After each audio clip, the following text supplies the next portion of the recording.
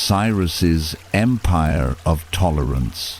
When we imagine the great empires of history, the mind often drifts to images of conquering armies, towering monuments, and rulers who carved their names into the world through force. But in the long tapestry of human civilization, there are rare figures who understood something deeper, that true greatness does not come from fear or domination, but from cultivating harmony among differences. One of the earliest and most remarkable examples of this wisdom is Cyrus the Great, the founder of the Persian Empire in the 6th century BCE. His approach to leadership was revolutionary, not only for his own time, but for the entire future of human coexistence. And it was this foundation of tolerance that would later allow Buddhist wisdom to travel across cultures and take root far beyond its Indian birthplace. To understand why Cyrus's rule was so extraordinary, we need to step into the world of the ancient Near East. By 550 BCE, the political landscape was fractured and violent. City-states and kingdoms rose and fell constantly, with rulers often seeking power through conquest and subjugation. When empires expanded, they typically imposed their gods, their language, and their customs upon those they conquered. Diversity was seen as a problem, a threat to be eliminated rather than a strength to be nurtured. Into this environment stepped Cyrus, a leader with a vision unlike any other of his time. Cyrus was born into the Achaemenid dynasty, a relatively small power compared to the mighty kingdoms surrounding it. Yet through a combination of military skill, diplomacy, and strategic alliances, he forged an empire that stretched across nearly 4,000 miles from the Aegean Sea to the mountains of Afghanistan. What made this empire enduring was not only its size, but the principles upon which it was built. Unlike other rulers, Cyrus did not demand uniformity from his subjects. He respected their differences, allowing people to maintain their languages, religions, and traditions. This was not mere political expediency, though it certainly kept rebellions at bay. It reflected a deeper philosophy, that the strength of an empire came not from crushing diversity, but from weaving it together into a living tapestry. One of the clearest demonstrations of this philosophy came after Cyrus conquered Babylon in 539 BCE. Babylon was one of the greatest cities of the ancient world, renowned for its learning, culture, and religious traditions. Many rulers would have sought to erase the local practices, replacing them with their own. But Cyrus took a radically different approach.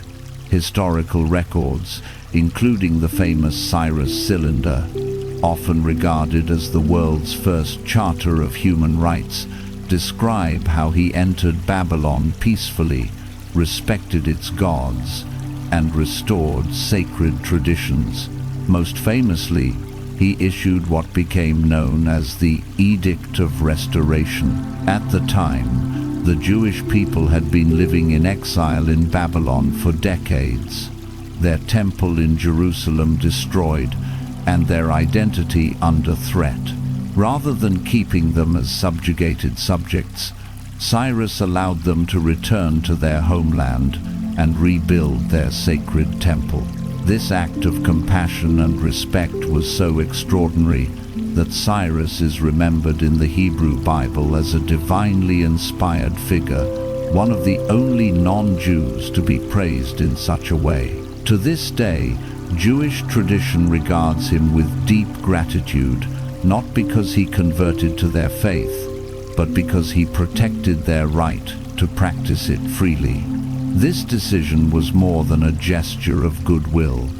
It revealed Cyrus's understanding of a principle that modern societies still struggle with, that communities thrive when they feel safe to be themselves. When people are allowed to honor their own traditions, they build trust in their leaders. They give their loyalty not out of fear, but out of genuine respect. This insight that freedom and stability are not enemies but allies would ripple through the centuries, influencing not only future Persian rulers, but also the cultural environment in which Buddhism would later flourish. But Cyrus's vision of tolerance was not limited to religion alone. He also pioneered a sophisticated system of governance that empowered local leaders while maintaining imperial unity. The Persian Empire was divided into regions, each overseen by administrators known as satraps. These governors worked in partnership with central leadership, ensuring that local customs were honored while the empire as a whole remained stable. It was a delicate balance. Too much central control would breed resentment, while too much local autonomy could lead to fragmentation. Cyrus managed to find a middle path, one that allowed both unity and diversity to coexist. This system was underpinned by communication. Stone inscriptions, official decrees, and carefully preserved writings were distributed across the empire, ensuring that Cyrus's principles were understood everywhere. These weren't commands shouted from a throne. They were invitations to participate in a shared vision of coexistence. In this way, Cyrus demonstrated that governance was not just about armies and taxes, but about dialogue, trust, and mutual respect. His empire became a kind of garden of cultures. Along its trade routes flowed not only goods like spices, textiles, and precious metals, but also stories, ideas, and philosophies. A merchant traveling from India to Mesopotamia might encounter Zoroastrian priests, Babylonian astronomers, Greek traders, and Jewish exiles, all living within the same imperial framework. This openness created fertile ground for intellectual and spiritual exchange. For Indian travelers in particular, these trade networks offered exposure to Persian and Greek ideas long before Buddhism began its outward journey.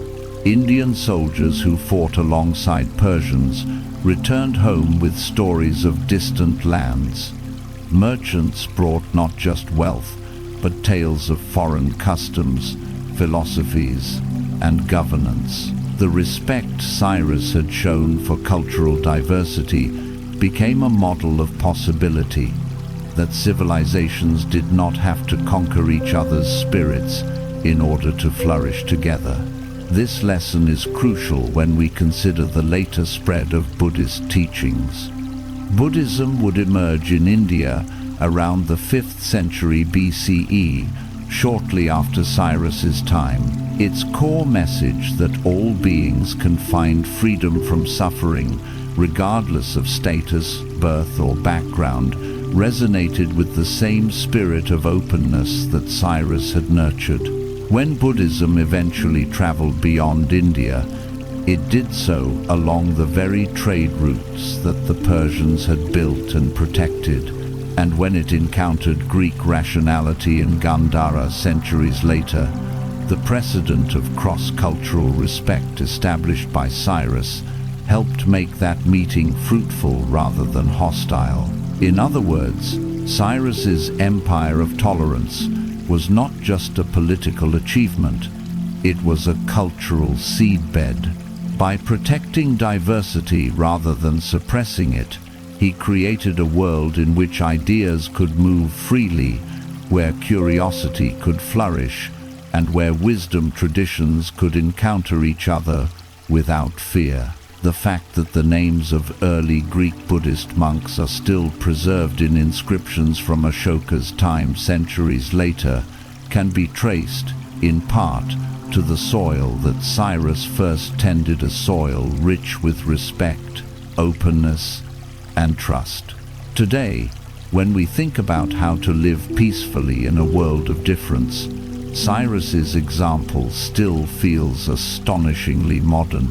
He showed that tolerance is not weakness, but strength, that compassion can be a tool of leadership as powerful as any army, and that when we make space for others to flourish, we create the conditions for wisdom, whether political, philosophical, or spiritual, to take root in ways that last for generations. The stressed and anxious mind of the modern world might not expect to find medicine in the story of a Persian king who lived 26 centuries ago. Yet Cyrus's vision offers precisely that, for what he demonstrated, again and again, is that peace begins not with uniformity, but with respect, that the path to harmony lies in building bridges, not walls, and that true greatness comes not from forcing others to be like us, but from creating the space where all can become the best of themselves. This was the empire of tolerance that Cyrus built, an empire that did not erase difference but celebrated it, an empire that would lay the groundwork for the great cultural and spiritual exchanges to come. And it is here, in the story of Cyrus, that we begin to see the ancient roots of the inner peace practices that still guide us today. The Edict of Restoration in Babylon. When Cyrus the Great entered the city of Babylon in 539 BCE, he was not simply adding another jewel to his imperial crown. He was making a profound statement about what kind of leader he intended to be and what kind of empire he intended to build. Babylon, with its towering walls, legendary gardens, and sophisticated traditions, was one of the greatest centers of learning and culture the ancient world had ever known. To conquer Babylon was to inherit a civilization that had been shaping the human imagination for centuries. But the way Cyrus handled this victory was what set him apart from nearly every other conqueror of his time. Rather than crushing Babylonian traditions or humiliating its people, Cyrus issued what historians now call the Edict of Restoration. This decree became one of the most remarkable events in ancient history, not simply because of what it accomplished politically, but because of the moral vision it revealed. The edict did not merely stabilize the empire it planted, seeds of tolerance and compassion that would ripple outward for generations, influencing not only the Jewish people who were its most immediate beneficiaries, but also the cultural environment into which Buddhism would later expand. The world before the edict. To grasp the full significance of the Edict of Restoration, we need to understand the situation that awaited Cyrus in Babylon. For nearly 70 years before his arrival, the Jewish people had been living in exile. In 586 BCE, the Babylonian king Nebuchadnezzar had destroyed Jerusalem, demolished the first temple, and forcibly relocated thousands of Jews to Babylon. For an entire generation, these families lived as strangers in a foreign land, cut off from the center of their spiritual life. Exile in the ancient world was not simply a matter of physical displacement. It meant the loss of identity, the erosion of culture, and the deep spiritual wound of being disconnected from sacred land. For the Jewish people, whose covenant with God was tied to Jerusalem and the temple, exile raised existential questions. Had their God abandoned them? Were they still a chosen people? Could they preserve their traditions in a land where foreign gods ruled supreme? It was into this atmosphere of despair and longing that Cyrus marched his armies, and what he chose to do in the aftermath of conquest would forever alter the course of Jewish history and, indirectly, the history of global spirituality. The Edict of Restoration, a radical decision. Upon taking control of Babylon, Cyrus did something extraordinary. Rather than consolidating power by keeping exiled peoples under his watchful eye, he proclaimed that they were free to return to their homelands and rebuild their sacred temples. The Cyrus Cylinder, an ancient clay artifact now housed in the British Museum, preserves part of this decree. In it, Cyrus describes how he restored sanctuaries and returned displaced peoples to their rightful places. For the Jewish community, this meant one thing above all: the chance to return to Jerusalem and rebuild their temple. The Book of Ezra, in the Hebrew Bible, records this moment with deep reverence, portraying Cyrus almost as an instrument of divine will. Thus says Cyrus, king of Persia, the text reads, "The Lord, the God of heaven, has given me all the kingdoms of the earth, and he has appointed me to build him a temple at Jerusalem in Judah. Any of his people among you may go up." This act was revolutionary. No conqueror of the ancient world was in the habit of encouraging subject peoples to revive their own traditions. To most rulers, diversity was a problem to be managed through suppression, forced assimilation, or exile. But Cyrus understood that true stability came not from erasing difference, but from honoring it. By allowing displaced peoples to return and rebuild, he was giving them dignity, and in doing so, he was earning their loyalty. The human dimension, a people's return.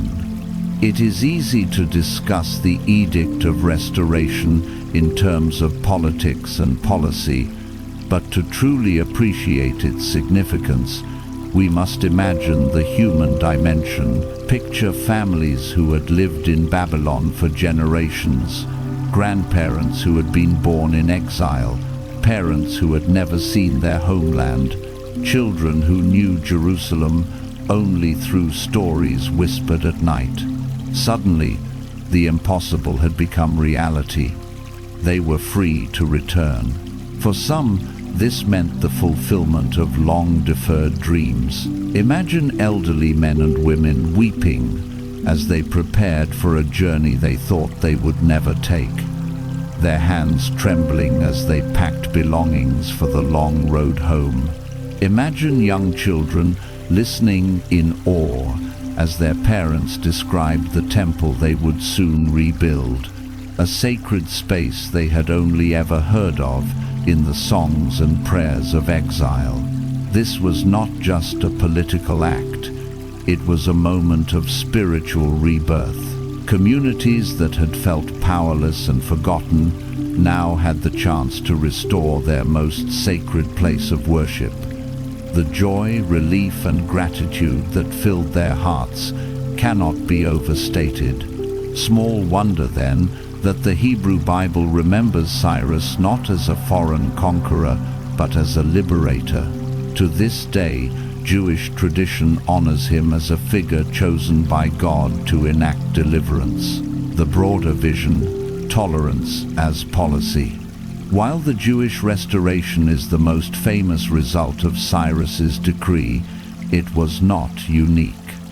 The edict applied broadly to many communities who had been displaced under previous regimes. By returning people to their homelands and restoring their temples, Cyrus created a mosaic of cultures within his empire.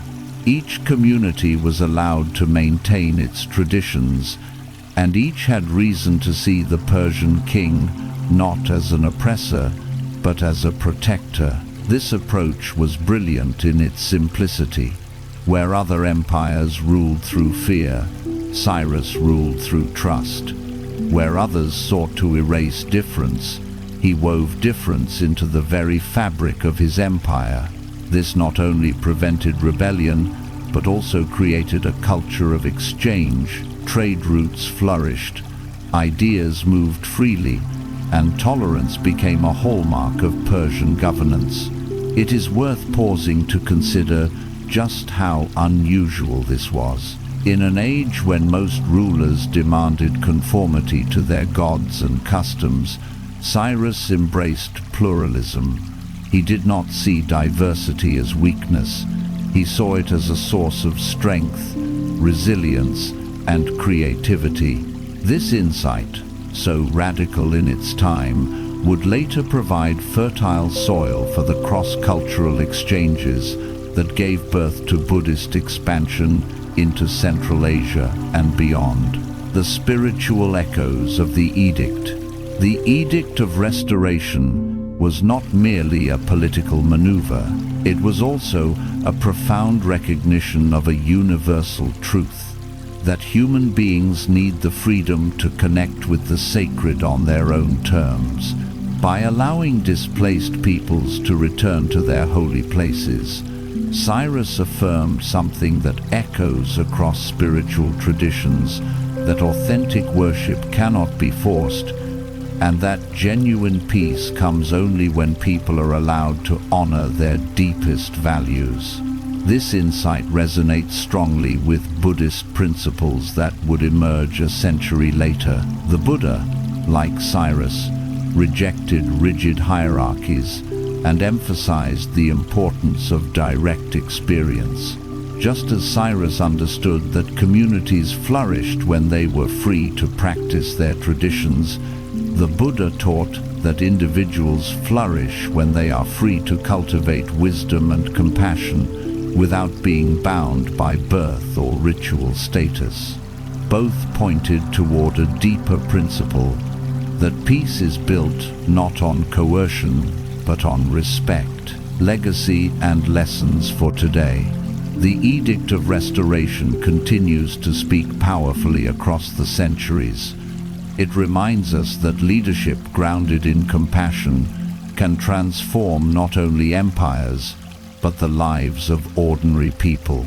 Cyrus's decree is not remembered because it secured a temporary political advantage, but because it gave hope and dignity to countless families who had lost both. In today's world, where diversity often sparks conflict rather than harmony, Cyrus's example offers a lesson as relevant as ever. He demonstrated that tolerance is not weakness, but wisdom, that compassion is not sentimental, but strategic, and that when we create space for people to honor their traditions, we build bonds of loyalty and trust, far stronger than those forged through fear.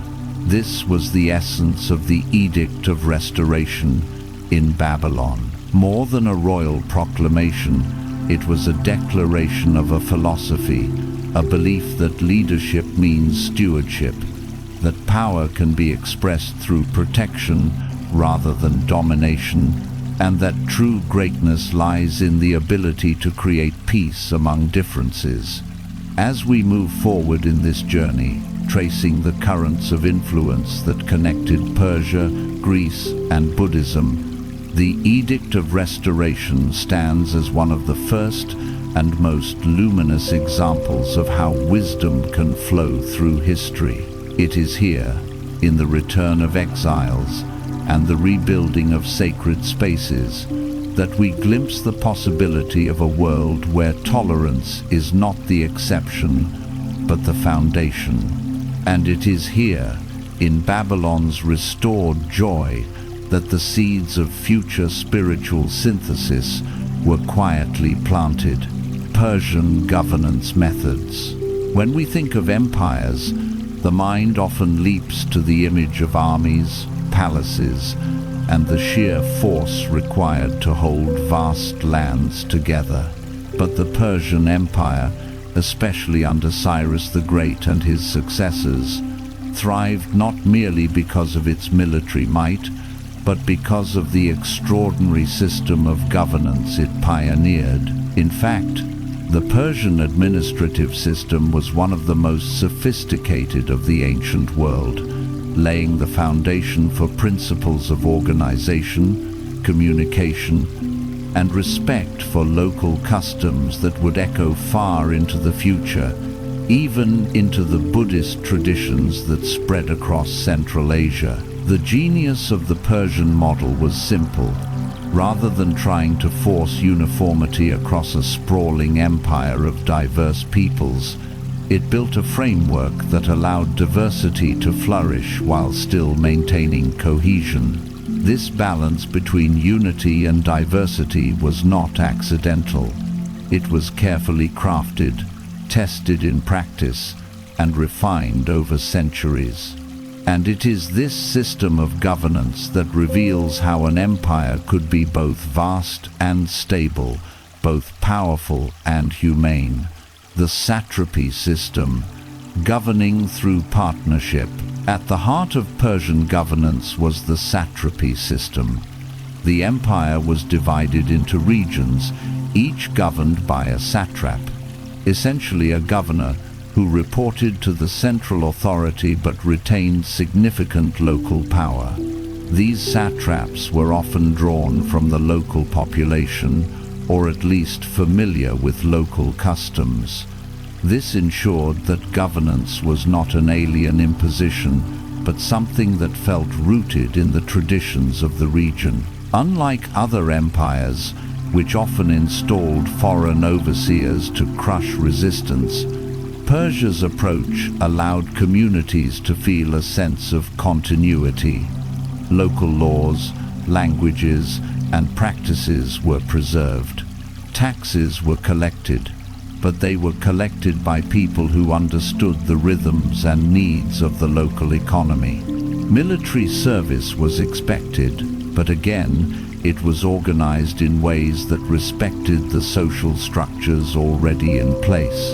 This method created an empire that was not a patchwork of resentful subjects, but a federation of peoples who, while still under Persian rule, had reason to cooperate. It was a brilliant compromise, strong enough to ensure stability, but flexible enough to avoid rebellion. Communication, the arteries of the empire. Administration on such a massive scale required more than local governance. It required communication, and here, too, the Persians innovated. Cyrus and his successors built and maintained an extensive network of roads that spanned the empire. The most famous of these, the Royal Road, stretched over 1,500 miles, connecting Susa in the east to Sardis near the Aegean Sea. Along this road, relay stations and fresh horses were kept ready, allowing messengers to carry information across the empire with unprecedented speed. Herodotus, the Greek historian, marveled at this system, noting that Persian couriers could travel day and night, in all weather, as quickly as the message could be passed from rider to rider. This ancient postal system, some have called it the first express mail service, was a vital lifeline that kept the empire united. But communication was not limited to speed. It was also about clarity. The Persians issued decrees in multiple languages, recognizing that not everyone could read Old Persian. Aramaic, a lingua franca of the Near East, was widely used for administrative purposes, ensuring that the king's words could be understood across regions.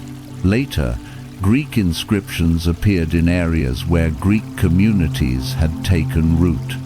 This multilingual policy was not only practical, it was symbolic. It said to the diverse subjects of the empire, "Your language matters, your identity matters, and we will meet you where you are." record-keeping and writing. The infrastructure of wisdom. Another cornerstone of Persian governance was its reliance on written records. Inscriptions carved into stone, documents written on parchment or clay, and decrees distributed across the empire ensured consistency. This was more than bureaucracy. It was the deliberate cultivation of memory. The Persians understood that words could stabilize an empire. Oral commands were fleeting, subject to distortion and forgetfulness. Written decrees, on the other hand, carried permanence. They could be read and reread, ensuring that subjects knew not only what the king required but also what he promised. This transparency built trust. It is no coincidence that later Buddhist communities, especially in Gandhara, would adopt similar practices of writing down teachings. The Persian example had already demonstrated the power of writing to preserve wisdom, unify communities, and carry ideas across distances. Just as the Persians inscribed their values of tolerance and cooperation on stone, Buddhist monks would one day inscribe the Dharma on birch bark, clay, and palm leaves, creating a lineage of written wisdom that would endure across centuries. Tolerance as policy. Respect for local traditions. Persian governance was not only efficient, it was also compassionate. This compassion expressed itself in the consistent respect shown for local religions, customs, and traditions. The Edict of Restoration, discussed earlier, was only one example. Across the empire, temples were rebuilt, festivals supported, and sacred traditions preserved. This tolerance was not a weakness. It was a deliberate policy rooted in wisdom. The Persians realized that when people felt their gods were honored and their traditions respected, they were more willing to give loyalty. Where other empires imposed conformity, Persia allowed difference to flourish. This approach transformed potential enemies into partners. For example, when Cyrus took Babylon, he did not destroy its temples or demand the worship of Persian gods. Instead, he presented himself as a protector of Babylon's deities. He framed his rule not as conquest, but as restoration. This not only stabilized the city, but also set a precedent. Persian kings were not destroyers of traditions, but guardians of them. Lessons for future generations. The Persian system of governance was so effective that it influenced empires for centuries afterward. The Greeks, though often at war with Persia, admired aspects of its organization. Alexander the Great, upon conquering Persian territories, adopted many Persian practices of administration. The Romans, too, learned from Persian communication networks and governance structures. But perhaps the most profound influence came in the cultural and spiritual realms. The Buddhist emperor Ashoka, who reigned in India 2 centuries later, adopted methods strikingly similar to those pioneered by Cyrus. Ashoka's edicts, carved on stone pillars across his empire, echoed the Persian practice of inscribing messages in multiple languages. His policies of tolerance and compassion, his emphasis on communication, and his vision of governance as stewardship all resonate with the Persian model. This continuity is not accidental. The trade routes and cultural exchanges fostered by Persia had already exposed Indian communities to Persian practices. By the time Buddhism began spreading beyond India, the world was already accustomed to the idea that empires could embrace diversity, that wisdom could be communicated through writing, and that governance could be rooted in respect rather than coercion. Modern resonance. What does this mean for us today? The Persian governance model offers lessons that feel startlingly relevant. In an age of globalization, where diverse communities must find ways to coexist, the principles of the Persian Empire remain instructive. Decentralization with unity. Power need not be absolute to be effective. Local autonomy can coexist with larger structures when trust is cultivated. Communication and clarity. Misunderstanding breeds conflict. Systems that prioritize clear, transparent communication build stability. Respect for difference. Diversity does not weaken a society, it strengthens it. When leaders respect cultural traditions, they tap into the loyalty and creativity of their people. Preservation of wisdom. Written records, whether carved in stone or stored in digital archives, ensure continuity of vision across generations. Cyrus and his successors were not perfect rulers. Their empire still relied on military conquest, and their system was not without flaws. But compared to the norms of their age, they pioneered something extraordinary. A governance model that sought harmony over domination, respect over suppression, and partnership over coercion. A foundation for wisdom to travel. As we trace the journey of Buddhist wisdom beyond India, it becomes clear that without the Persian model of governance, much of what followed might not have been possible. The trade routes that carried Buddhist teachers east and west were first secured by Persian policy. The principle of respecting cultural difference created audiences ready to listen when new teachings arrived. And the reliance on writing and communication provided tools for preserving and transmitting wisdom. In this way, Persian governance was not just political, it was spiritual in its own way. It created the conditions in which different traditions could meet as equals, learn from one another, and create something new. The story of Greek Buddhists in Gandhara, of King Menander's dialogues, and of Buddhist manuscripts preserved in Central Asia all find their roots in the soil Cyrus and his successors prepared. Cultural exchanges along trade routes. When we look back at the Persian Empire, it is easy to be dazzled by the scale of its military conquests or the grandeur of its palaces, but perhaps its greatest achievement was not what it conquered, but what it connected. For centuries before the rise of Rome or the dominance of China's Silk Roads, the Persian Empire created the first great arteries of global exchange. Along these trade routes flowed not only gold, spices, and textiles, but also stories, philosophies, and spiritual insights. It was in this web of exchange that seeds of future wisdom were planted, seeds that would one day blossom into Buddhism's encounter with Greece, Persia, and the wider world. To understand how inner peace practices eventually spread from Indian monasteries to modern meditation apps, we must first appreciate the Persian vision that transformed trade routes into lifelines of cultural connection. The Royal Road, more than stone and dust. The most famous of these arteries was the Royal Road, stretching from Susa, deep in the Persian heartland, to Sardis, near the Aegean coast.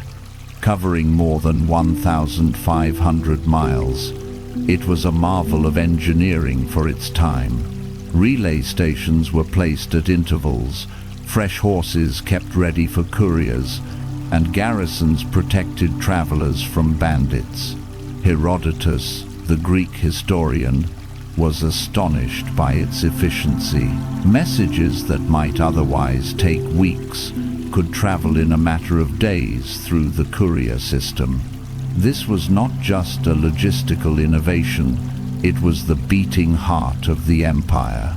The royal road allowed ideas to move almost as quickly as armies, and unlike many empires that restricted movement, Persia encouraged it. Merchants, scholars, priests, and even storytellers could travel under the empire's protection. In practice, this meant that a trader leaving India with spices might find himself discussing philosophy with a Greek merchant in a Persian marketplace. A Jewish family traveling home after Cyrus's Edict of Restoration might share stories with Babylonian astronomers. And in these casual exchanges, wisdom was transmitted as naturally as goods. Markets as meeting places. Trade routes are often imagined as lines on a map, but in reality they were living, breathing marketplaces where cultures encountered each other face to face. Persian cities like Persepolis, Susa, and Babylon became cosmopolitan hubs. In these bustling markets, one could hear a symphony of languages: Aramaic, Persian, Greek, Sanskrit, and more. Spices from India mingled with wine from Greece. Textiles from Central Asia lay beside Babylonian clay tablets inscribed with star charts.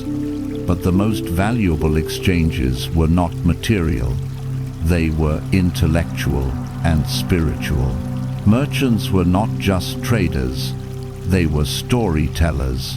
In the evenings, after coins had been counted and goods secured, conversations turned to the gods, to the meaning of life, to tales of distant lands. Imagine an Indian traveler explaining karma to a Persian official, or a Greek philosopher sharing the Socratic method with a Babylonian priest. These conversations planted ideas that might remain dormant for generations before blooming in unexpected ways. The role of soldiers and travelers. Trade routes were not only populated by merchants. Soldiers often traveled far from their homelands, fighting in Persian campaigns or serving as auxiliaries. Indian warriors, for instance, fought alongside Persians in battles as far west as Greece.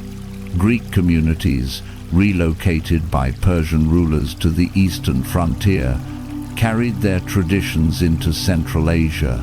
When these soldiers returned home, they carried more than weapons. They carried memories of how Persians governed with tolerance, of how different communities could live together under one banner, of strange philosophies and rituals witnessed abroad. These memories, retold to their families and neighbors, became threads in the vast fabric of cultural exchange.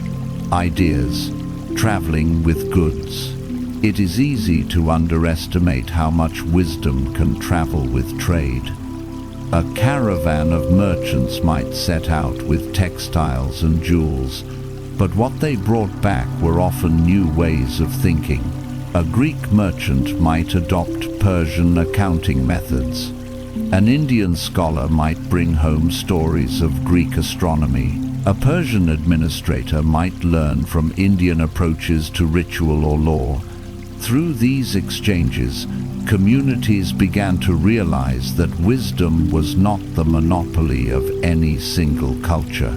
Just as silk could come from China and spices from India, insights about justice, compassion, or governance could come from anywhere. This recognition created a humility that made cross-cultural learning possible. In later centuries, when Buddhist monks traveled these same routes, they would encounter audiences already accustomed to the idea that truth could be found in unexpected places. Without this Persian groundwork of tolerance and exchange, the reception of Buddhism outside India might have been far more difficult. Religious tolerance along the highways.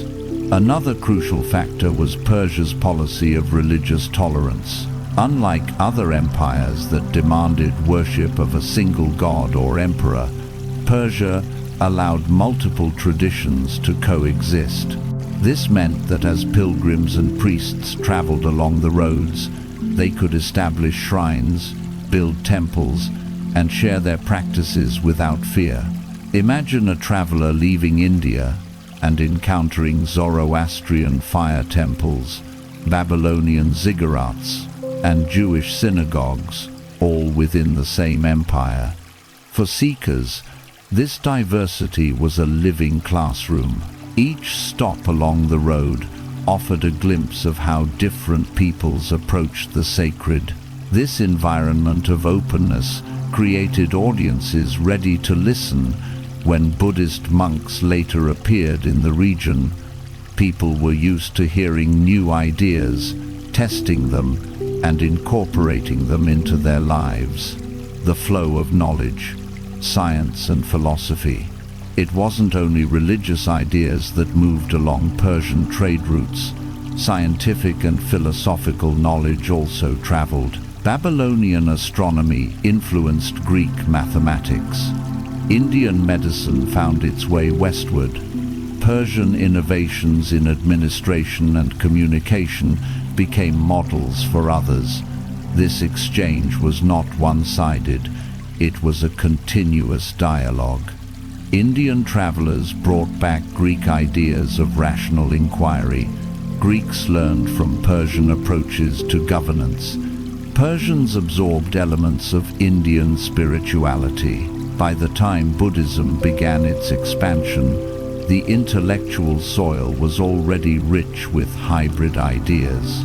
Wisdom in the hands of storytellers.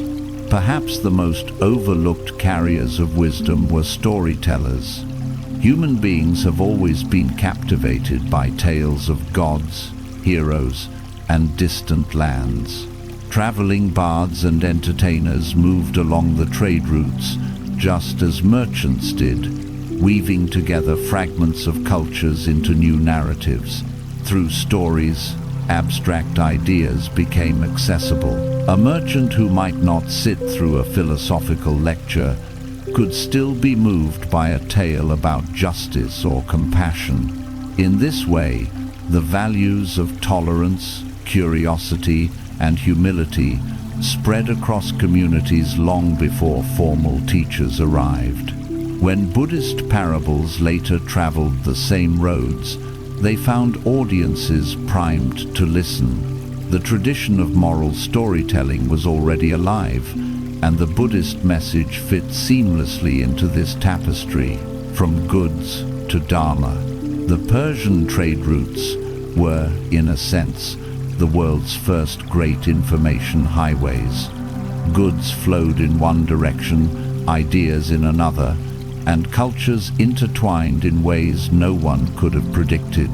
By connecting India, Persia, Greece, and beyond, these routes created the possibility for Buddhism to become a global tradition rather than a purely local one. Without Persian networks, Buddhist monks might have remained confined to the Indian subcontinent. But with the highways of exchange laid down by Cyrus and his successors, the teachings of compassion and inner peace could travel as far as the roads themselves stretched. The modern parallel. Today, when we think of globalization, we often imagine airplanes, satellites, and the internet. But in a sense, the Persian trade routes were the first globalization. They showed that when people, goods, and ideas move freely, societies are enriched. They also showed that openness is a choice, one that requires tolerance, trust, and protection.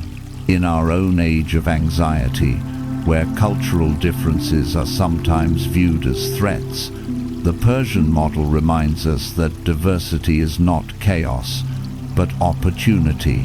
Just as spices, silk, and jewels enriched ancient markets, so too do diverse ideas enrich our spiritual lives. The mindfulness practices people turn to today are, in a very real sense, products of these ancient highways of exchange. Conclusion: a web that carried wisdom. The Persian trade routes were more than paths through mountains and deserts. They were bridges between worlds. They carried not only the wealth of nations, but the wisdom of civilizations. They allowed peoples to see each other not as strangers, but as teachers. This was the genius of Persian governance, to transform lines of conquest into arteries of connection. And it is this genius that made possible the great meeting of Greek rationality and Buddhist compassion centuries later. In the hum of markets, in the conversations of merchants, in the stories told by firelight along dusty roads, the future was already being written. A future in which wisdom would know no borders, and the search for peace would belong to all humanity. Preparing the soil for Buddhism. By the time the Buddha was born in northern India in the 5th century BCE, the Persian Empire had already reshaped much of the ancient world.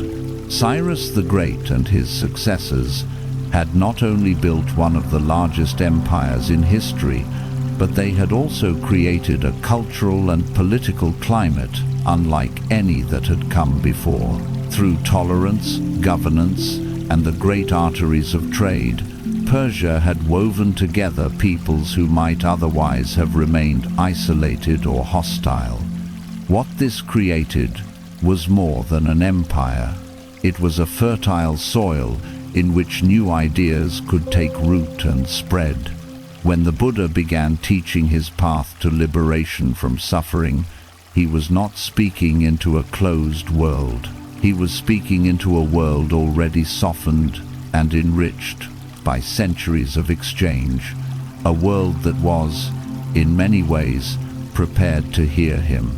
Tolerance as a spiritual precedent. Perhaps the most important preparation came from Persia's policy of religious tolerance.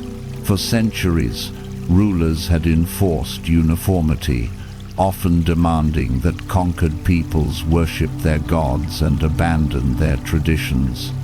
Cyrus turned this assumption upside down. By allowing diversity to flourish, he established a precedent that spiritual truth could not be monopolized by one tradition alone. When Buddhism later emerged, teaching that liberation was available to anyone regardless of caste, birth, or prior religion, it echoed this same spirit of openness. The idea that wisdom could be shared across boundaries did not appear out of nowhere.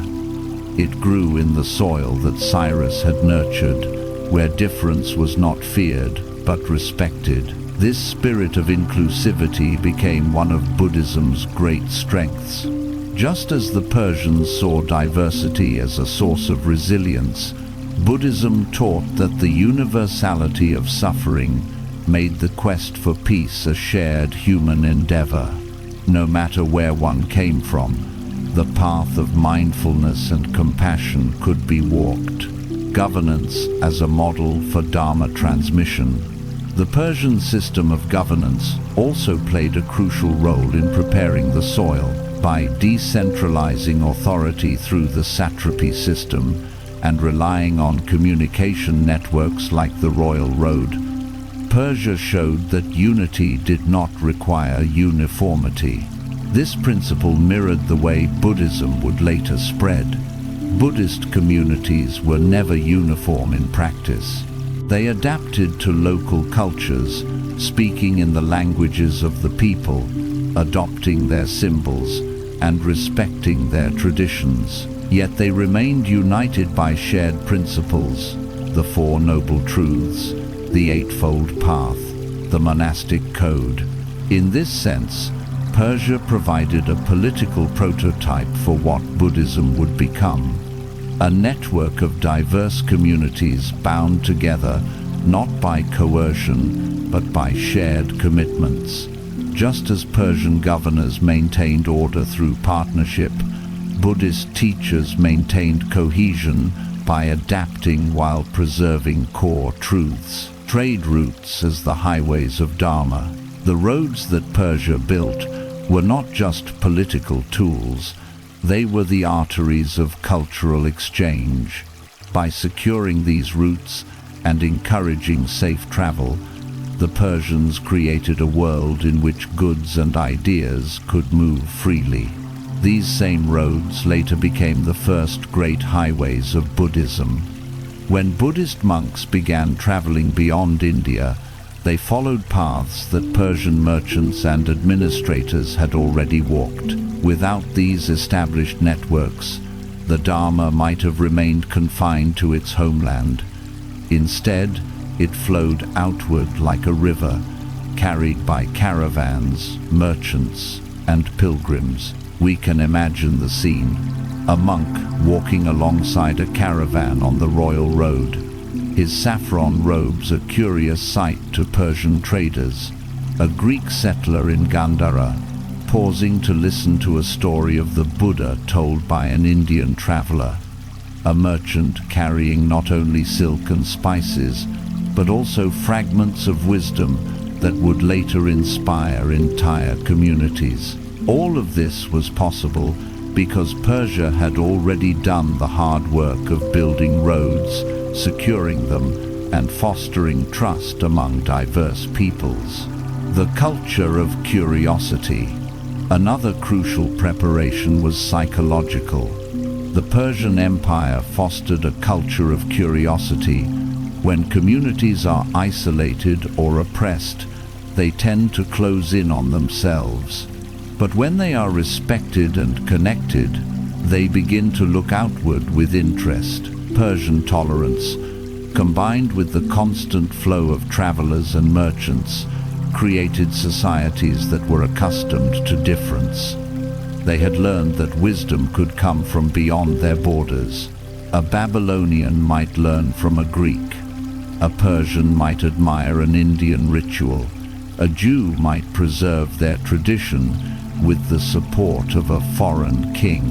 This openness of heart and mind was precisely the environment in which Buddhist ideas could flourish. For Buddhism was not a doctrine to be imposed, but an invitation to explore one's own suffering and discover freedom. It required curiosity, humility, and the willingness to test new ideas, qualities that Persia's cosmopolitan world had already nurtured. The seed of cross-cultural wisdom. Finally, Persia planted the seed of something unprecedented.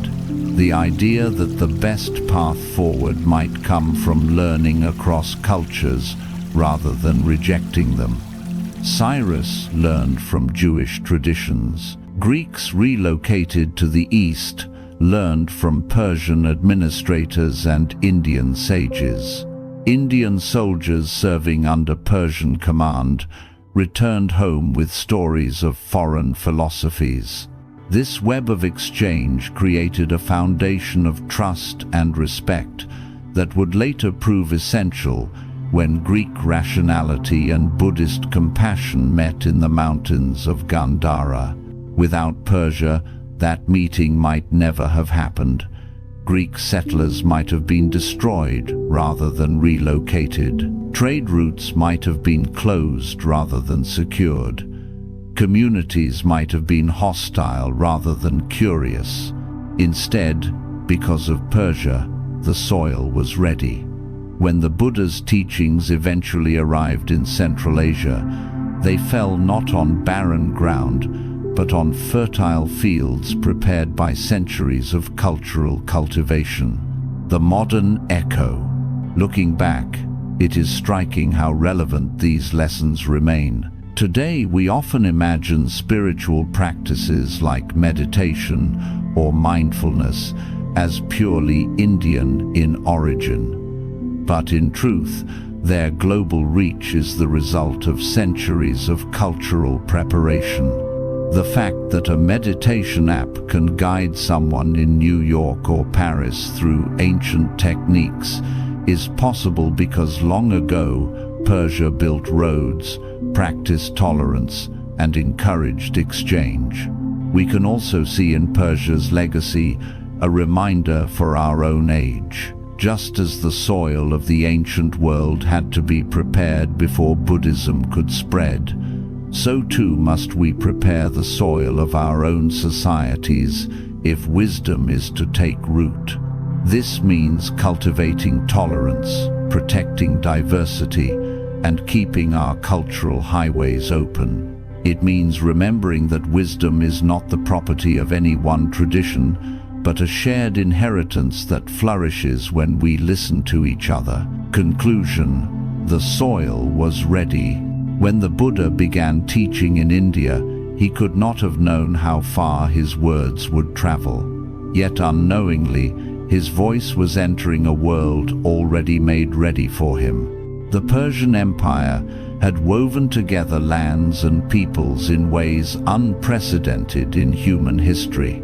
It had shown that tolerance was possible, that governance could be cooperative, that roads could carry ideas as easily as goods, and that wisdom could cross boundaries without losing its essence. This was the soil into which Buddhism was planted. Without Persia, the Dharma might have remained a regional curiosity. With Persia, it became a universal path, ready to travel wherever suffering was found, which is to say, everywhere. As we close the first chapter of this journey, we see clearly that Buddhism's global story did not begin in isolation.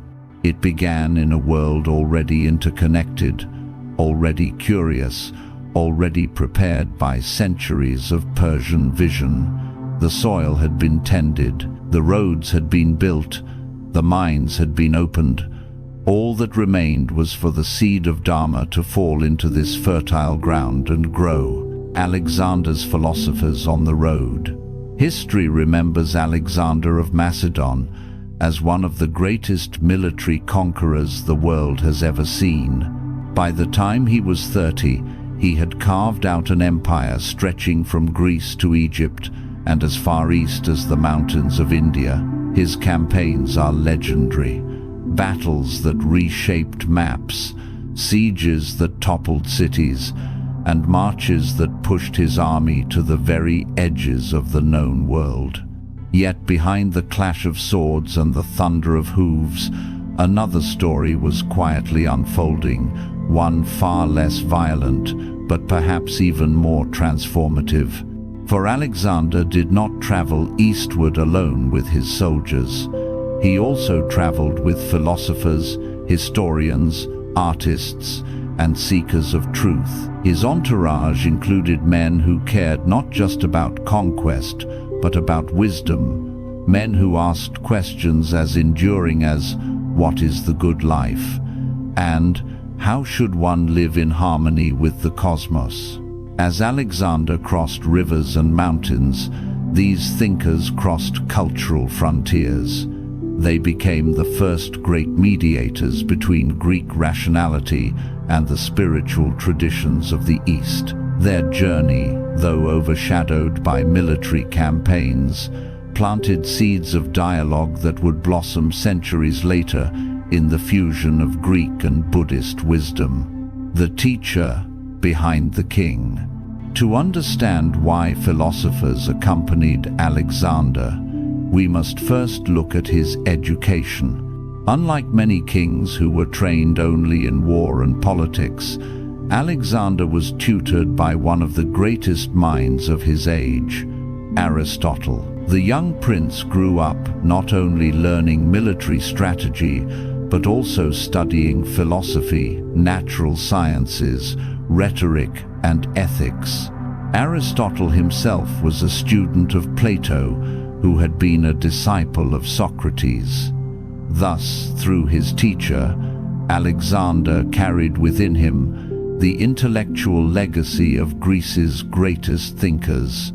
This lineage instilled in him a respect for inquiry. Though Alexander was ambitious, even ruthless, he also believed that knowledge was a treasure worth pursuing alongside land and wealth. He did not see philosophy as a distraction from kingship, but as a companion to it. His desire to surround himself with thinkers on his campaigns reflected this conviction. Philosophers in the field. When Alexander set out on his great conquests, his entourage included philosophers like Callisthenes, a historian and relative of Aristotle, and Onesicritus, a philosopher who had studied with Diogenes the Cynic. These men were not soldiers. They were observers, recorders, and interpreters. They chronicled not only battles but also the landscapes, peoples, and customs Alexander encountered. The presence of philosophers in the field reveals something profound. Alexander's campaign was not purely military. It was also cultural and intellectual.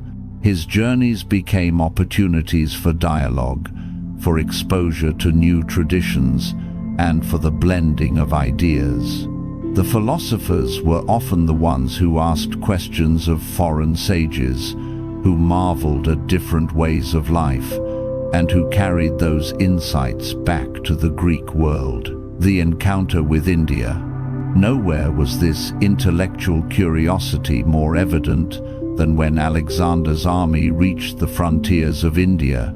To the Greeks, India was a land of mystery filled with strange animals, exotic plants, and, most intriguingly, sages who were said to live lives of extraordinary simplicity and wisdom. Greek reports describe meetings between Alexander's philosophers and Indian teachers, whom they called gymnosophists, literally, naked wise men, a reference to the ascetic practices of Indian sages. These encounters fascinated the Greeks. The gymnosophists lived with few possessions, meditated in silence, and spoke of the fleeting nature of life. To men trained in the Socratic method of questioning, these practices seemed both alien and familiar. They recognized in them a concern for the same questions that had occupied Socrates and Plato. What is the nature of the self?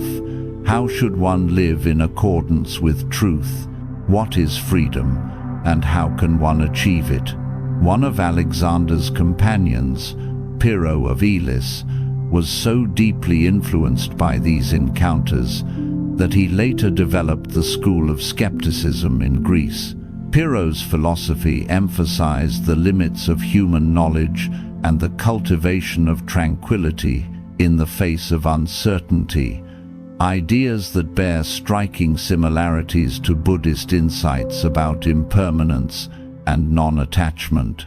Though Pyrrho did not call himself a Buddhist, his thought reveals how profoundly these early encounters shaped Greek philosophy. A different kind of conquest. It is easy to think of Alexander's march eastward as a one-way imposition of Greek culture. After all, wherever he went, he founded cities often named Alexandria and established Greek institutions. But the reality was more complex. Conquest was not just about imposing Greekness. It was also about absorbing what was valuable in other cultures. The philosophers traveling with Alexander were instrumental in this process. They asked questions, took notes, and preserved insights. They learned not only from the Indian gymnosophists, but also from Persian administrators, Babylonian astronomers, and Egyptian priests. Their curiosity turned conquest into a dialogue, even if an unequal one. Thus, Alexander's road eastward was not only a march of armies, but also a march of ideas. Soldiers built camps, philosophers built bridges of understanding, Seeds of synthesis. The significance of these encounters becomes clear when we look at the centuries that followed. The Greeks who settled in Central Asia after Alexander's campaigns in regions like Bactria and Gandhara carried with them not just their language and art, but also the spirit of inquiry nurtured by these early dialogues. When they eventually encountered Buddhism, they did not see it as incomprehensible foreign doctrine. They recognized in it familiar concerns: the search for peace, the cultivation of wisdom, the questioning of appearances. Without Alexander's philosophers on the road, this recognition might never have happened. The cultural soil would not have been ready. But because Greek thinkers had already engaged with Indian sages, they had learned to listen, to respect, and to find resonance in traditions beyond their own. The human side of the journey. We must not forget the human element in these encounters. Imagine a Greek philosopher, dusty from weeks of marching with the army, sitting cross-legged before an Indian sage beneath the shade of a tree. Around them, soldiers prepare for the next campaign. But here, in this moment, two seekers from opposite ends of the known world exchange insights. The Greek asks about the nature of the soul. The Indian replies with reflections on the cycle of birth and death. Neither fully understands the other, yet both recognize in the other's words a spark of truth. Such conversations may seem small compared to the clash of empires, but they are in fact the moments when civilizations change. They are the beginnings of bridges that would later carry entire traditions across continents. Lessons for today. Alexander's philosophers remind us of a timeless truth, that the search for wisdom cannot be separated from the willingness to travel, to listen, and to learn. Their presence on the road shows that philosophy is not confined to lecture halls or academies. It lives in dialogue, in curiosity, in the meeting of different ways of seeing the world. In our own age, when globalization has brought us into constant contact with other cultures, we face the same choice Alexander's philosophers faced. Will we close ourselves off, seeing only difference? Or will we approach with openness, recognizing that truth often wears many faces? Conclusion: a road of wisdom. Alexander's march eastward was one of the great turning points of history. It redrew maps, toppled kingdoms, and spread Greek influence across vast territories. But beneath the surface of military conquest ran a quieter current, the journey of philosophers who walked beside the soldiers, asking questions, recording insights, and opening hearts. These men transformed a campaign of war into a journey of wisdom. They were the first Greeks to engage deeply with Indian thought, the first to glimpse the profound insights that would later resonate so strongly with their own traditions. In their footsteps, the great synthesis of Greek rationality and Buddhist compassion became possible. In the dust of the road, amid the clash of armies, a new chapter of human wisdom was beginning. And it began not with the sword, but with the question. Discovery of Gandharan Greeks. When Alexander's armies pressed eastward into the mountains of modern Afghanistan and Pakistan, they expected to find unfamiliar peoples, strange languages, and perhaps resistance from isolated tribes. What they did not expect was to discover Greek communities, entire towns where Greek was spoken, Greek architecture adorned the streets, and Greek traditions flourished in a land thousands of miles from the Mediterranean. This discovery astonished Alexander's companions. It was as though they had stumbled upon an echo of their own homeland, reverberating in a foreign valley. Yet these were not recent settlers. They were descendants of Greeks, whom Persian rulers, following the policies of Cyrus the Great and his successors, had relocated decades earlier. What might once have been exile had, over generations, become something remarkable. Thriving communities that blended Greek heritage with Persian governance and Indian spirituality. In Gandhara, nestled among mountains that seemed to touch the sky, Alexander's philosophers and soldiers encountered the living proof of something extraordinary, that cultures could not only coexist, but enrich each other. Exile transformed into flourishing. The story of the Gandharan Greeks begins long before Alexander's arrival. Persian rulers, in their wisdom, often chose relocation over destruction when dealing with resistant populations. Rather than annihilating Greek communities that challenged their authority, they moved them eastward, settling them in frontier regions of the empire. At first glance, such relocation must have seemed a punishment. Families uprooted from the Aegean coast found themselves in rugged valleys far from the familiar seas. Yet over time, these communities adapted. They built homes in the Greek style, taught their children Greek philosophy and language, and preserved their traditions of discussion and inquiry. But they also opened themselves to the cultures around them. They learned local languages, joined festivals, and forged friendships with Persian administrators and Indian neighbors. Their children grew up bilingual, bicultural, and open to wisdom wherever they encountered it. Far from withering in exile, they flourished, creating something new, a living bridge between East and West, a cosmopolitan valley.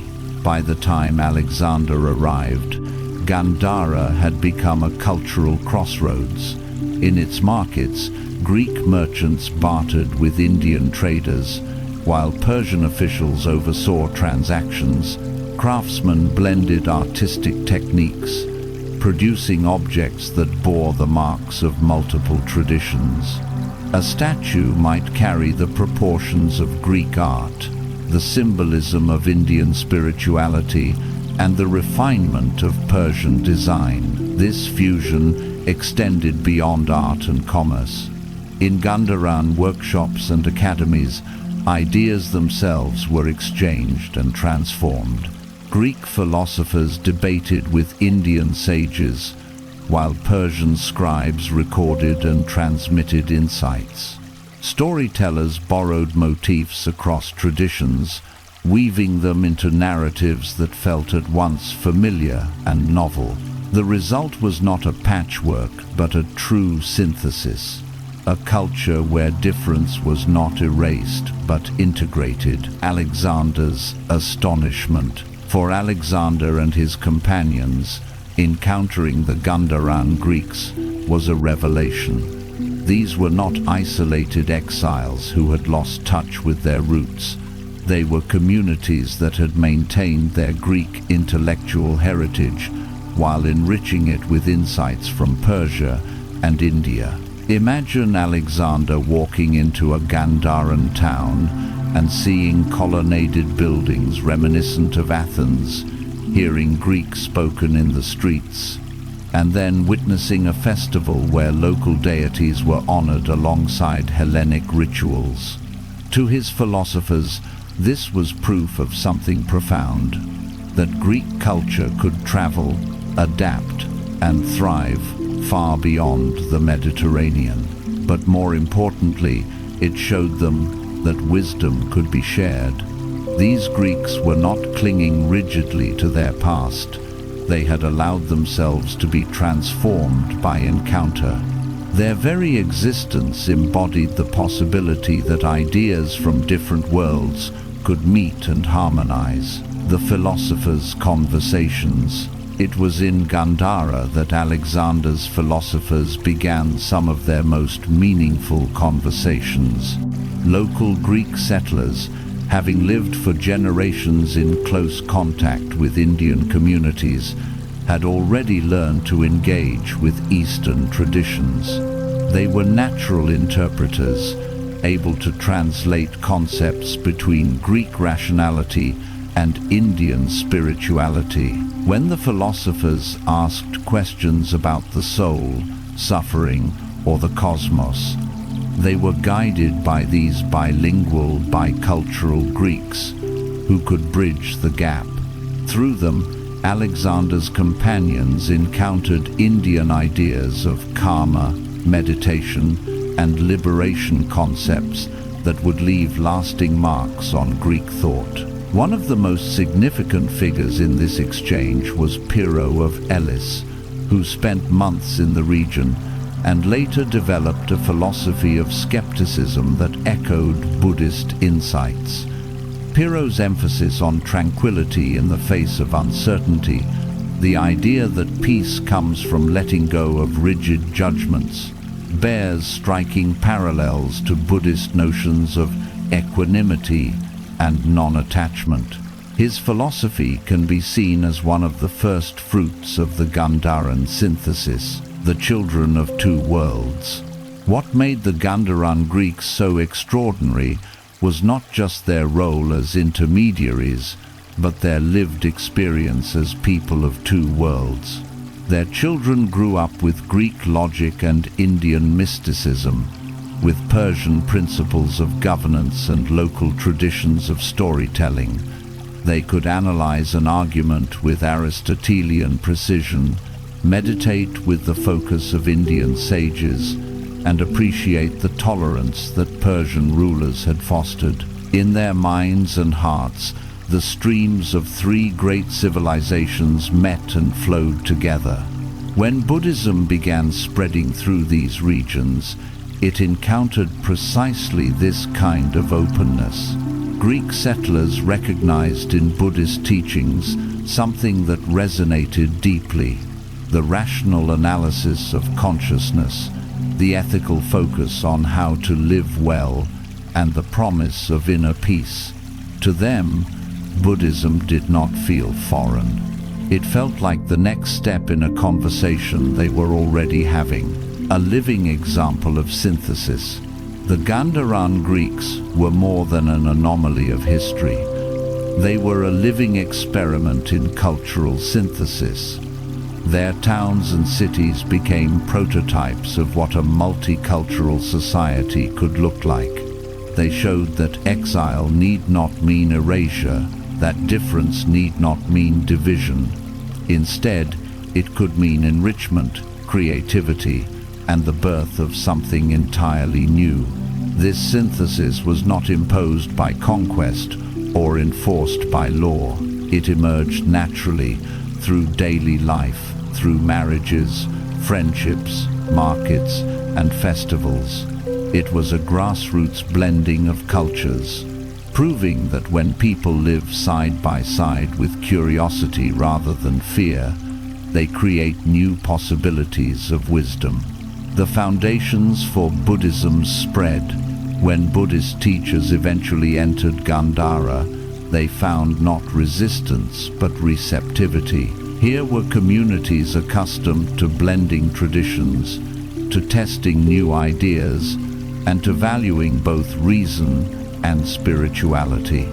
The Gandharan Greeks, already bridge builders, became some of the first Westerners to embrace Buddhism. Their adoption of the Dharma was not an abandonment of their Greek identity, but a fulfillment of it. They saw in Buddhism the same questions that Socrates had asked, the same yearning for wisdom that had driven Plato and Aristotle. But they also found practical methods, meditation, ethical precepts, and psychological analysis that gave concrete answers to those questions. This explains why Greek names appear among the earliest Buddhist monks recorded in history. Figures like Dharmarakshita and Mahadharmarakshita were Greek converts who became not only practitioners but also teachers, entrusted with spreading the Dharma to new communities. Their role was made possible by centuries of Persian tolerance, decades of adaptation in Gandhara, and the willingness of Alexander's philosophers to listen. Lessons for the present. The story of the Gandharan Greeks carries a timeless lesson. In an age when migration and cultural blending are often seen as threats, their example shows that new identities can emerge from encounter identities that do not erase the past, but integrate it into something richer. They remind us that wisdom is not the monopoly of any single culture. Just as their lives blended Greek, Persian, and Indian traditions, so too can our modern lives blend insights from East and West, science and spirituality, ancient and modern. The Gandharan Greeks are proof that diversity, when embraced, becomes a source of strength and creativity. Conclusion. The echo in the mountains. When Alexander's armies stumbled upon Greek towns in Gandhara, they discovered more than familiar architecture in a foreign land. They discovered the living echo of a dialogue that had already begun. A dialogue between rational inquiry and spiritual depth, between West and East, between exile and belonging. The Gandharan Greeks embodied the possibility of synthesis. They were the children of Cyrus's tolerance, the inheritors of Persian trade routes, and the interpreters of Indian spirituality. In their homes, markets, and monasteries, the foundations were laid for the extraordinary flowering of Greco-Buddhist culture that would follow. What Alexander's philosophers found in Gandhara was not just a curiosity of history, it was a glimpse of humanity's future, a future where wisdom travels, adapts, and unites, no matter how high the mountains or how vast the distances. Pyrrho and the birth of skepticism. Among the many philosophers who accompanied Alexander the Great on his campaigns, one figure stands out as both enigmatic and profoundly influential. Pyrrho of Elis. His journey into the East transformed not only his own thinking but also the trajectory of Greek philosophy. Through Pyrrho, the echoes of Indian wisdom, particularly the contemplative traditions that would later crystallize into Buddhism, entered the Western intellectual world. Pyrrho's story is more than the tale of one man. It is the story of how cross-cultural encounter can reshape entire traditions of thought, and how ideas born in one part of the world can find new life in another. His philosophy, known as skepticism, became one of the most enduring schools of Hellenistic philosophy, influencing thinkers for centuries. Yet at its heart lies the seed of something much older, the wisdom he encountered among Indian sages in the valleys of Gandhara. The philosopher on the road. Pyrrho was not a typical philosopher of his age. Before joining Alexander's campaign, he had studied with Anaxarchus of Abdera, a student of Democritus, the atomist. This background gave Pyrrho a grounding in the Greek tradition of rational inquiry, but he was not widely known in philosophical circles before his journey eastward. When Alexander set out for Asia, Pyrrho joined not as a soldier but as a thinker, a man eager to observe, learn, and record. As the army moved through Persia and into India, he was exposed to cultures and traditions far beyond anything he had known in Greece. What began as a campaign of conquest became, for Pyrrho, a pilgrimage of wisdom, encounter with the gymnosophists. The turning point came when Alexander's entourage reached India and encountered the gymnosophists, or naked philosophers. These Indian sages lived ascetic lives, devoting themselves to contemplation, meditation, and the pursuit of truth. Greek accounts describe these men as remarkable in their composure. They owned little, desired little, and lived with a serenity that astonished the Greeks. When asked about life, suffering, or the cosmos, they responded not with elaborate theories, but with simple, penetrating insights. Though the historical record does not preserve the exact content of their conversations, later parallels suggest that Pyrrho was exposed to ideas strikingly similar to Buddhist thought: the impermanence of all things, the futility of clinging, and the possibility of achieving peace through detachment. For a Greek philosopher trained in the art of questioning, these teachings must have been electrifying, a radical transformation. When Pyrrho returned to Greece after Alexander's campaigns, he was not the same man. Those who knew him remarked on his unusual serenity. He lived with extraordinary detachment, untroubled by praise or blame, wealth or poverty, success or failure. Out of this transformation grew a new school of thought, Pyrrhonian skepticism. At its core was the conviction that human beings cannot achieve absolute certainty about the nature of reality. Our senses deceive us, our judgments are biased, and our reasoning is limited. To cling to dogmas or claim final knowledge is to invite anxiety and conflict. Instead, Pyrrho taught the practice of epoché, suspension of judgment.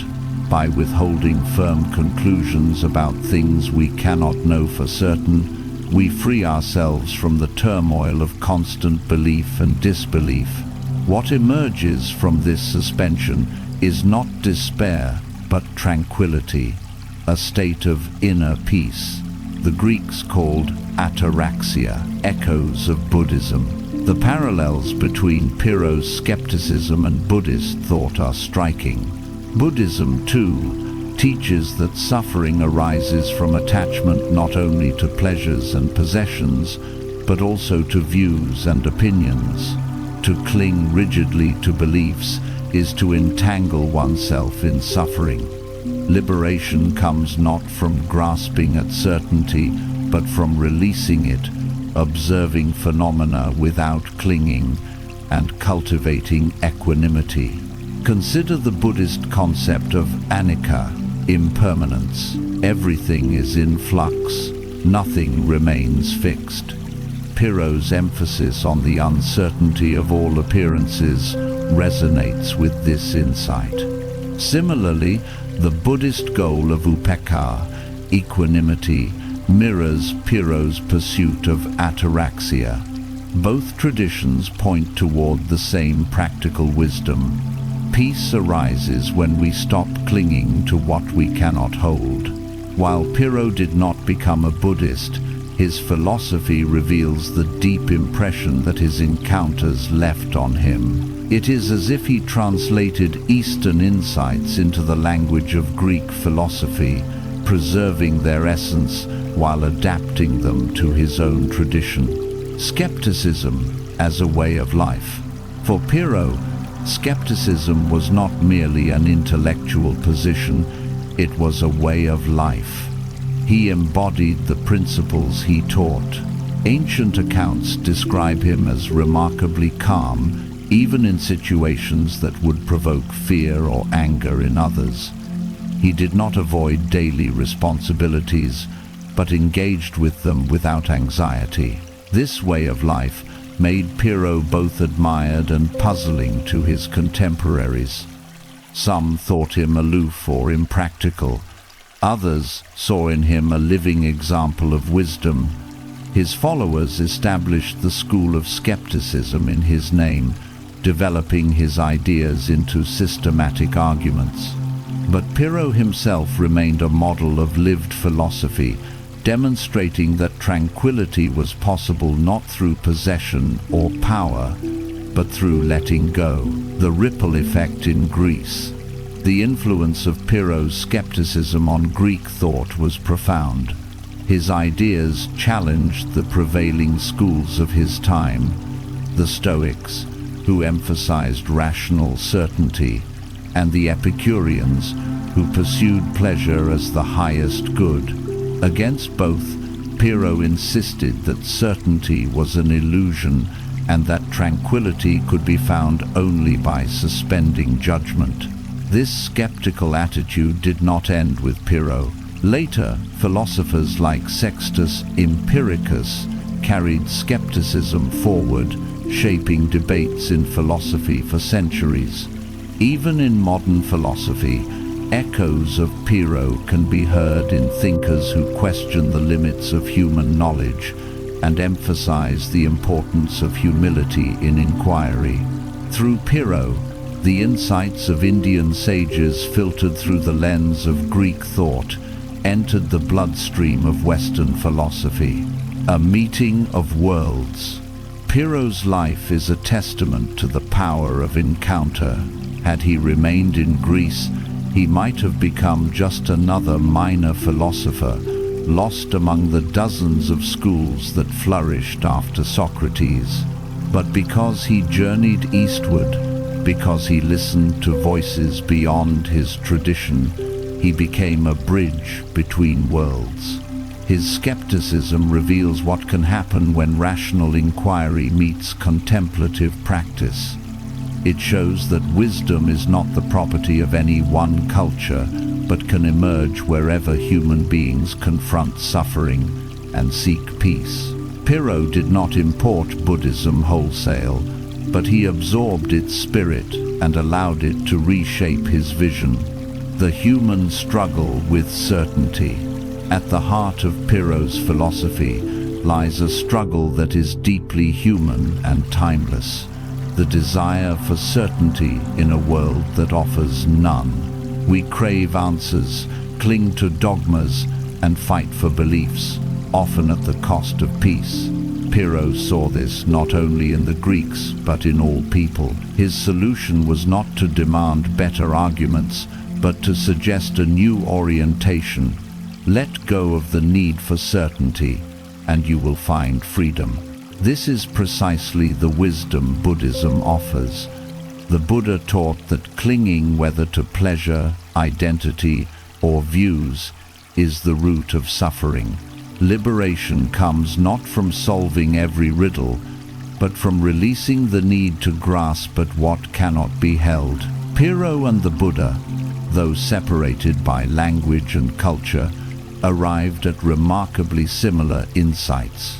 Legacy and lessons for today. What can Pyrrho teach us in our own time? In an age of information overload, where conflicting claims bombard us from every side, Pyrrho's counsel to suspend judgment feels more relevant than ever. His philosophy does not mean abandoning inquiry or living in ignorance. It means cultivating humility, recognizing the limits of our knowledge, and finding peace in uncertainty. Just as Pyrrho walked with serenity through the chaos of Alexander's campaigns, we too can walk with equanimity through the turbulence of modern life. By letting go of the demand for certainty, we can discover a deeper freedom, the freedom to live fully in the present moment, unburdened by the endless grasping of the mind. Conclusion. The skeptic's path to peace. Pyrrho of Elis may not have left behind a library of writings, but he left something more enduring, a way of life. His skepticism was not merely doubt for its own sake, but a practical path to tranquility. In this, he stands close to the Buddha, another teacher who saw that peace comes not from possessing answers, but from loosening our grip on them. The birth of skepticism, shaped by Pyrrho's encounters in the East, is one of the most striking examples of how wisdom travels across cultures. It shows that the questions we ask about suffering, peace, and truth are not bound by geography. They belong to humanity itself. In the quiet figure of Piro, walking beside soldiers in foreign lands, we glimpse the beginnings of a great synthesis, the recognition that Greek rationality and Buddhist compassion are not rivals but companions, pointing us toward the same goal: freedom from the turbulence of the mind and the discovery of lasting peace. Settling Greeks in Gandhara. The campaigns of Alexander the Great were not just about conquest. They were about settlement, about planting seeds of culture in distant lands and watching them grow into new communities.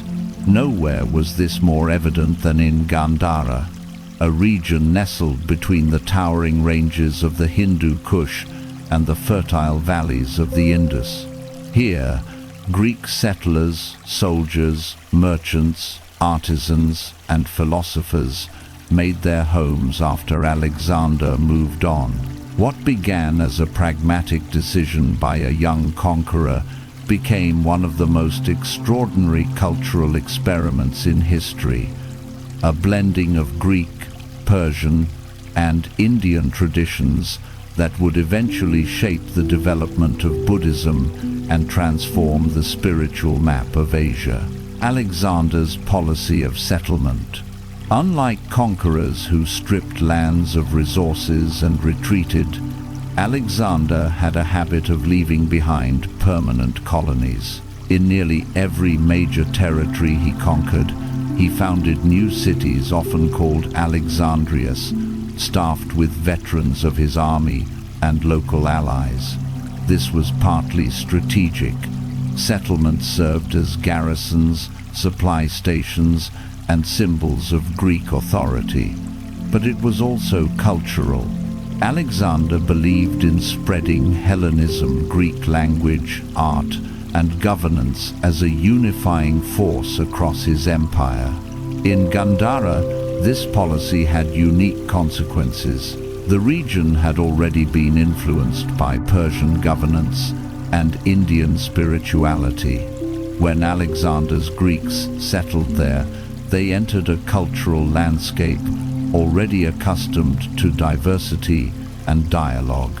Rather than erasing local traditions, they adapted, creating communities where multiple identities could coexist.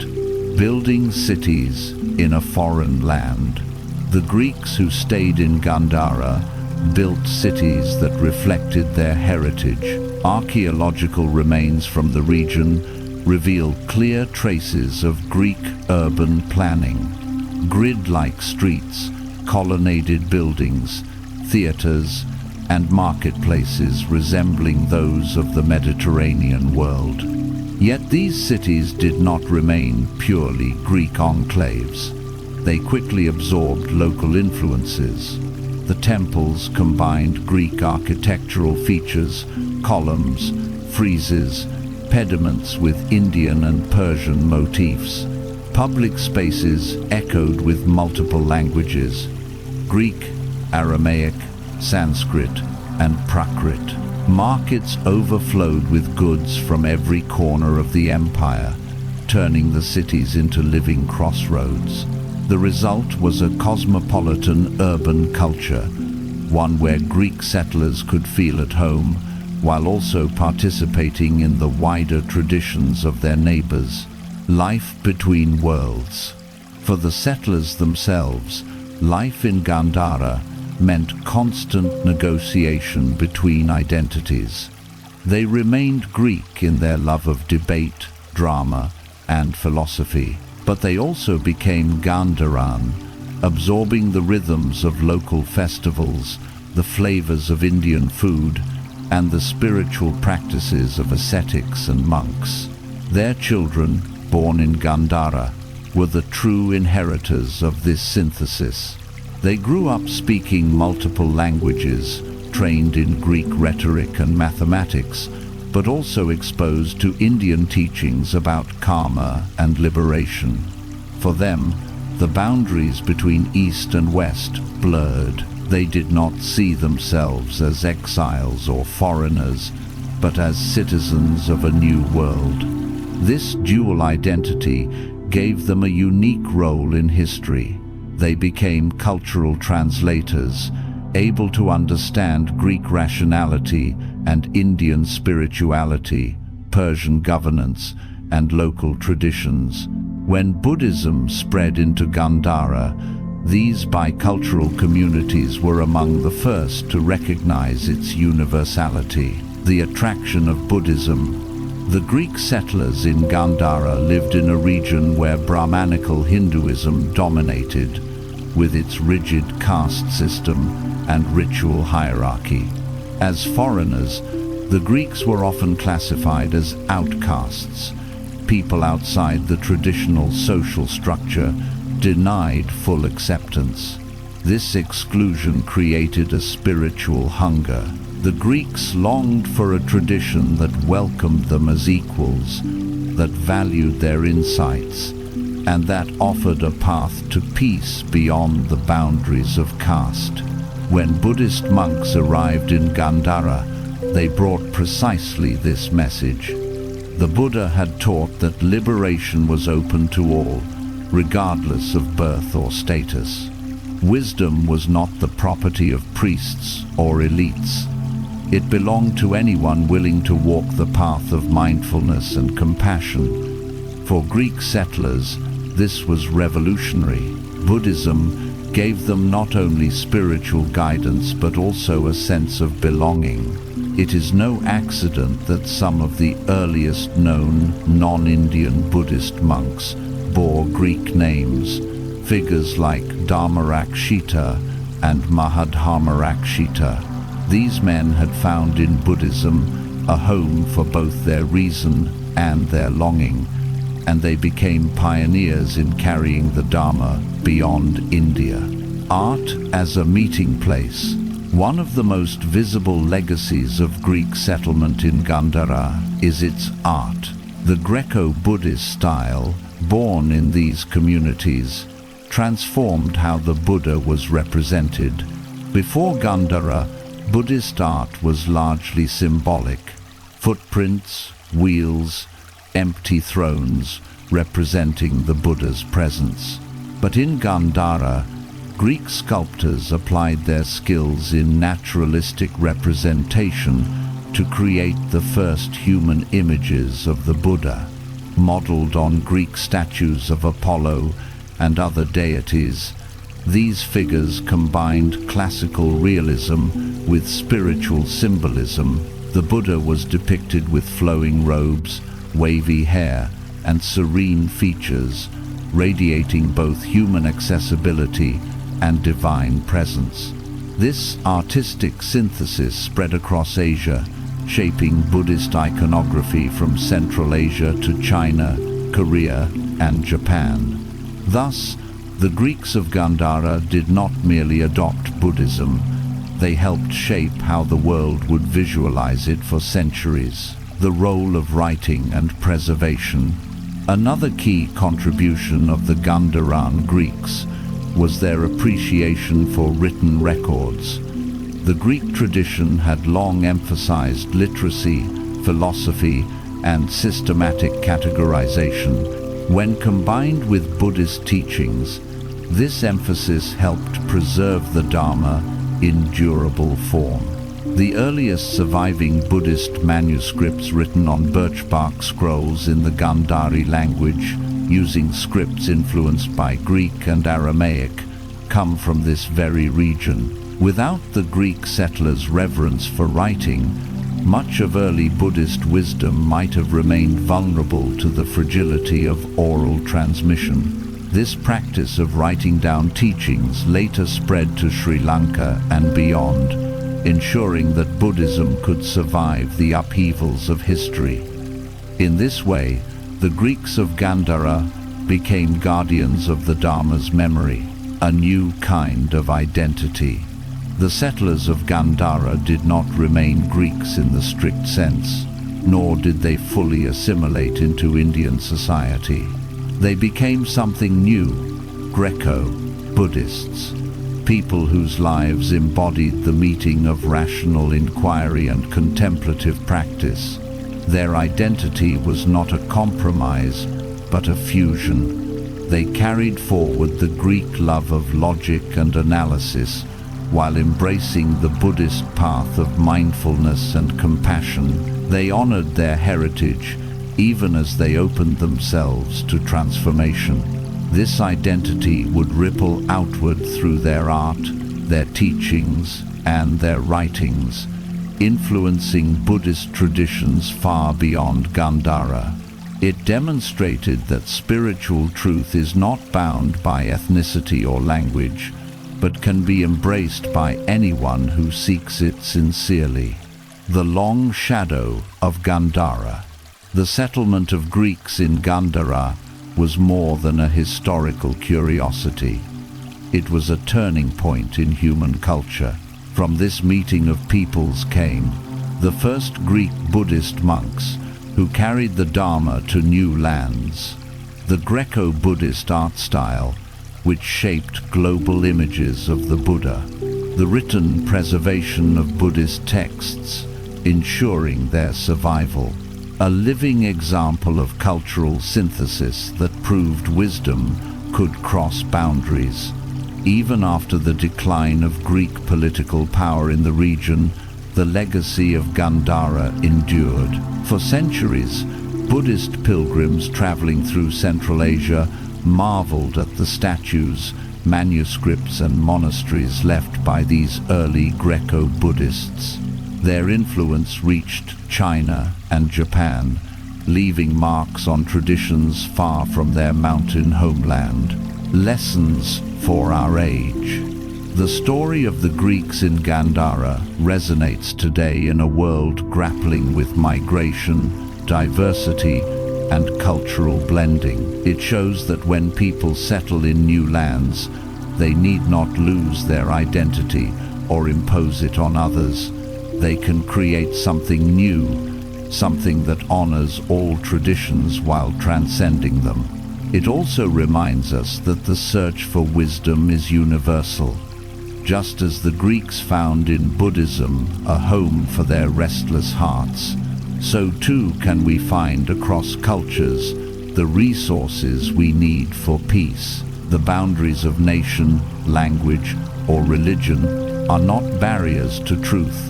They are doorways to new syntheses. Conclusion: a home in the mountains.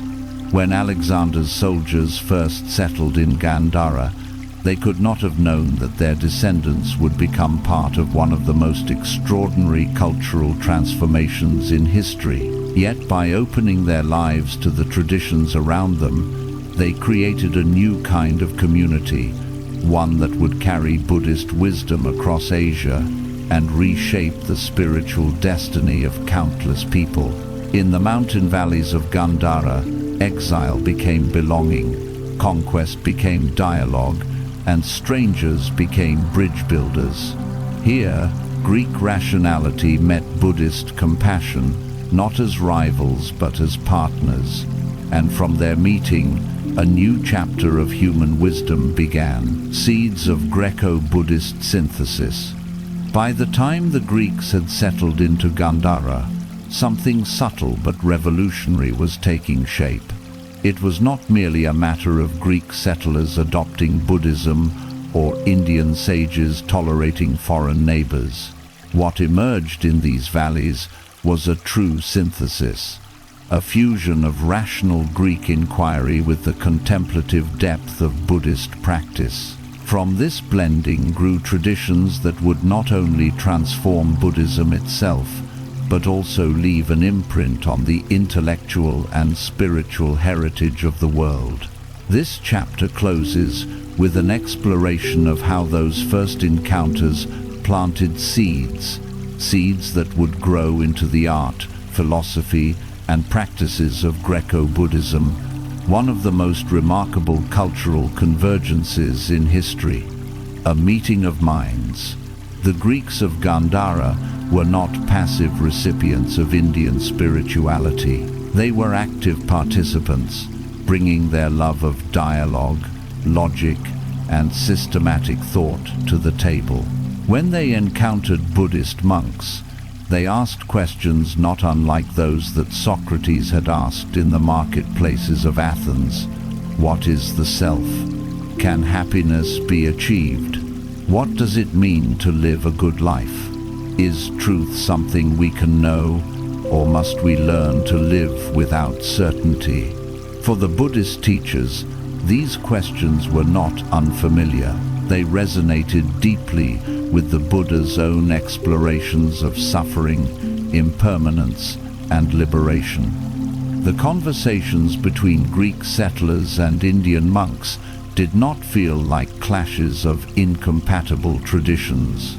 They felt like two streams joining into a river, different in origin, but flowing toward the same sea. Greek curiosity meets Buddhist equanimity.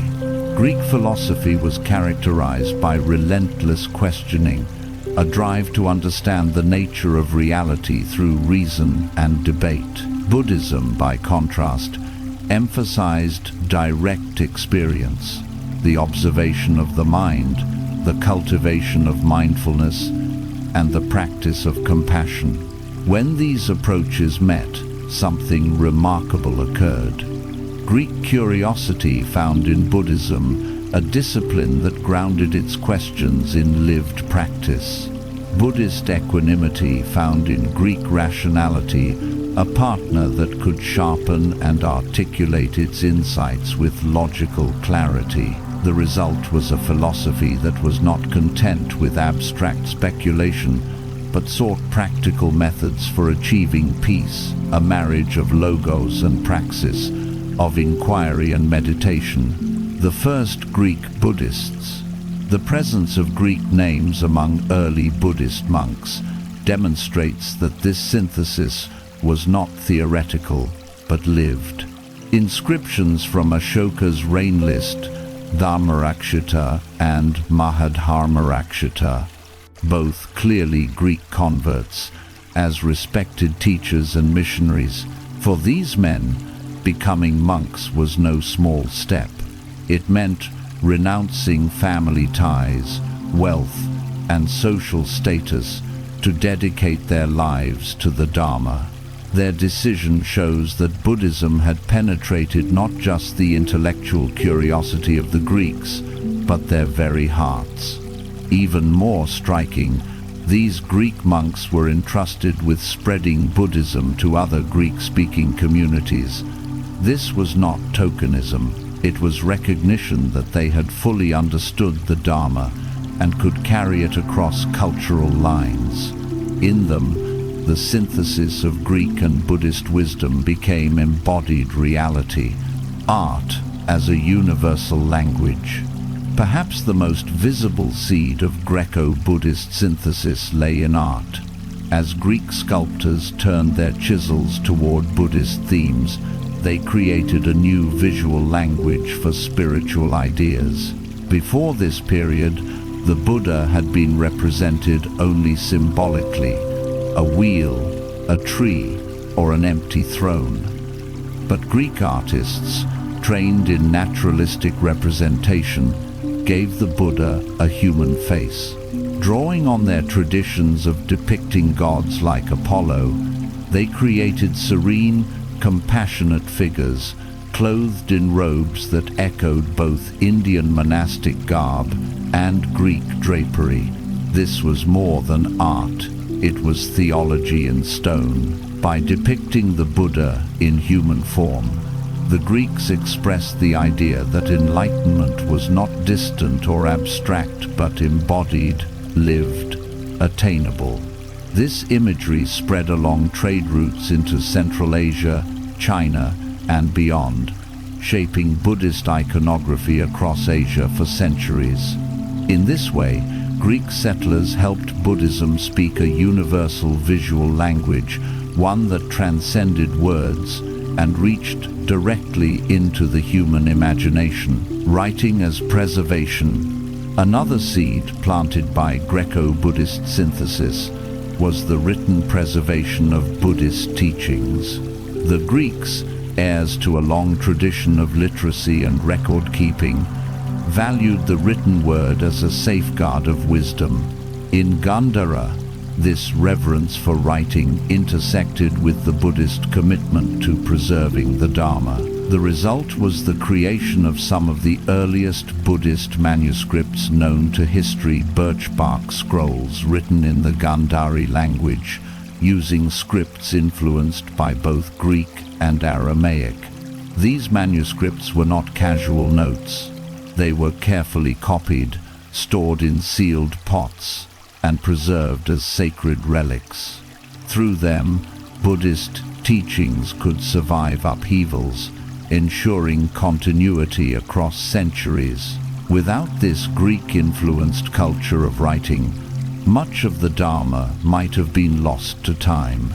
The philosophical dialogue. The seeds of Greco-Buddhist synthesis were also philosophical. Piro of Elis, inspired by his encounters in India, had already carried Buddhist-like insights back to Greece in the form of skepticism. In Gandhara, this dialogue deepened. Greek settlers asked Buddhist teachers questions about the soul, perception, and the nature of suffering. In turn, Buddhist monks explained the doctrine of anatman, no self, the impermanence of phenomena, and the path to liberation. These conversations did not end in argument but in mutual recognition. Both traditions were wrestling with the same mysteries of human existence. The result was the gradual development of Buddhist Abhidharma, systematic analysis of mental processes, a tradition that bears the imprint of Greek logical categorization. At the same time, Greek thought was enriched with the contemplative dimension of Buddhist insight. The social dimension. The synthesis was not limited to individuals. Entire communities were transformed by the encounter. Greek settlers, who had once been excluded from Indian caste society, found inclusion in Buddhist sanghas, where all were welcome regardless of birth. This experience of equality reinforced the universal dimension of Buddhism and gave the Greeks a new sense of belonging. Their participation also enriched the sanghas themselves. Greek monks brought with them traditions of debate and dialectic, which sharpened Buddhist philosophical discussions. They also contributed to organizational practices, helping to structure monasteries and teaching centers. Thus, the synthesis was not abstract but institutional, reshaping how Buddhist communities lived and thrived. The spirit of universality. At the heart of Greco-Buddhist synthesis was the recognition that wisdom transcends culture. For the Greeks, who had once thought of themselves as the center of civilization, this was a profound shift. To embrace Buddhism was to admit that truth could be found in foreign soil, spoken in strange tongues, and embodied in practices that looked nothing like Greek ritual. For the Buddhists, the Greeks' embrace was equally transformative. It confirmed that the Dharma was not merely an Indian teaching but a universal path. The presence of Greek monks proved that the Four Noble Truths and the Eightfold Path spoke to all human beings, not just those born in the Ganges plain. This spirit of universality would guide Buddhism as it spread across Asia, adapting to new cultures without losing its essence. The seeds planted in Gandhara would grow into traditions as diverse as Zen in Japan, Vajrayana in Tibet, and mindfulness practices in the modern West. Legacy for the modern world. The story of Greco-Buddhist synthesis holds lessons for our time. In a world often divided by cultural and religious boundaries, it reminds us that dialogue is possible and fruitful. The Greeks and Buddhists did not erase their differences, they built upon them, creating something richer than either tradition alone. It also reminds us that wisdom thrives in diversity. Just as the Greeks brought logic and artistry to Buddhism, and Buddhism brought mindfulness and compassion to Greek rationality, so too can we today enrich one another across traditions. The seeds of synthesis are still being planted in meditation centers in New York, philosophy seminars in Paris, and mindfulness programs in hospitals worldwide. Conclusion: the river begins to flow.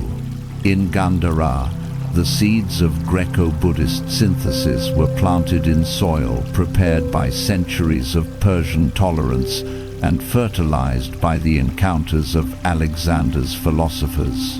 They sprouted in the lives of settlers who became monks, in the sculptures that gave the Buddha a human face, in the manuscripts that preserved the Dharma, and in the philosophical dialogues that bridged East and West. From those seeds grew a river of wisdom that would flow across continents and centuries, carrying the insights of both Greece and India into the heart of human civilization. The Greeks came to Gandhara as conquerors, settlers, and exiles. They left as participants in a spiritual revolution that would outlast empires. Their legacy is not in the stones of ruined cities, but in the living traditions of Buddhism that still guide seekers toward peace. And so, Chapter 2 closes with this truth. In the mountains of Gandhara, strangers became companions, reason embraced compassion, and the seeds of universality were sown. What began as settlement became synthesis, and what was once exile became the birthplace of a wisdom that still speaks to us today. Socrates and the Buddha, parallel lives. Sometimes history surprises us with coincidences so profound that they feel less like chance and more like destiny. 2.5 millennia ago, in distant corners of the ancient world, two men lived and taught whose lives would forever change how humanity thought about wisdom, ethics, and the search for peace. One walked the dusty streets of Athens, questioning citizens in the marketplace. The other wandered the forests of northern India, teaching monks and laypeople about suffering and liberation. One would be remembered as Socrates, the gadfly of Greece; the other as the Buddha, the awakened one. Separated by thousands of miles and by entirely different cultural contexts, Socrates, 469–399 BCE, and the Buddha, 480–400 BCE by traditional dating, never met, never heard of each other, and never exchanged words. Yet their lives overlapped so closely that they nearly died within a single year of one another. More astonishing still, the questions they asked and the answers they offered were strikingly similar. Both sought to understand what it means to live well, both challenged the religious authorities of their day, and both embodied a way of being that continues to inspire seekers across cultures. This chapter explores their parallel lives, not to collapse them into the same figure, but to show how human beings, when facing similar questions, can arrive at remarkably convergent insights. The world into which they were born. Socrates was born in Athens at the height of its golden age, a city buzzing with art, drama, democracy, and philosophy. Yet beneath this brilliance lay political instability, frequent wars, and deep social divisions. Athens was experimenting with democracy, but it was also vulnerable to the passions of the crowd. The gods of Olympus still commanded rituals, but belief in them was being questioned by philosophers who sought rational explanations for nature and human life. The Buddha, born as Siddhartha Gautama in the small Shakya kingdom of northern India, grew up in a world equally in transition. Indian society was dominated by the Brahmanical tradition, with its rigid caste system and elaborate rituals. Religion was bound up with social hierarchy, and spiritual power was monopolized by priests. Yet dissatisfaction was growing, as wandering ascetics and philosophers began questioning whether ritual and birth truly determined one's destiny. Both men entered worlds where old certainties were crumbling, where people were hungry for new ways of understanding themselves and their place in the cosmos. The turning point, awakening to life's questions. As a young man, Socrates served as a soldier and worked as a stonemason. He lived a relatively humble life compared to the aristocrats of Athens, but he possessed an insatiable curiosity about virtue, justice, and truth. He began walking the streets of Athens, asking citizens probing questions about what they thought they knew. His famous declaration, "The unexamined life is not worth living," was not a slogan but a call to radical honesty. Siddhartha, meanwhile, grew up in luxury, sheltered in his father's palace. Yet his protected life could not shield him from reality forever. Tradition tells us that when he ventured outside the palace, he encountered an old man, a sick man, a corpse, and a wandering ascetic. These sights awakened him to the truth of suffering. At 29, he renounced wealth and family to seek answers, beginning a spiritual quest that would culminate in his awakening under the Bodhi tree. Both men were propelled by a similar realization that human life, as it is ordinarily lived, is filled with dissatisfaction, ignorance, and suffering, and both committed themselves to finding a path beyond this condition. Challenging the authorities, neither Socrates nor the Buddha accepted the religious or social authorities of their day without question. In Athens, Socrates confronted politicians, poets, and priests, exposing the limits of their knowledge. He was relentless in showing that those who claimed wisdom often possessed only opinions. His method of questioning, the elenchus, forced people to examine their assumptions and recognize their ignorance. This was threatening to those in power, for it undermined the authority of tradition and public opinion. In India, the Buddha challenged the Brahmanical order by rejecting the idea that spiritual destiny was determined by birth or ritual. He taught instead that liberation came from ethical conduct, meditation, and wisdom practices available to anyone regardless of caste. His rejection of priestly authority was radical, for it democratized the spiritual path and undermined the monopoly of the Brahmins. Both men, in their own ways, questioned the foundations of inherited authority and pointed people back to direct experience and personal responsibility. A new vision of wisdom. Socrates taught that wisdom begins with acknowledging one's ignorance. By questioning beliefs, stripping away false certainties, and examining life carefully, one could begin to approach truth. His goal was not to impose dogmas, but to awaken others to their own capacity for insight. The Buddha taught a similar humility. He did not claim to reveal eternal truths handed down by the gods, but to describe the workings of suffering and the path to its cessation. His Four Noble Truths were less a doctrine than a diagnosis and prescription, inviting individuals to test them through practice. For both men, wisdom was not about possessing absolute answers, but about cultivating a way of life.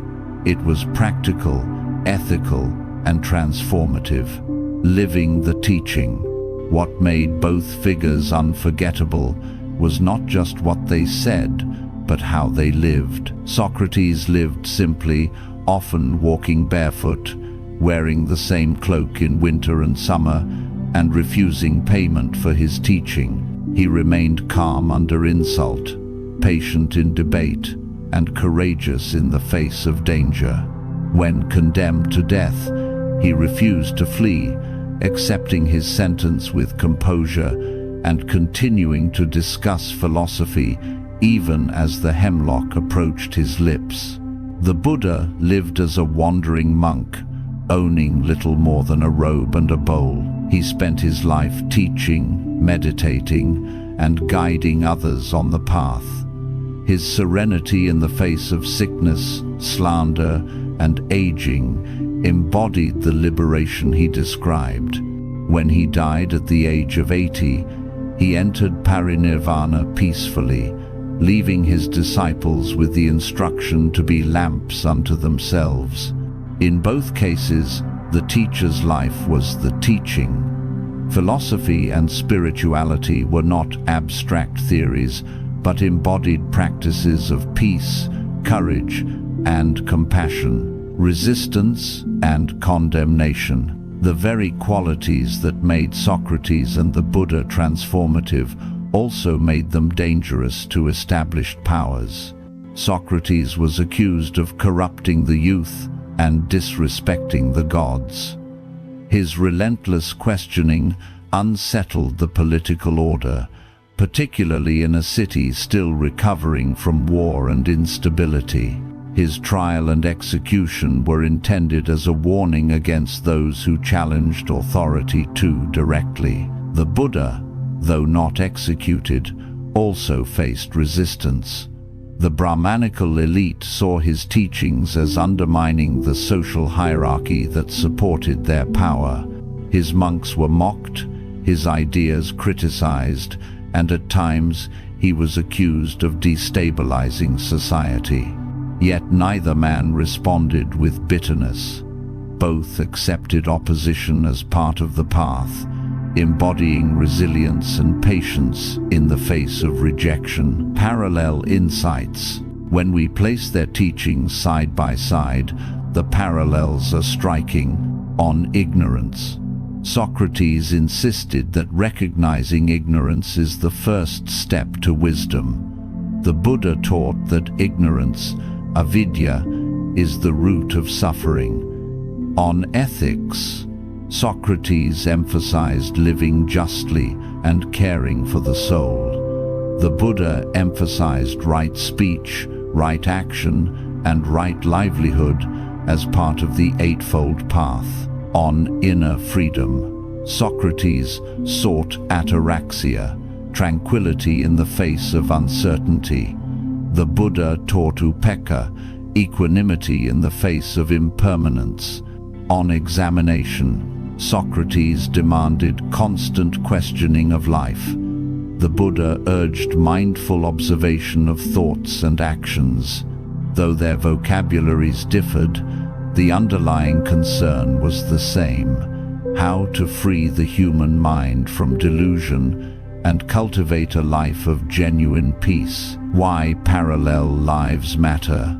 The fact that Socrates and the Buddha lived at the same time, yet independently arrived at such convergent insights, tells us something profound about the human condition. It suggests that wisdom is not the possession of any single culture, but arises wherever people reflect deeply on suffering, justice, and peace. It also shows that history is not a linear tale of progress, but a symphony of awakenings. In different lands, under different skies, human beings have discovered similar truths, as if the universe itself whispers the same song to all who listen carefully enough. Conclusion. Twin lights of wisdom. Socrates and the Buddha never met. Yet their lives shine like twin lights across the ancient world, illuminating the path of inquiry, humility, and peace. Both showed that wisdom is not about knowing everything, but about living truthfully, compassionately, and courageously. Both accepted death with serenity, leaving behind legacies that continue to inspire billions. To study their parallel lives is to realize that the search for meaning is universal. Whether in Athens or in India, whether through questioning or meditation, human beings seek the same liberation: freedom from ignorance, freedom from fear, and the discovery of a life worth living. In the next section, we will see how these parallel insights, born in isolation, eventually met through the cultural exchanges of Gandhara, where Greek philosophy and Buddhist compassion recognized themselves in each other, and a new synthesis began to take root. Questioning authority in Athens and India.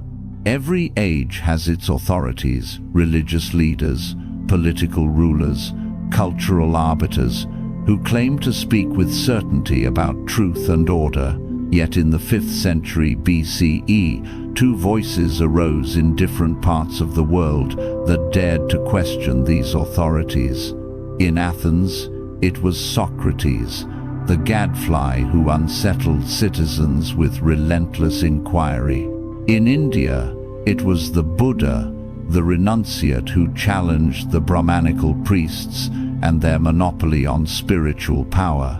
Though they never knew of each other's existence, both figures shared the conviction that wisdom cannot be inherited through tradition or enforced through authority. Instead, it must be discovered by each person through honest inquiry and lived experience. Their challenges shook the foundations of their societies, leaving legacies that would echo for millennia. The climate of Athens. In Socrates' Athens, authority was diffuse but powerful. The city prided itself on democracy, yet decisions were often swayed by public opinion, the speeches of ambitious politicians, or the authority of cultural traditions. Priests still maintained rituals for the Olympian gods, poets offered moral lessons through drama, and philosophers speculated about the cosmos. But Athens was also insecure. Having endured the Peloponnesian War, political upheaval, and shifting alliances, it was a city anxious about its future. In such a context, those who questioned tradition too boldly risked being seen as threats to civic order. Socrates became exactly such a threat. By interrogating politicians, poets, and craftsmen about their supposed wisdom, he exposed not only their ignorance, but also the fragility of authority itself. His refusal to flatter or conform made him deeply unpopular among the city's elites. The climate of India. Meanwhile, in northern India, Siddhartha Gautama lived in a society dominated by the Brahmanical order.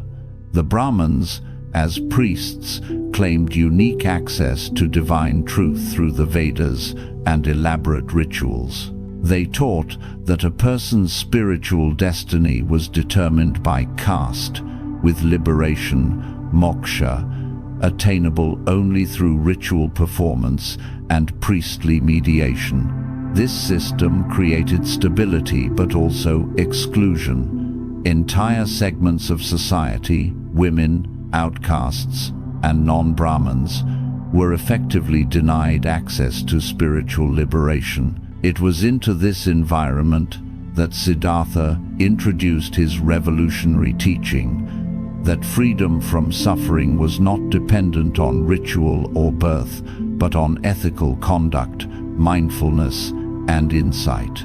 By opening the path to all, the Buddha directly undermined the religious monopoly of the Brahmins, offering a democratized vision of spirituality.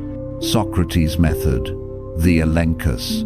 Socrates' main weapon against authority was his method of questioning, known as the elenchus. He would approach a politician or citizen in the Athenian agora and ask them to define concepts like justice, courage, or piety. Inevitably, their definitions collapsed under scrutiny, revealing contradictions or superficiality. This process did more than embarrass his interlocutors. It showed that authority often rested on unexamined assumptions. The priests might claim to know the will of the gods, but Socrates' questioning revealed that even they could not explain what piety truly meant. Politicians might boast of their wisdom, but they could not define justice consistently. By exposing ignorance where certainty was claimed, Socrates stripped authority of its mystique.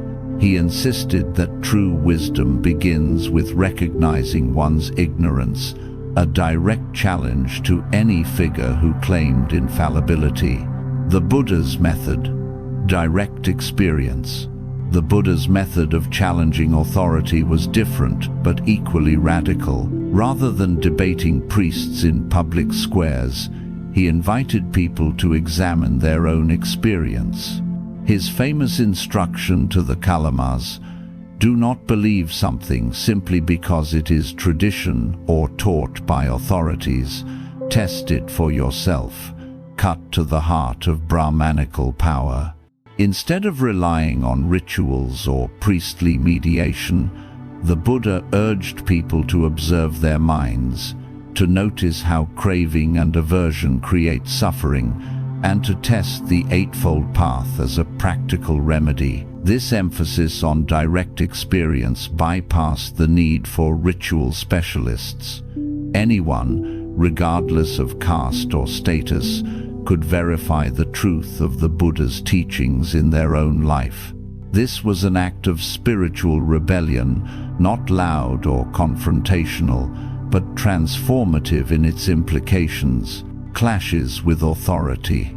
Neither Socrates nor the Buddha escaped the consequences of their challenges. Socrates was eventually put on trial for corrupting the youth and impiety charges that reflected not literal crimes, but the unease he created by undermining traditional authority. His refusal to flatter the jury or flee Athens sealed his fate. Drinking hemlock, he turned even his death into a lesson, showing that truth is worth more than life itself. The Buddha, while not executed, faced constant opposition. Brahmin priests accused him of destabilizing social order by rejecting caste hierarchy. Some tried to discredit him by sending false followers or challenging him with tricky questions. Yet his patience, calm responses, and consistent teaching won him respect, even from many who initially opposed him. In both cases, the establishment recognized the danger of their message, that individuals could discover truth without dependence on traditional authorities. Parallel principles. Comparing their approaches reveals striking parallels. Authority questioned. Socrates questioned political and religious leaders. The Buddha challenged the Brahmanical priesthood. Method of inquiry. Socrates used logical questioning. The Buddha used introspection and meditation. Universal access. Socrates believed anyone could seek wisdom through dialogue. The Buddha taught that anyone could follow the path regardless of caste. Result: both undermined monopolies of power, replacing them with personal responsibility and inner freedom. The contexts differed, but the underlying principle was the same. Authority must be tested, not simply obeyed. The deeper challenge. At a deeper level, both Socrates and the Buddha questioned not only external authority, but also the inner authority of habit, ignorance, and ego. For Socrates, The greatest danger was not tyranny by rulers, but tyranny by unexamined assumptions. The unexamined life, he said, was not worth living because it enslaves the soul to illusions. For the Buddha, the greatest authority to be questioned was not the priest, but the self, the belief in a permanent I that clings, fears, and suffers. By teaching Anatman, no self, the Buddha dismantled the ultimate authority of ego, opening the way to liberation. In this sense, both men taught a deeper form of rebellion, not merely against external structures, but against the internal structures of ignorance. Legacy of their rebellion. The questioning spirit of both Socrates and the Buddha left profound legacies. In the West, Socrates became the model of the philosopher as truth-seeker, willing to die rather than betray inquiry. His method inspired Plato, Aristotle, and the entire tradition of Western philosophy, which continues to prize questioning over blind acceptance. In the East, the Buddha's teaching spread across Asia, carried by monks and pilgrims. His rejection of ritual authority and caste became a model for spiritual egalitarianism. Buddhism flourished precisely because it invited adaptation, welcoming diverse cultures into its fold. Both legacies endure because they address something timeless: the need to free the human spirit from untested authority and to cultivate wisdom through direct experience. Why their questions still matter. Today, the questions Socrates and the Buddha asked remain urgent. In a world where political leaders, media voices, and religious authorities still claim certainty, their example reminds us to test, inquire, and reflect. Socrates urges us to ask, "Do I truly know what I claim to know?" The Buddha urges us to ask, "Does this belief or action reduce suffering, or does it create more?" Together, their questioning forms a compass for navigating modern uncertainties. They remind us that freedom lies not in obeying authority, but in cultivating clarity, humility, and compassion. Conclusion. Questioners of authority, builders of freedom. Socrates and the Buddha lived worlds apart, yet their questioning cut in the same direction against blind obedience and toward personal responsibility. Both saw that true wisdom cannot be imposed from above, it must be discovered within. Both exposed the fragility of human authority, revealing that those who claim certainty are often the most ignorant. Their legacies remind us that questioning authority is not rebellion for its own sake. It is the path to freedom, to truth, and to a life worth living. By refusing to bow to tradition without examination, they opened paths that continue to guide humanity across cultures. In Athens and in India, in the agora and in the forest, two voices rose to say the same thing. Do not simply accept, question, test, discover for yourself. Redefining karma and knowledge. When we think of the Buddha and Socrates, one word emerges at the heart of both their teachings: responsibility. Both men redefined what it meant to be a human being responsible for one's choices, one's thoughts, and one's destiny. Yet they did so within traditions that had very different assumptions. In India, the dominant idea of karma had been shaped by Brahmanical religion, where it meant ritual action and sacrificial performance, deeds tied to caste duty and priestly authority. In Greece, knowledge was often understood as intellectual mastery.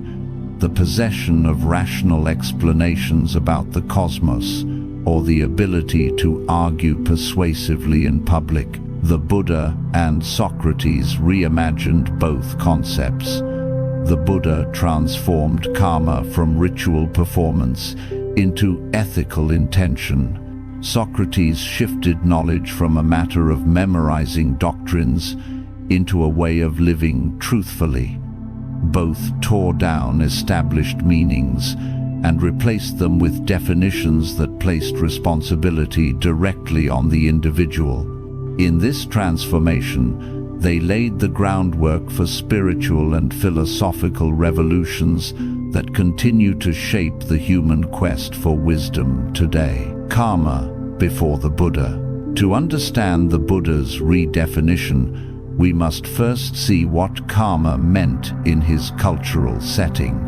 In Vedic and early Brahmanical traditions, karma referred to ritual actions, the performance of sacrifices that maintained cosmic order and secured divine favor. A Brahmin priest who chanted the hymns properly and conducted the ritual without error was performing good karma. A mistake in ritual, however minor, was considered bad karma, potentially angering the gods or upsetting cosmic harmony. This view placed spiritual authorities squarely in the hands of the Brahmins. Ordinary people could not hope to perform the complex sacrifices correctly, nor did they have access to the sacred hymns. Liberation or blessing was mediated by birth and ritual, an externalized system in which the individual had little agency. The Buddha's redefinition of karma. The Buddha shattered this monopoly by redefining karma as intention. He taught that what matters is not ritual performance, but the mental quality of one's actions. To strike someone in anger creates negative karma, regardless of ritual status. To speak kindly, with compassion, creates positive karma, regardless of caste. This was a radical democratization of spiritual responsibility. Suddenly, every individual, Brahmin, king, farmer, outcast, or woman, had equal access to shaping their destiny. Liberation was no longer about being born into the right family or performing the right ceremony. It was about cultivating wholesome intentions and reducing unwholesome ones. The Buddha summarized this redefinition in a single sentence: "It is volition, monks, that I call karma." By making karma a matter of inner choice rather than external ritual, he shifted the entire weight of spiritual responsibility onto personal ethics and mindfulness. This redefinition had profound consequences.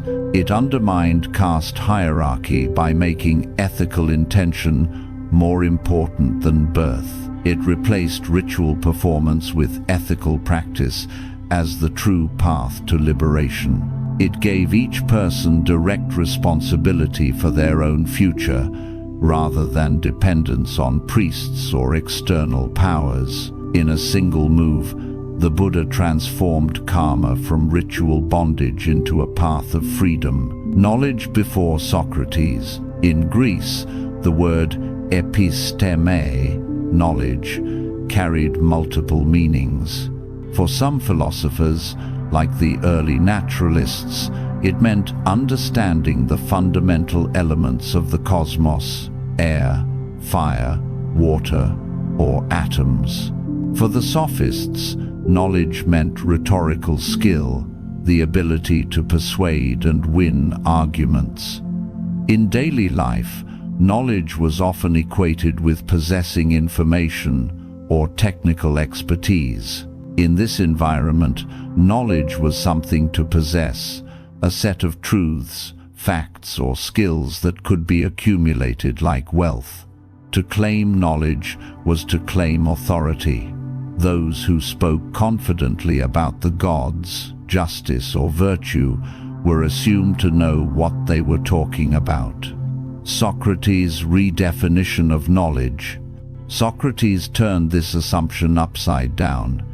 He declared that true wisdom begins with knowing that you do not know. Knowledge was not possession of doctrines, but an ongoing process of examination, dialogue, and self-reflection. His method of questioning exposed the gap between claimed knowledge and actual understanding.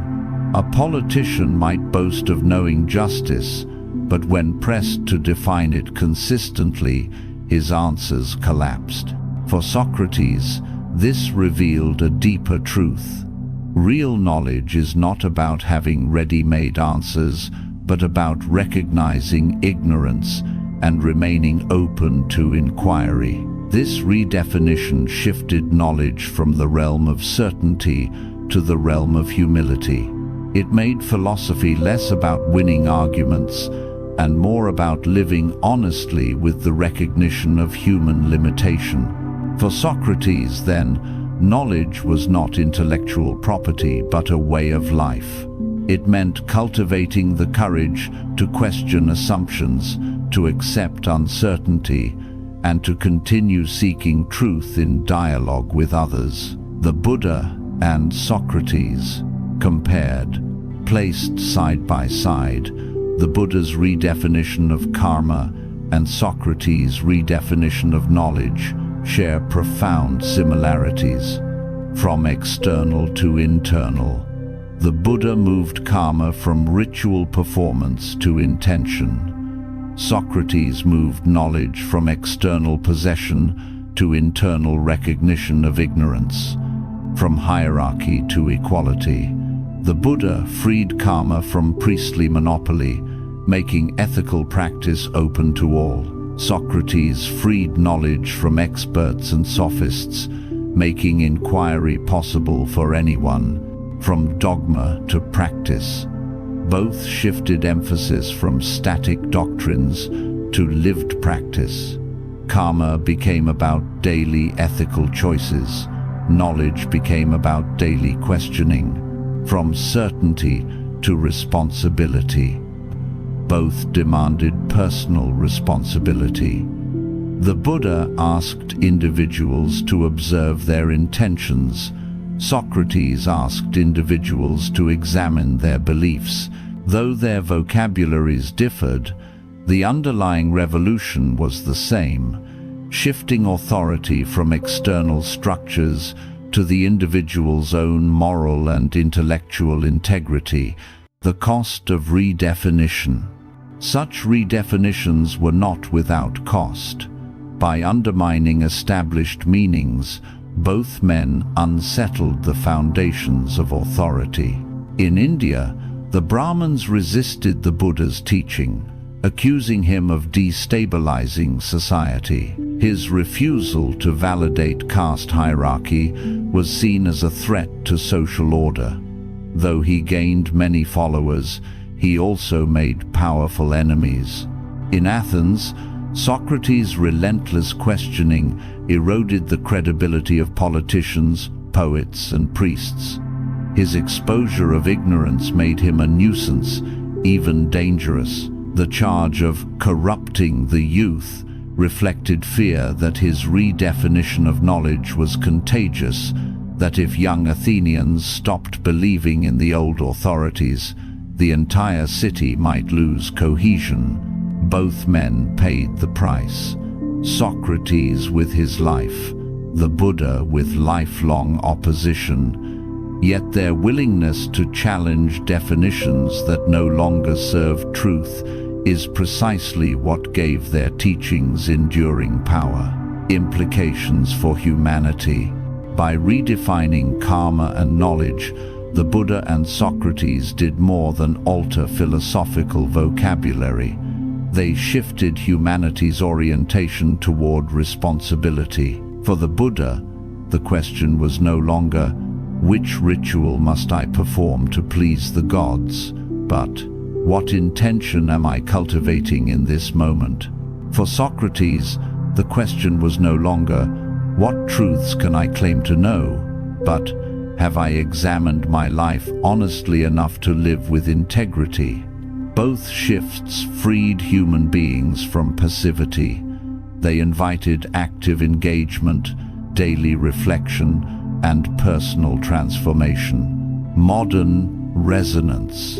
These redefinitions remain deeply relevant. In a world where rituals, whether religious ceremonies, consumer habits, or social performances still dominate, the Buddha's teaching reminds us to return to intention. Why am I doing this? What is the quality of my motivation? And in a world overflowing with information, where knowledge is measured in data and expertise, Socrates reminds us that true wisdom is not about accumulation, but about humility, dialogue, and self-examination. Their insights challenge us today to redefine responsibility for ourselves, not outsourcing it to institutions or authorities, but living it in each choice and each question. Conclusion: freedom through redefinition. By redefining karma and knowledge, the Buddha and Socrates each cracked open the door to freedom. They shifted the axis of responsibility from external authority to internal awareness, from ritual and possession to intention and humility. In doing so, they empowered ordinary people to take ownership of their ethical and intellectual lives. These redefinitions were seeds that grew into vast traditions: Buddhism in the East, philosophy in the West. Yet at their root lies the same insight, that human beings are not bound by the dictates of ritual or the arrogance of certainty. We are free to choose, free to question, free to live consciously. The Buddha and Socrates remind us that the truest revolutions begin not with armies or kings, but with the courage to redefine what it means to act and to know. Their legacies endure because they speak to something timeless: the possibility of living responsibly, humbly, and wisely in the face of life's uncertainties. Trials of dissent, facing resistance. To question authority, redefine sacred concepts, and live by one's convictions is to walk a dangerous path. Both Socrates in Athens and the Buddha in India discovered that their boldness in seeking truth came with a price: resistance, hostility, and attempts to silence them.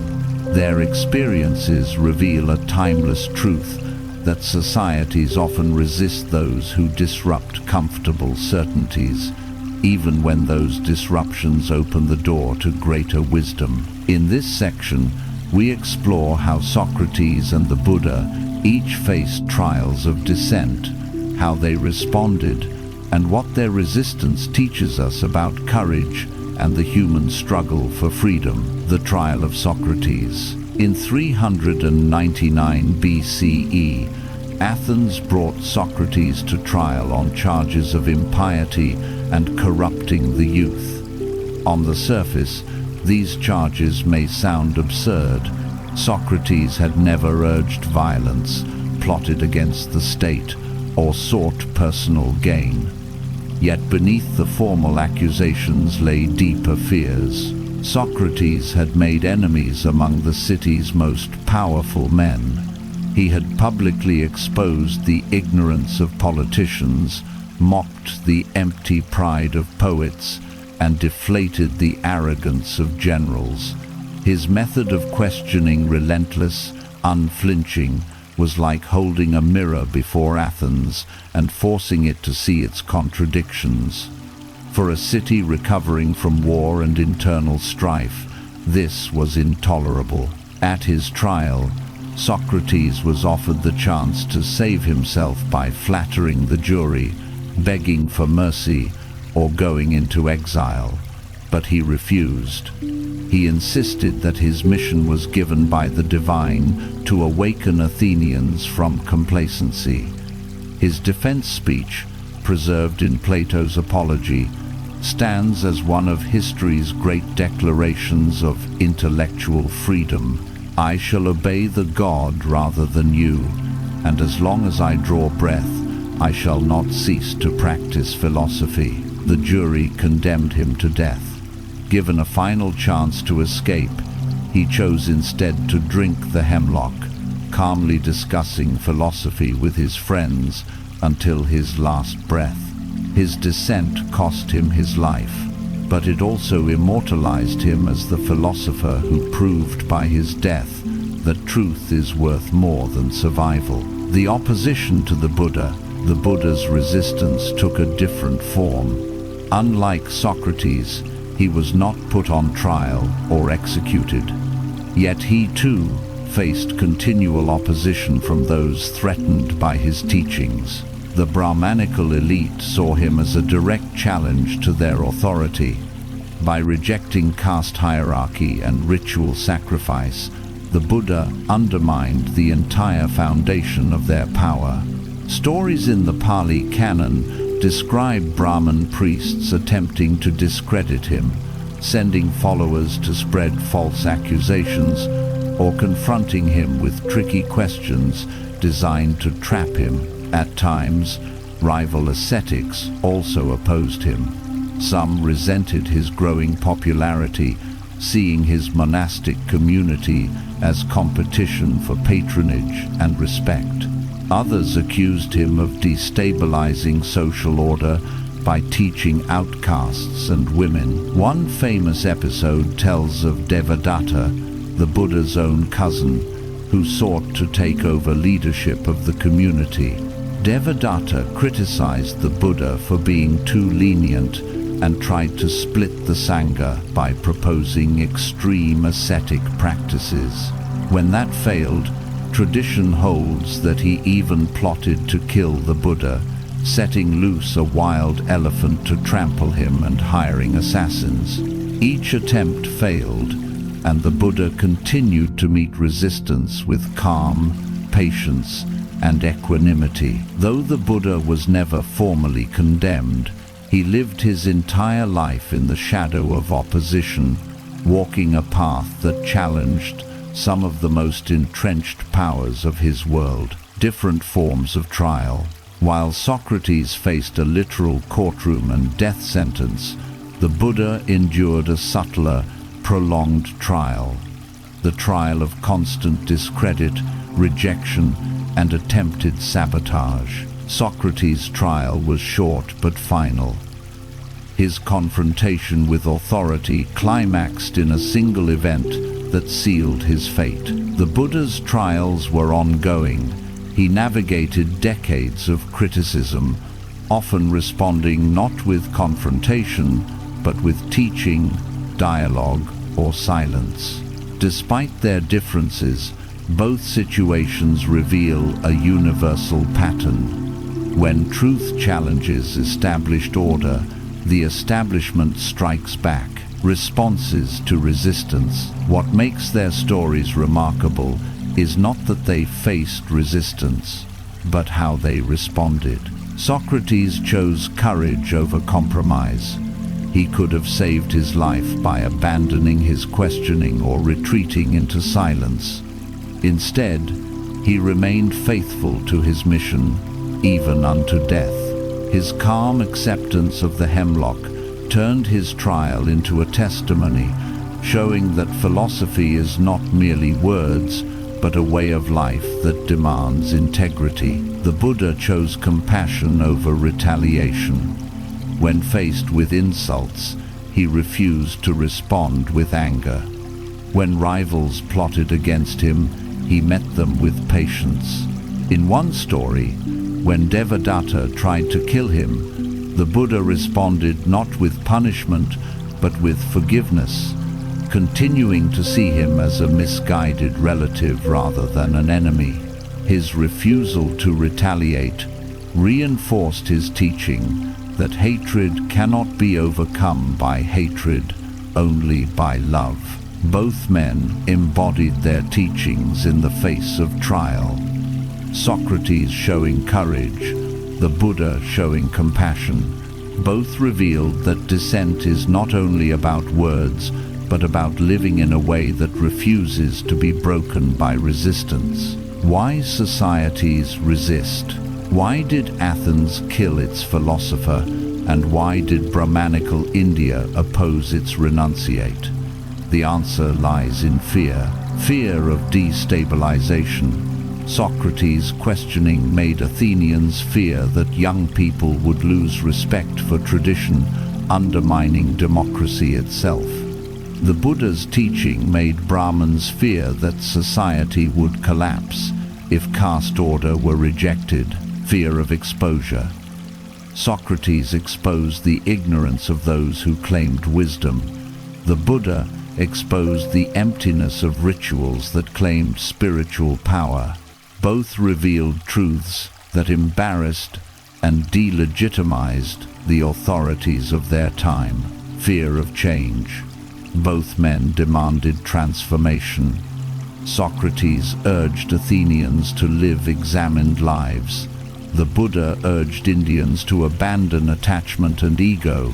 Change, even when liberating, is unsettling, and societies often punish those who demand it. Their resistance was less about logic and more about emotion.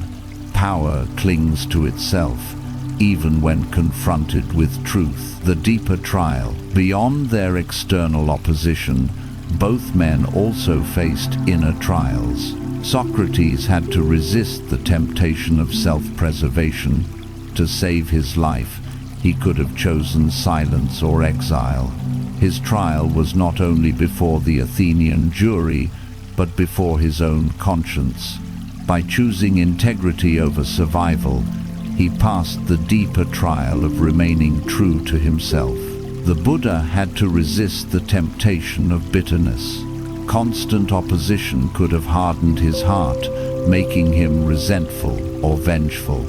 Instead, he deepened his compassion, seeing even his enemies as caught in ignorance.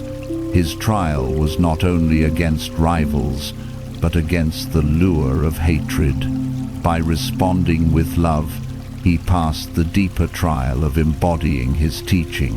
Thus, both men demonstrated that true trials are not external but internal. The struggle to remain faithful to wisdom in the face of fear. The legacy of their dissent. The immediate consequences of their dissent were painful. Socrates' death and the Buddha's lifelong opposition. Yet their long-term legacies show that dissent, when lived with integrity, plants seeds that outlast resistance. Socrates' death turned him into a martyr of philosophy. His trial became the foundation of the Western ideal of intellectual freedom, inspiring generations to question authority. The very act meant to silence him amplified his voice across millennia. The Buddha's endurance turned him into a model of compassion. His refusal to retaliate gave credibility to his message of non-hatred. The opposition of the Brahmins could not stop Buddhism from spreading across Asia, eventually reaching millions of people. In both cases, resistance became the crucible in which their legacies were forged.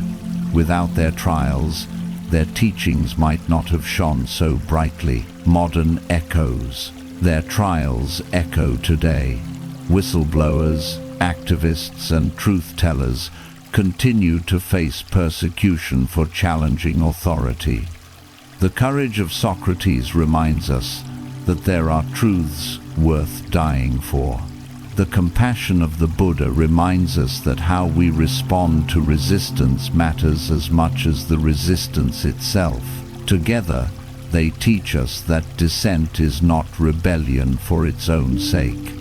It is fidelity to truth, even when truth costs dearly. It is the willingness to endure resistance without surrendering integrity or compassion. Conclusion. the courage to face resistance. Socrates and the Buddha both discovered that truth disrupts. To question authority is to invite trial. Yet in their different responses, one with fearless courage, the other with boundless compassion, they showed that resistance need not destroy the seeker of wisdom. Instead, trial becomes the stage on which integrity is tested and revealed. Socrates' hemlock and the Buddha's patient endurance both speak the same lesson, that the path of wisdom demands strength not only in thought, but in living. Their stories remind us that dissent is not merely about opposition, but about creation, creating lives of honesty, courage, and compassion in the face of fear. And it is this creation, born in trial, that continues to inspire humanity long after their opponents have been forgotten. The legacy of rational compassion. When we look back on the lives of Socrates and the Buddha, separated by thousands of miles but bound by overlapping centuries, what we find is not only parallel struggles, but also parallel gifts. Each redefined what it meant to live wisely. Each challenged authority. Each endured trial. And each left behind a legacy that, though born in different soils, blossomed into a common fruit, the marriage of reason and compassion. This is their enduring contribution, a legacy of rational compassion showing that human beings are capable of uniting clear thinking with deep care, analysis with empathy, discipline with kindness. Neither cold logic nor sentimental compassion alone was enough. Together, they created a model of wisdom that remains urgently needed today. The Buddha's compassion. At the heart of the Buddha's teaching lay compassion, or karuna. His great discovery was not simply that life involves suffering, but that suffering can be alleviated through ethical conduct, mindfulness, and wisdom. Compassion was not optional sentiment, but an essential practice. He taught his followers to see all beings as equal in their vulnerability to suffering. The caste barriers of India dissolved in his vision of the Sangha, where kings and outcasts, men and women, rich and poor, could sit side by side. His compassion was active, expressed through the four Brahmaviharas: loving kindness, compassion, sympathetic joy, and equanimity. For the Buddha, compassion was inseparable from rational insight. It was not pity, nor mere emotional warmth. It was the logical outcome of seeing the truth of interdependence, that my happiness is bound to yours, that my suffering is linked with yours, and that to reduce one's suffering is to reduce all. Socrates' rationality. At the heart of Socrates' teaching lay reason, or logos. His great discovery was that human beings live under illusions of knowledge, mistaking opinion for truth. The way forward was not through blind belief or ritual, but through relentless questioning. He taught Athenians that the unexamined life is not worth living, not because examination guarantees answers, but because only examination preserves honesty. Reason, for him, was not the possession of clever arguments, but the courage to test oneself, to live according to principles rather than convenience. For Socrates, reason was inseparable from ethical care. His questioning was not cynical or destructive. It was rooted in concern for the soul, for the flourishing of individuals and communities. To leave ignorance unchallenged was to leave people enslaved. Rationality, then, was not cold, but carrying an expression of love for truth and for humanity. Meeting in principle. Though the Buddha emphasized compassion, and Socrates emphasized reason, both traditions reveal the necessity of their union. The Buddha's compassion was grounded in rational insight into the causes of suffering. Socrates' rationality was motivated by ethical concern for justice and virtue. Neither separated mind from heart. Both insisted that wisdom is the harmony of clarity and care. This union, rational compassion, is their shared legacy, transcending geography and culture. The transformation of tradition. The impact of their lives was transformative. In India, the Buddha's compassion reshaped religion. No longer was spiritual liberation the privilege of a caste. It became a universal invitation. His teaching inspired a tradition that carried compassion across Asia, from the mindfulness of Zen in Japan to the chanting compassion of Tibetan Buddhism, from the monastic orders of Sri Lanka to the lay practices of Southeast Asia. At its core remained the rational insight that suffering has causes and compassion is the rational response. In Greece, Socrates' rationality reshaped philosophy. No longer was wisdom the possession of poets or priests. It became the task of every human being to question, reflect, and seek justice. His death inspired Plato, whose dialogues preserved the questioning spirit, and Aristotle, who gave rational inquiry systematic form. The Western tradition of philosophy, science, and democracy traces itself back to Socratic courage, reason, in service of human flourishing. Both transformations grew beyond their contexts, shaping civilizations for millennia, resonances across centuries. What makes their legacy so striking is how often it resonates across cultures, even where traditions never met directly. When Greek settlers later encountered Buddhist monks in Gandhara, they recognized something familiar. The rational analysis of consciousness in Buddhist Abhidharma felt akin to Greek logical systems. The ethical compassion of Buddhist teachings resonated with Socratic care for the soul. The seeds of Greco-Buddhist synthesis, described in earlier chapters, were watered by this recognition of shared spirit.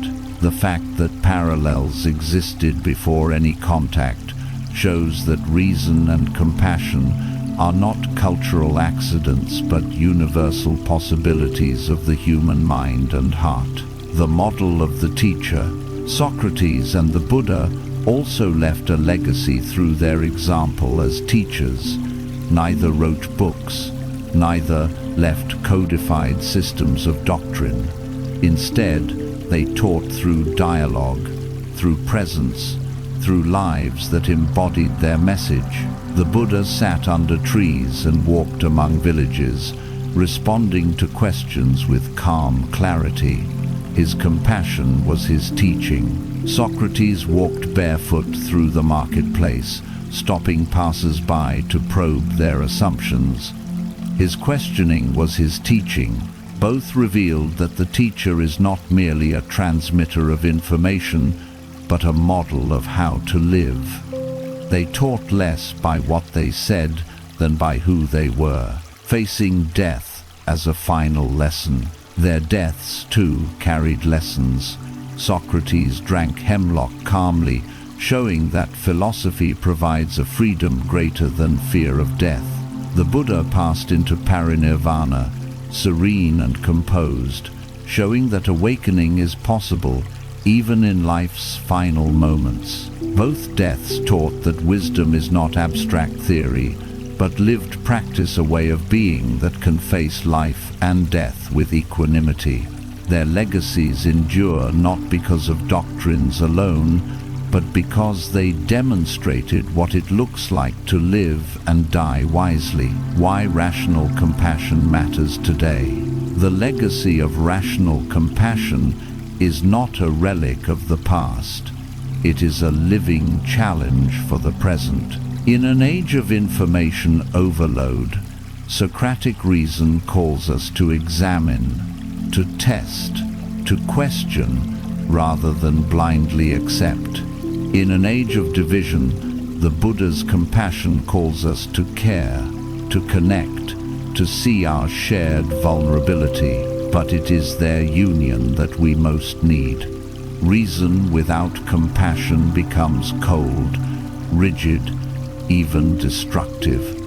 Compassion without reason becomes naive, sentimental, easily manipulated. Together they balance and complete one another.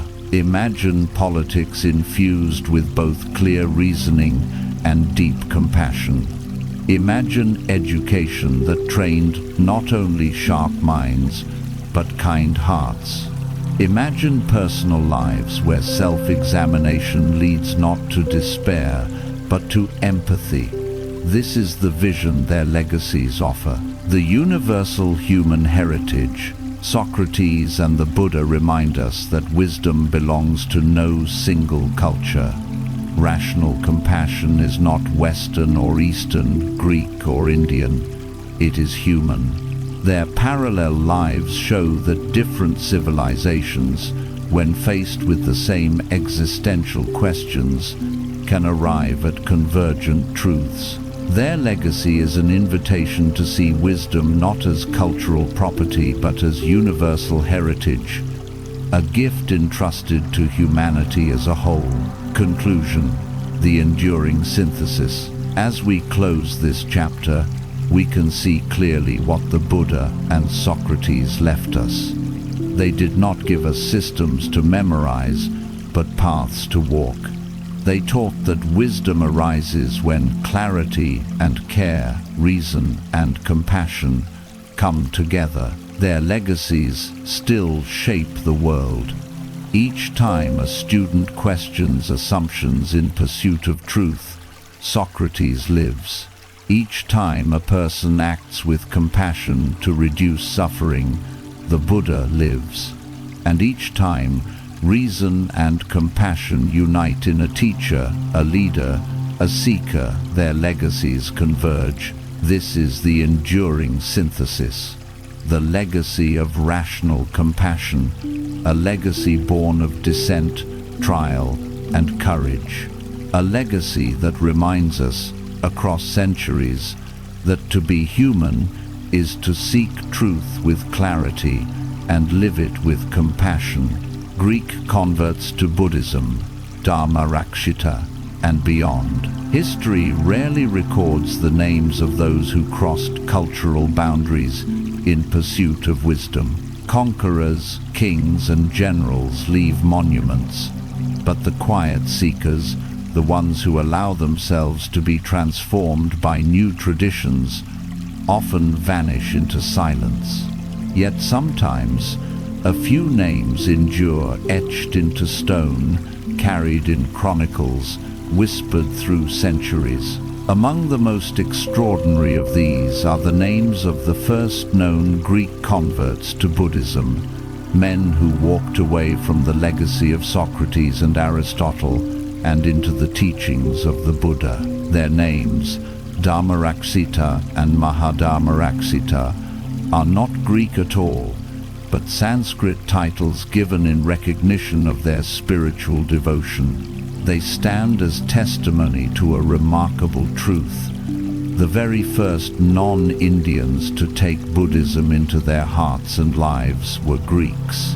Long before Buddhism reached China, Korea, or Japan, it had already taken root in the minds of men whose ancestors had marched with Alexander and whose heritage carried the rational, questioning spirit of Greece. Names carved in stone. We know of these Greek Buddhists not from legend alone, but from inscriptions and chronicles. On the great pillars of Ashoka, the Mauryan emperor who spread Buddhism across his empire in the 3rd century BCE, appear names of foreign monks who had become leaders in the Buddhist community. Among them were Dharma-Rakshita and Mahadharmaraksita, identified explicitly as Yavanas Greeks. Even more remarkable, the ancient chronicles of Sri Lanka, the Dipavasa and the Mahavasa, record their role in carrying the Dharma far beyond India.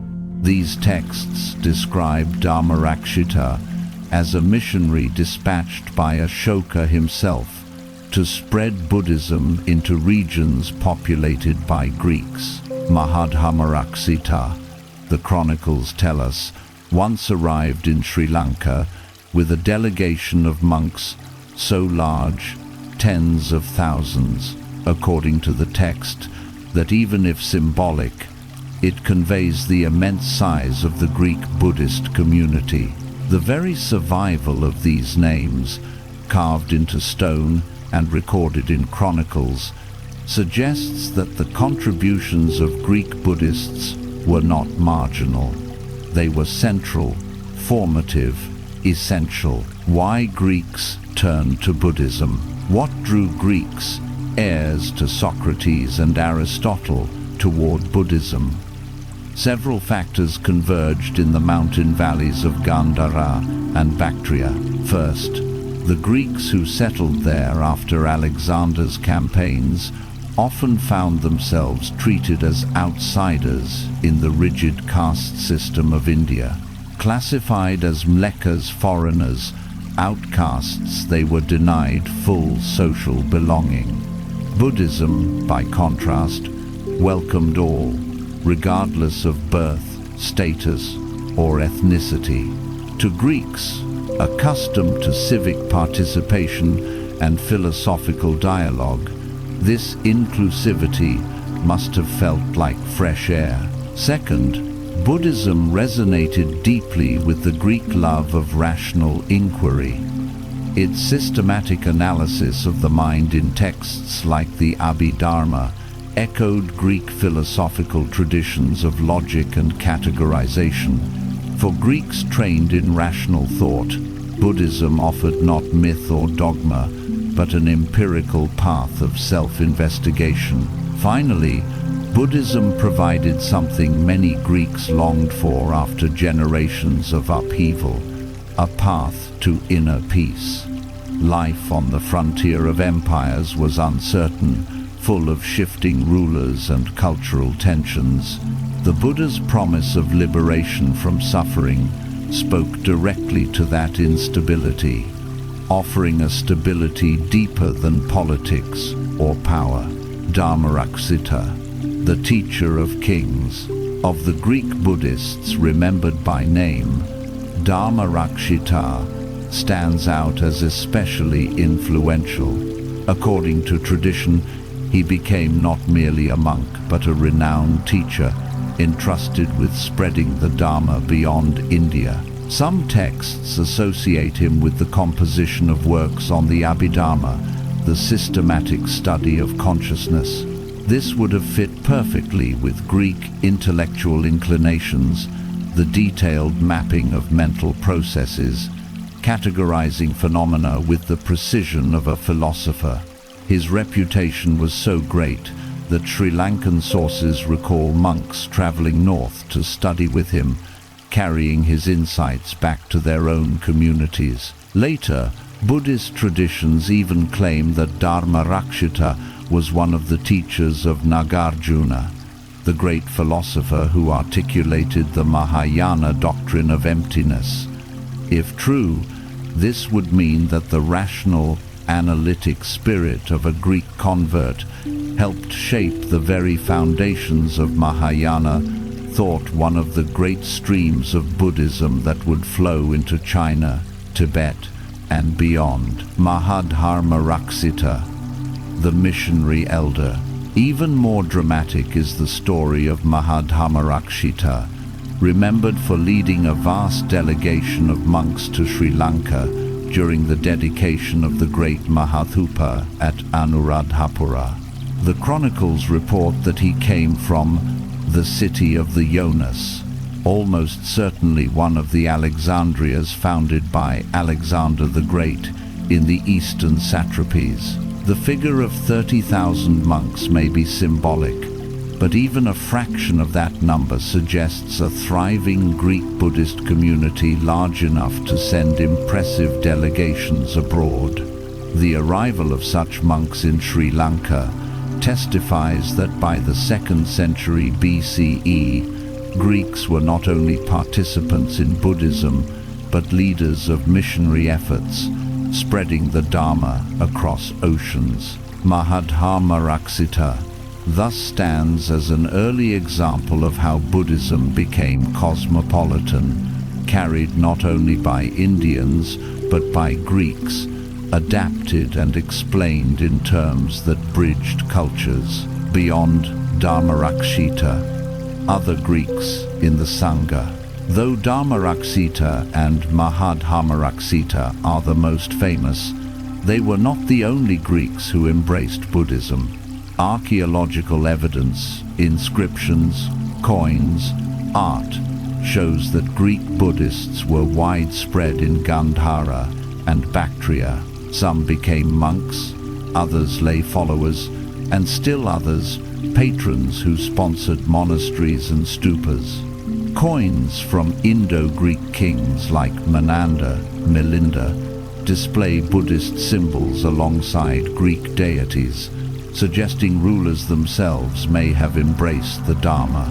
Sculptures from Gandhara depict the Buddha with Greek artistic techniques created by artisans whose ancestors once carved statues of Zeus and Apollo. This blending of cultural forms was not superficial. It represented a deeper synthesis, Greek reasoning and Buddhist compassion joining hands in a new kind of spirituality. The significance of Greek converts. The story of Greek converts like Dharmarakshita matters for several reasons. First, non-Indians. They were the first recorded non-Indians to enter the Buddhist fold, making them pioneers in Buddhism's transformation from an Indian religion to a global tradition. Intellectual contribution. Their analytical skills may have shaped the development of Buddhist philosophy, particularly the Abhidharma and later Mahayana thought. Transmission of Dharma. By serving as missionaries and teachers, they carried Buddhism into new regions, ensuring its survival and growth. Proof of universality. Their very existence proved that the Dharma was not tied to one culture or people. It could take root in the hearts of foreigners, demonstrating its claim to universality. The human dimension. Behind these historical roles lies something deeply human. Imagine a Greek man in Gandhara, born into a family that still told stories of Socrates and Homer, sitting at the feet of an Indian monk to learn meditation. Imagine him wrestling with Pali chants in a foreign tongue, struggling to master disciplines alien to his ancestors, yet feeling a resonance in his heart. Imagine him shaving his head, donning the ochre robe, leaving behind family and tradition to follow the path of compassion and liberation. These conversions were not abstract historical events. They were acts of profound personal courage and openness. They remind us that cultural synthesis begins not in institutions, but in individual hearts, willing to cross boundaries in search of truth. A legacy that still speaks. The names Dharmarakshita and Mahadharmarakshita still speak across 2,200 years. They remind us that the dialogue between Greece and India was not only about kings and conquests, not only about Alexander or Ashoka, but about seekers who allowed themselves to be changed. Their legacy is the legacy of spiritual cosmopolitanism, the willingness to see wisdom in another culture, to let go of old identities, and to embody a path that transcends boundaries. Without them, Buddhism's journey westward might never have begun. In them, The rational spirit of Greece and the compassionate heart of India met not in theory but in living practice. They are, in a sense, the children of both Socrates and the Buddha, heirs to rational compassion. Conclusion. Beyond the frontier. When we tell the story of Greek converts to Buddhism, we are telling the story of human beings reaching beyond the frontier, beyond geography, language, culture, and tradition to discover shared wisdom. Dharmaraksita and Mahadharmaraksita stand as early messengers of a truth that continues to unfold, that wisdom is not bound by birthplace, and that the path to peace belongs to all who seek it. Their story marks the true beginning of Buddhism as a world religion. From the mountains of Gandhara to the temples of Sri Lanka, from Greek hearts to global humanity, the Dharma began its long journey outward. And it began with Greeks who dared to listen, to learn, and to follow. Missionary journeys and the spread of Dharma. The story of Buddhism is the story of movement. From the day the Buddha set out from Bodh Gaya to teach what he had discovered, the Dharma has been a tradition of walking, traveling, crossing borders, and reaching new hearts. The wheel of Dharma was not meant to stand still, it was meant to roll. By the time of Emperor Ashoka in the 3rd century BCE, that wheel was rolling farther than anyone could have imagined, carried by monks, merchants, and kings into lands far beyond India. Among the most remarkable aspects of this expansion is the role played by Greek converts and their communities.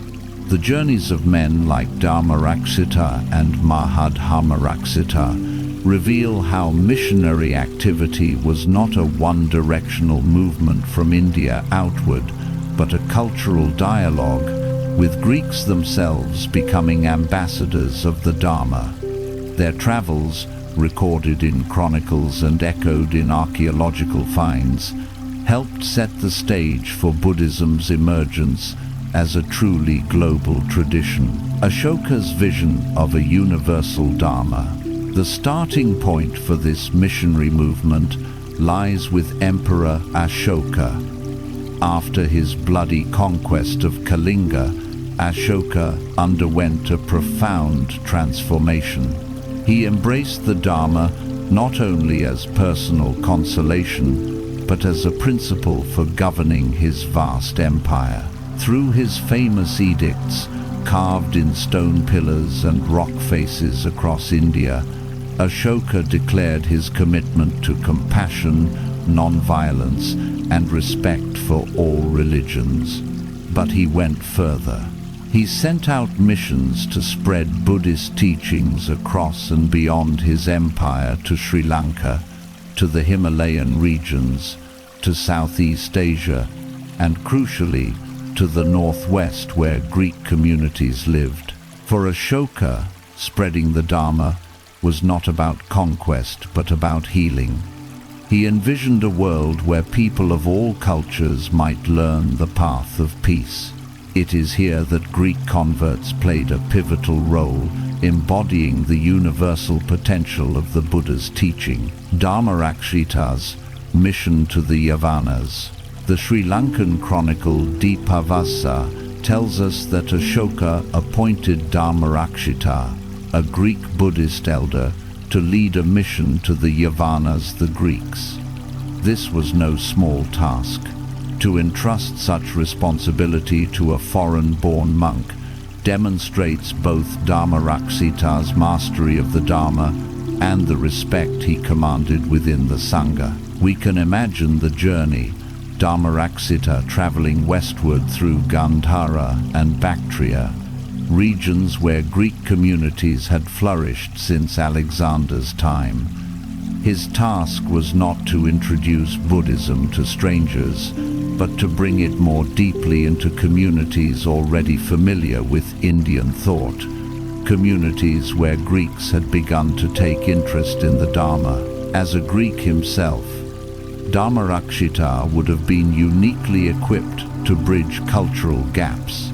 He could explain Buddhist concepts in terms familiar to Greeks, perhaps drawing comparisons to Stoic self-discipline or to the Socratic emphasis on self-examination. He embodied the message that Buddhism was not foreign to Greek minds, but a natural partner in their quest for wisdom. Mahadharmarakshita's journey to Sri Lanka.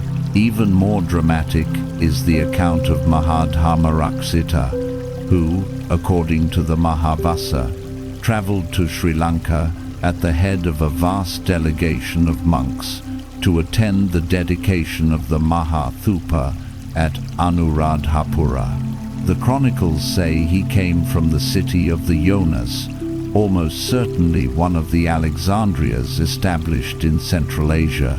The image is extraordinary.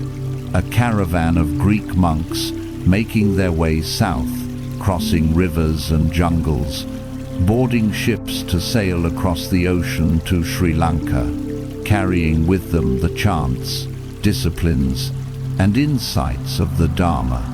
Their arrival would have been a profound symbol that Buddhism was no longer confined to India, but had become a pan-Eurasian movement, embraced by people of many languages and traditions. Whether or not the figure of 30,000 monks is literal, the symbolism is clear. The presence of Greeks in the missionary journeys of early Buddhism was not marginal, but central. The mechanics of missionary travel. The spread of the Dharma was made possible by the infrastructure created centuries earlier by the Persians and expanded by Alexander. Trade routes, roads, and cities that linked India with Central Asia, the Mediterranean, and beyond. Monks often traveled alongside merchants who welcomed them as spiritual companions on long journeys. The journey of a Buddhist missionary was arduous. Monks carried little, lived on alms, and relied on hospitality along the way. Yet their commitment was absolute. To spread the Dharma was seen as the highest act of compassion, ensuring that beings in other lands might find release from suffering. For Greeks who had embraced the monk's life, these journeys were also personal acts of devotion.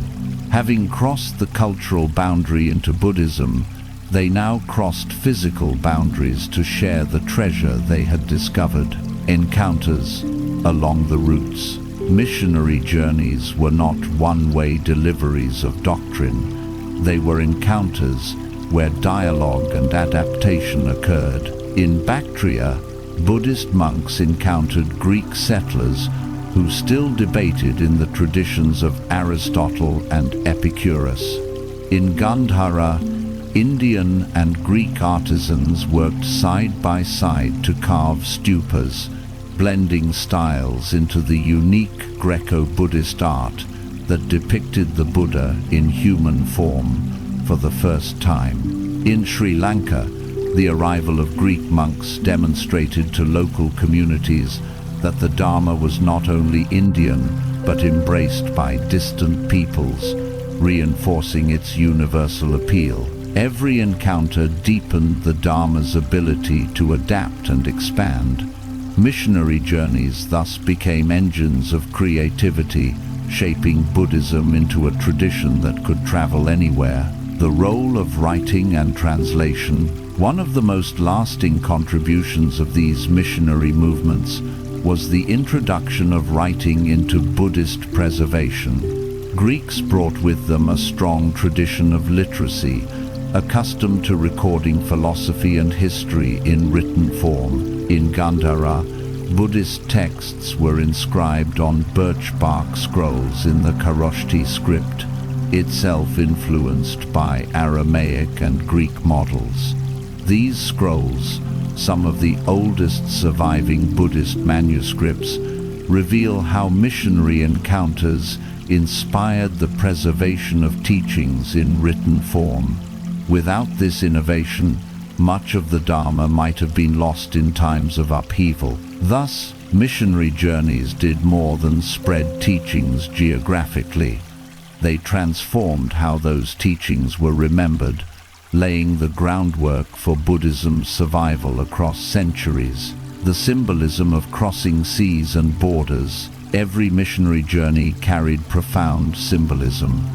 To leave one's homeland and carry the Dharma abroad was to enact the very principle of non-attachment. A monk gave up not only possessions but cultural identity, learning to see all people as part of one shared community of suffering and compassion. For Greek monks, the symbolism was doubled. To walk from the land of Socrates into the world of the Buddha was to cross not only geography but history itself, to unite two streams of human wisdom. Their journeys embodied the truth that the Dharma transcends boundaries, belonging wherever people seek peace. The fruits of missionary work.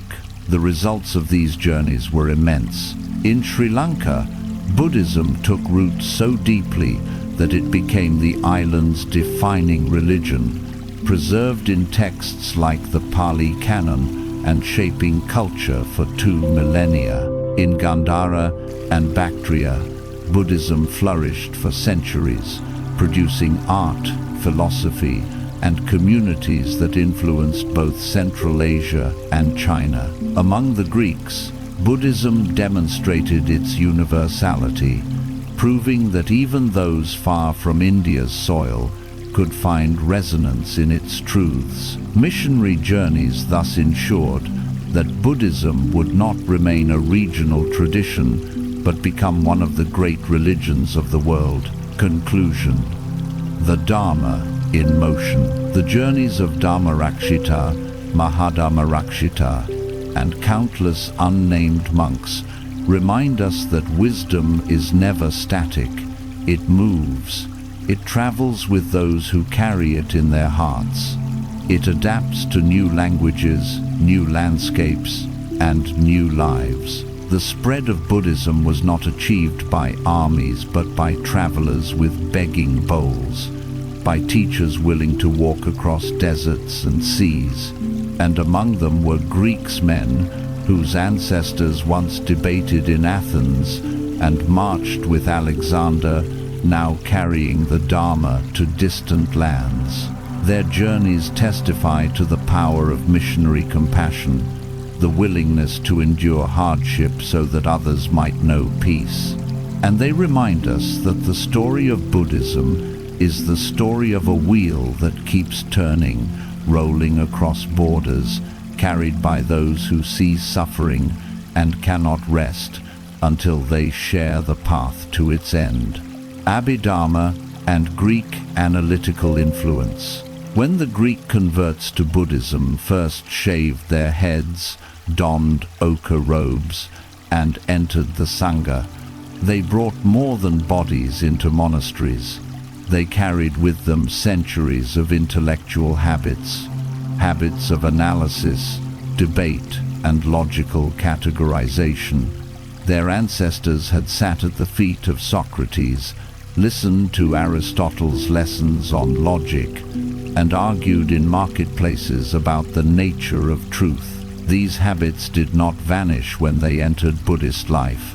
They found new expression in the Abhidharma, the Buddhist tradition of systematic analysis of the mind. In this part, we will explore how Greek analytical traditions resonated with and may have shaped the Abhidharma, creating one of the most sophisticated systems of psychological and philosophical thought in the ancient world. The nature of Abhidharma. The Abhidharma, literally higher teaching, emerged as the third great basket of Buddhist scripture, alongside the sutras and the Vinaya. While the sutras preserved the Buddha's discourses and the Vinaya preserved the rules of monastic life, the Abhidharma represented something different, an attempt to systematize. Abhidharma texts break down reality into Dharma's elemental factors of experience. Just as Greek philosophers divided the cosmos into fire, water, air, and earth, Abhidharma scholars divided the mind and body into building blocks: sensations, perceptions, intentions, states of consciousness, and so forth. The aim was not mere intellectual curiosity, but clarity. By understanding the components of experience, one could uproot ignorance and achieve liberation. This analytical approach was unique among ancient religions. It was psychology before psychology, philosophy before philosophy of mind, science before science. And it was precisely the kind of thinking that Greek converts found familiar. Greek traditions of analysis. To see why the Greeks might have felt at home in the Abhidharma project, we must recall their own traditions. From the pre-Socratics onward, Greek thinkers loved to categorize and analyze. Aristotle systematized knowledge into categories, from logic to biology. He classified animals, dissected syllogisms, and sought to map the whole of reality.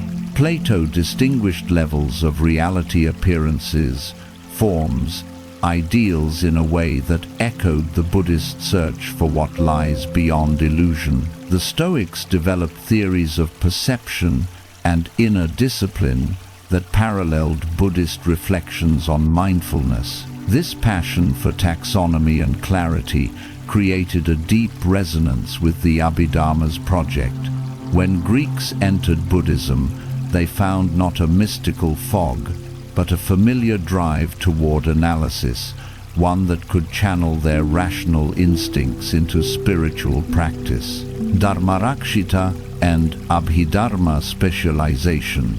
Among the Greek converts remembered by name, Dharmarakshita is particularly associated with the Abhidharma. Chronicles describe him as a specialist in the systematic analysis of mental states. It is tempting to imagine Dharmarakshita drawing upon his Greek heritage as he explored Abhidharma categories. Perhaps he compared the Buddhist breakdown of consciousness with the Greek logical divisions of Aristotle. Perhaps he explained concepts to fellow Greeks using analogies drawn from Greek philosophy. His training in dialectical reasoning would have made him an excellent teacher, capable of clarifying subtle distinctions. Even if direct influence is difficult to prove, the convergence of Greek rational habits with Buddhist analysis created fertile ground for intellectual innovation. Points of convergence. When we set Abhidharma alongside Greek philosophy, several striking convergences appear. Categorization of reality. The Abhidharma sought to list and classify all mental and physical phenomena. Aristotle sought to categorize all forms of being, from substances to qualities. Causality and process. The Abhidharma emphasized dependent origination, the causal links between mental states. Greek philosophy emphasized causal explanation, from natural elements to human action. Ethical application. For Abhidharma, analysis served liberation. Understanding how greed arises allows its removal. For Socrates and Aristotle, analysis served virtue. Understanding justice allowed one to live it. Both traditions saw analysis not as an end, but as a means to ethical transformation. Greek influence on Buddhist writing. One of the most practical contributions of Greek converts was their emphasis on writing. Greek culture had long preserved philosophy in written form, from Plato's dialogues to Aristotle's treatises. Buddhism, by contrast, was originally an oral tradition. The Buddha himself never wrote. His teachings were memorized and recited. But in Gandhara, where Greek and Indian cultures met, monks began to write Abhidharma texts on birch bark, using scripts influenced by Aramaic and Greek models. This written preservation was crucial. Without it, the intricate categories of the Abhidharma might have been lost during periods of political turmoil.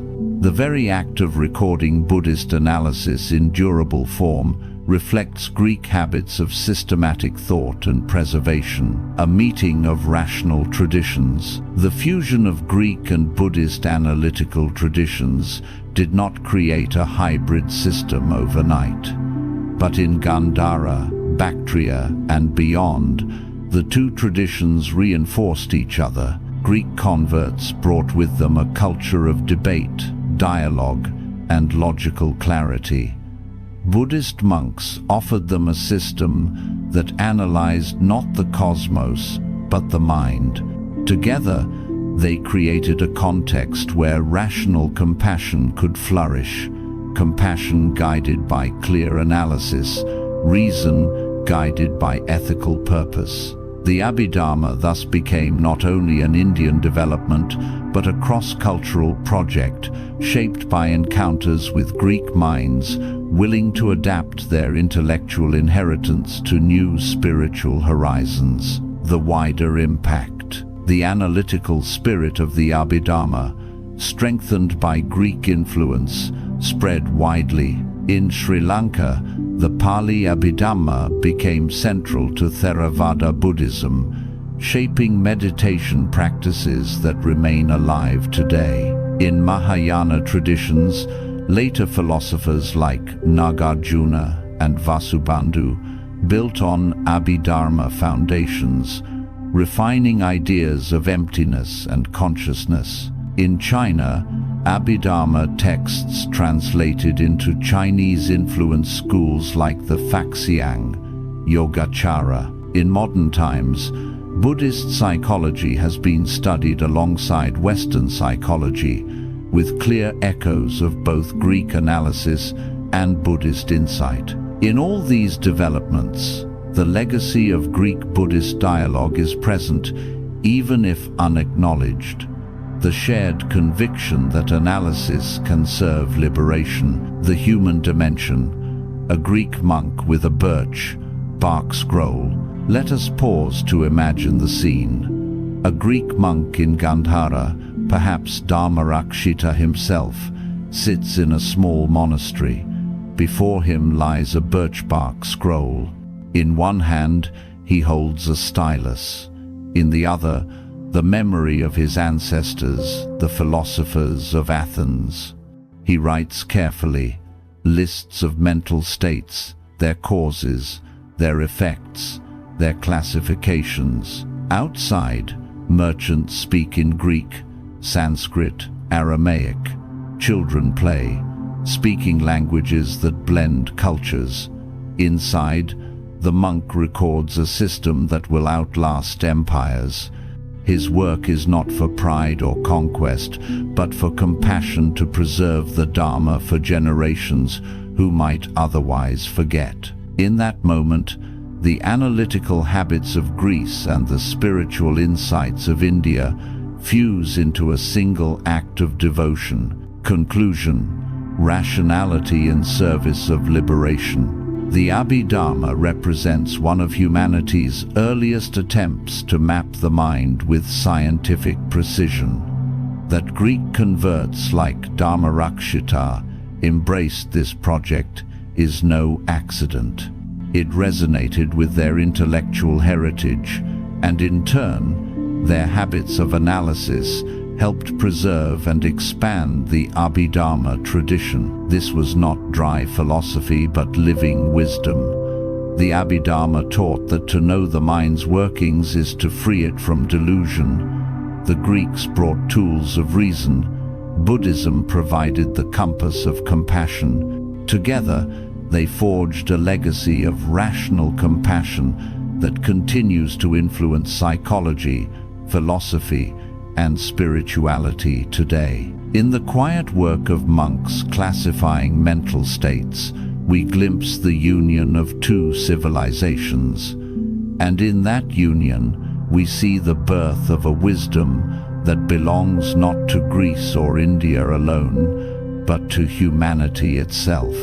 Monastic life and cross-cultural communities. When we picture early Buddhist monasteries, we often imagine Indian monks in saffron robes, meditating beneath banyan trees, their lives simple and uniform. But in the northwestern regions of Gandhara and Bactria, monastic life looked very different.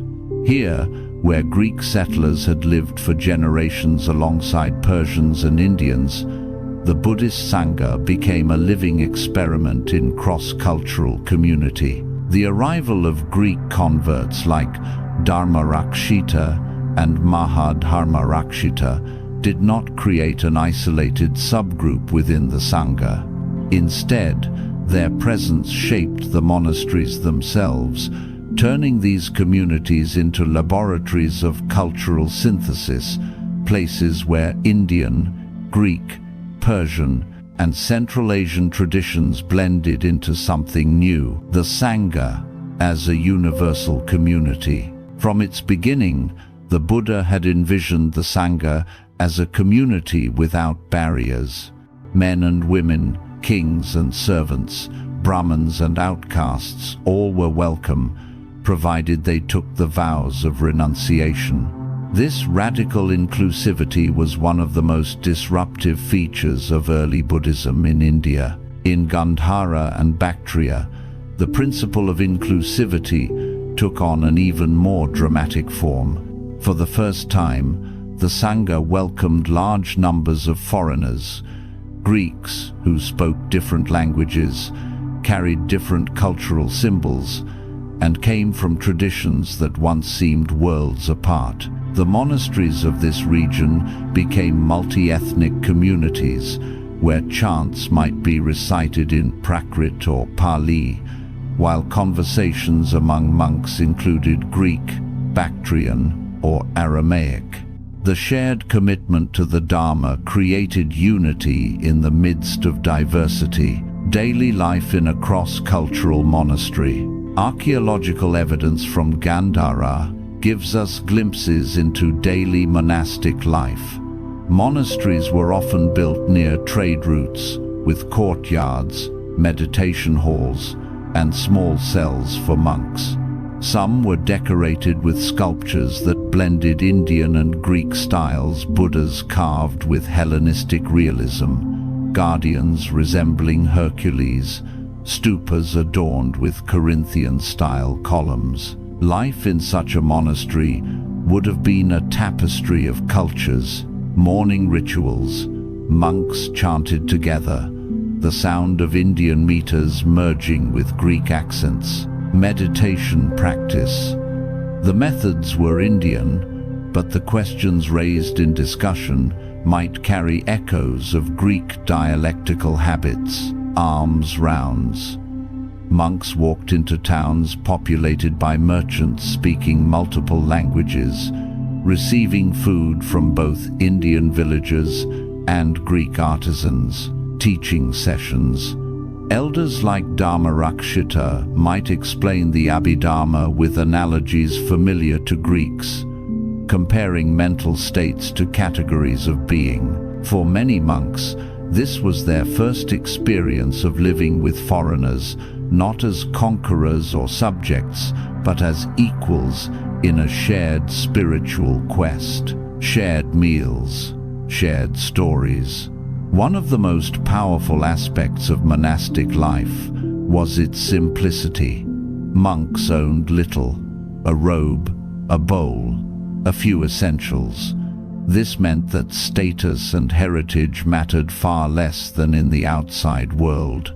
A Greek nobleman and an Indian farmer's son could sit side by side, eating the same simple meal of rice or barley offered by lay supporters. Around the evening, fires or in quiet courtyards, monks would share stories.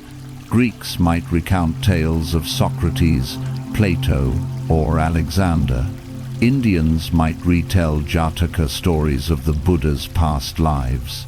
Over time, These stories blended, influencing art, literature, and imagination. The Sangha became not only a place of spiritual practice, but a place where cultures listened to each other, tensions and adaptations.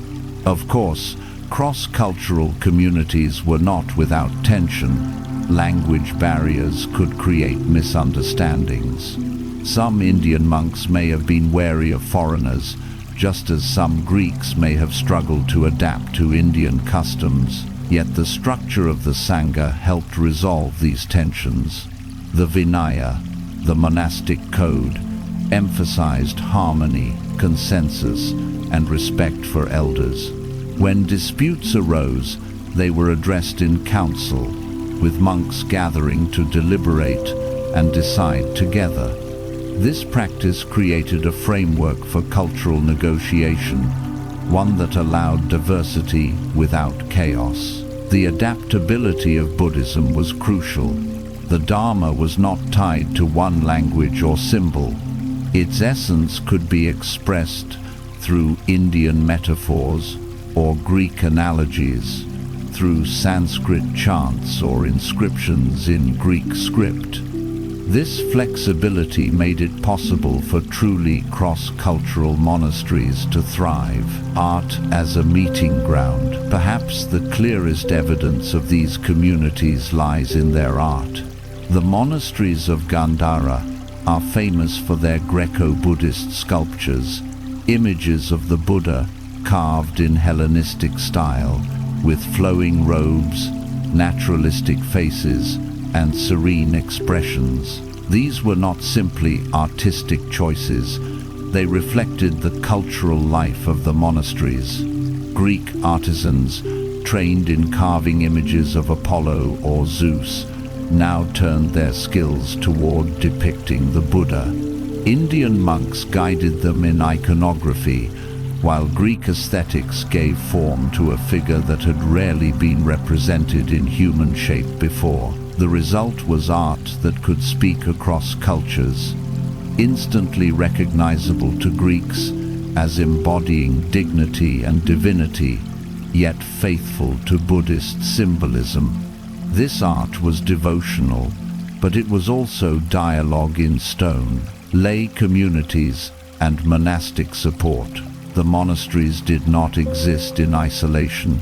They were supported by lay communities of merchants, farmers, and rulers, many of them Greek. Coins from Indo-Greek kings like Milinda show Buddhist symbols, suggesting royal patronage. Wealthy Greek merchants may have funded the construction of stupas or the copying of manuscripts. For lay supporters, the monastery was a place of both religious devotion and cultural exchange. Supporting monks created bonds of friendship across ethnic lines. Merchants, traveling between India and the Mediterranean, could stop at monasteries for rest, discussion, and spiritual guidance, carrying stories and ideas along trade routes. Thus, monasteries became not only centers of meditation, but hubs of globalization in the ancient world. The human transformation. At the heart of this story lies the transformation of individuals. Imagine a young Greek from Bactria, born into a family that still honored Zeus, arriving at a monastery out of curiosity. He hears teachings about suffering, impermanence, and compassion. He is struck by the Buddha's radical claim that liberation does not depend on birth or ritual, but on inner practice. He joins the Sangha, learning Pali chants, meditating alongside Indian monks. Slowly, his identity shifts. He is no longer simply Greek, he is a Buddhist monk, part of a universal community. Yet he does not lose his heritage. When he explains Dharma to fellow Greeks, he uses the language of philosophy, weaving together the rational spirit of Athens with the compassion of India. This is the miracle of cross-cultural monastic life. the creation of new identities that are neither fully one thing nor another, but something greater, human beings transformed by dialogue, a model for the future. The monastic communities of Gandhara and Bactria were prototypes of what we today call intercultural dialogue. They showed that people of different backgrounds can live together, not by erasing differences, but by grounding themselves in shared purpose. The Buddha's vision of the Sangha as a boundaryless community found new life in these monasteries.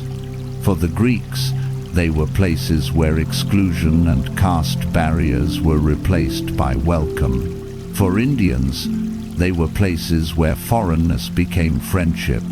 For the world, they became seeds of a truly global Buddhism. Conclusion: communities without borders. In the mountain valleys of ancient Central Asia, monasteries rang with chants in many accents, their walls adorned with art that blended East and West. Here, Greek converts and Indian monks lived side by side, embodying the Buddha's vision of a community that transcended boundaries. These cross-cultural monasteries were not perfect. They faced tensions and challenges, but their existence proves something profound: that human beings can create communities where diversity enriches rather than divides, where wisdom grows not in isolation but in dialogue. The Sangha of Gandhara reminds us that the path to liberation is not only individual but communal, and that when communities open themselves to diversity, they create models of peace that echo across history.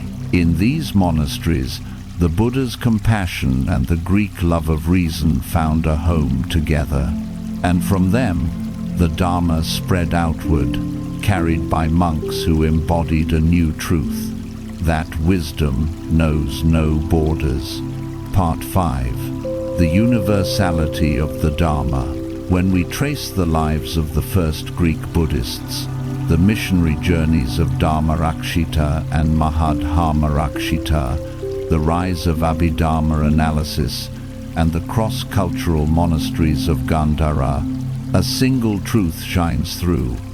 The Dharma is universal. It does not belong to one culture, language, or people. From the moment the Buddha spoke his first sermon in the deer park, his words carried a resonance that could transcend boundaries. Yet it was only through the lived experiences of communities like those in Gandhara that this universality became visible, undeniable, and transformative. This final part of Chapter 4 explores how the Dharma revealed its universality in those centuries when Greeks and Indians walked the same monastic paths, prayed in the same temples, and carried the same teachings across continents, beyond boundaries of birth. One of the Buddha's most radical declarations was that enlightenment is not tied to birth, caste, or social status. In ancient India, this was revolutionary. The Brahmanical order insisted that spiritual authority flowed through lineage and ritual. The Buddha broke that chain, teaching instead that liberation depends on intention, effort, and insight. For Greeks living in India and Central Asia, this teaching was more than abstract doctrine. It was salvation from exclusion. The rigid caste system branded them as outsiders, permanent foreigners. In Buddhist communities, however, they found a home. They could ordain as monks, become respected teachers, and even lead missions to other lands. The names of Dharmarakshita and Mahadharmarakshita, carved in stone and recorded in chronicles, are monuments to this radical openness. They remind us that Buddhism did not merely tolerate diversity, it welcomed it as proof of the Dharma's truth. The Dharma in many languages. The universality of the Dharma also revealed itself in its ability to travel across languages. In Gandhara, the teachings were recorded in Prakrit, Pali, Greek script, and later Sanskrit. Monks who spoke different mother tongues could sit together in council, reciting the same truths in different words. The Dharma's essence did not depend on one sacred language, but could be expressed wherever human hearts sought wisdom. This linguistic adaptability set Buddhism apart from traditions that tied salvation to a single script or tongue. Whether chanted in Pali on the banks of the Ganges, written in Greek script on birch bark in Bactria, or translated into Chinese centuries later, the Dharma remained itself, a guide to the end of suffering. Art as a universal language. Language was not the only medium through which the Dharma expressed universality. Art became another bridge. The Greco-Buddhist sculptures of Gandhara depicted the Buddha with Greek realism and Indian symbolism. His robes flowed like those of an Athenian philosopher, yet his posture radiated the serenity of meditation. Guardians like Hercules were reimagined as protectors of the Dharma, eventually transforming into Buddhist deities like Vajrapani. This art spoke to multiple audiences at once. To Greeks, it resonated with familiar imagery of heroism and dignity. To Indians, it conveyed the compassion and wisdom of the Buddha. Across cultures, the sculptures communicated a shared vision, the possibility of inner peace. In this way, art demonstrated that the Dharma's universality was not abstract but embodied, carved in stone for all to see, regardless of their cultural background. The Dharma as a rational path. Another reason for the Dharma's universality lay in its rational, experiential nature. Unlike religions that depended on divine revelation or priestly authority, Buddhism invited each person to test its teachings in their own experience. Come and see, the Buddha said, ehipassiko. The Dharma was an open invitation. It did not ask for blind faith, but for direct observation. Notice the arising and passing of thoughts, the impermanence of sensations, the way craving leads to suffering.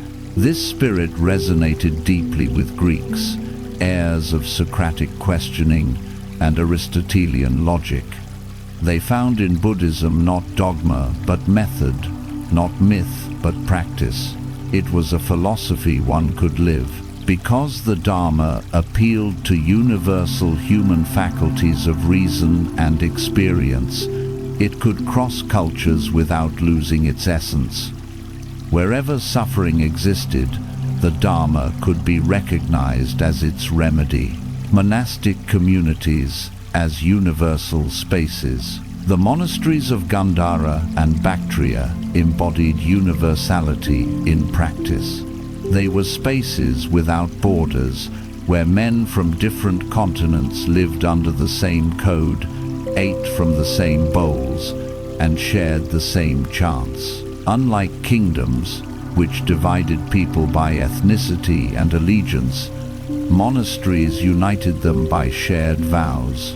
In an era when most communities were defined by blood and soil, the Sangha offered an alternative model, belonging based on commitment to ethical living and spiritual practice. For Greeks, Persians, Indians, and Central Asians alike, this created an identity larger than any nation. They were Buddhists, members of a universal community stretching from the Himalayas to the seas of Sri Lanka. Missionary journeys as proof of universality. The missionary journeys of Dharmaraksita and Mahadharmaraksita were not only acts of devotion, they were demonstrations of the Dharma's universality. When Dharmaraksita preached among the Yavanas, he showed that the Dharma could take root in Greek soil. When Mahadharmaraksita traveled with thousands of monks to Sri Lanka, he showed that the Dharma could inspire across oceans. Each journey proclaimed, "This teaching belongs not to one people but to all." The very fact that Greek monks were entrusted with these missions reveals how early Buddhists understood universality. They saw no contradiction in foreigners becoming protectors and spreaders of the Dharma.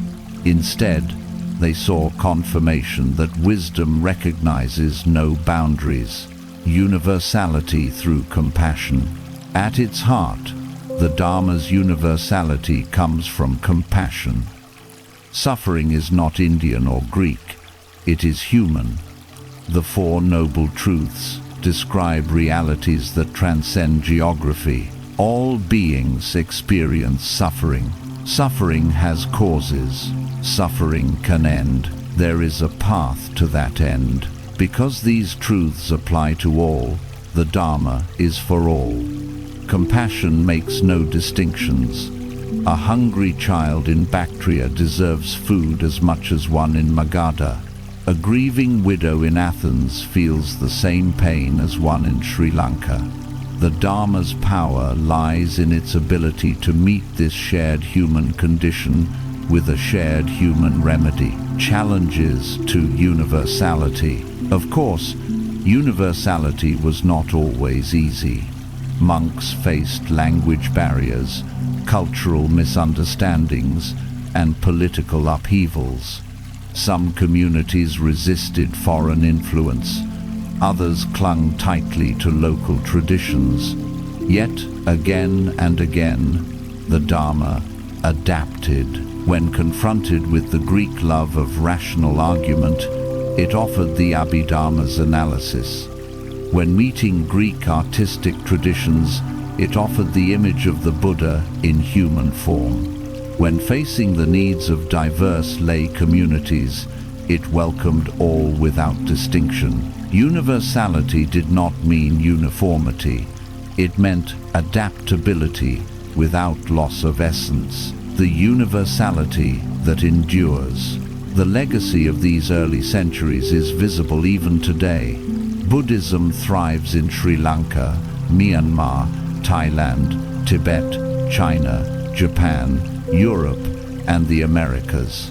Its ability to adapt across cultures, first with Greeks and Persians, later with Chinese and Tibetans, and now with Western seekers, is the direct fruit of its universal character. Every time a meditation teacher explains mindfulness in a modern classroom, they echo the same universality that once allowed Dharmarakshita to explain the Dharma to Greeks.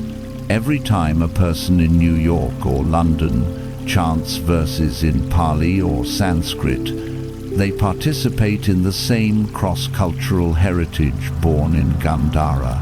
The universality of the Dharma is not theoretical. It is historical, lived, and ongoing. Conclusion. A teaching for all humanity. As Chapter 4 closes, we return to the heart of the matter. The Dharma became universal not because it sought power, but because it spoke to the universal human condition. The first Greek Buddhists proved this by their very lives. Outsiders in India, they became insiders in the Dharma. Their journeys, teachings, and communities demonstrated that wisdom does not recognize the borders humans create. The Dharma belongs to no nation, no language, no ethnicity. It belongs to humanity itself. Wherever there is suffering, the Dharma can speak.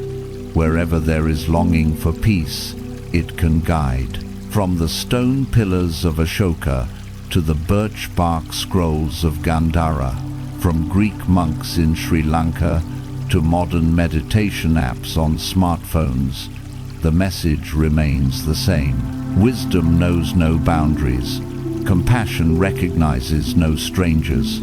The Dharma is universal. King Menander, Milinda, and the Buddhist dialogues. By the middle of the 2nd century BCE, the world of Gandhara and Bactria was no longer a frontier but a crossroads, a place where Indian wisdom, Persian governance, and Greek rationality met like three great rivers converging. Out of this meeting emerged one of the most extraordinary figures in Buddhist history, King Menander I, remembered in Indian sources as Milinda. Unlike Alexander or Ashoka, Menander was not remembered primarily for the lands he conquered or the monuments he built. Instead, he was remembered for the questions he asked, questions so penetrating, so sincere, that Buddhist monks preserved them in a text that still resonates today, the Milindapanya, or the Questions of King Milinda. This chapter begins with Menander himself, who he was, what kind of world he inherited, and how he came to embody the possibility of dialogue between Greek reason and Buddhist insight. A Greek king in an Indian world. Menander was born into the Hellenistic world that followed Alexander the Great's conquests. By his time, Greeks had lived in Bactria and Gandhara for generations. They had intermarried with locals, learned Indian languages, and yet retained Greek traditions of kingship, coinage, and philosophy. Menander rose to power around 165 BCE, ruling an Indo-Greek kingdom that stretched across the northwestern regions of the subcontinent. His coins struck in Greek and Kharosti depict him as both a Hellenistic king and a ruler engaged with Indian culture. Some coins even feature Buddhist symbols like the Wheel of Dharma, hinting at his connection to the tradition, but coins tell only part of the story. The chronicles suggest that Menander was no ordinary monarch.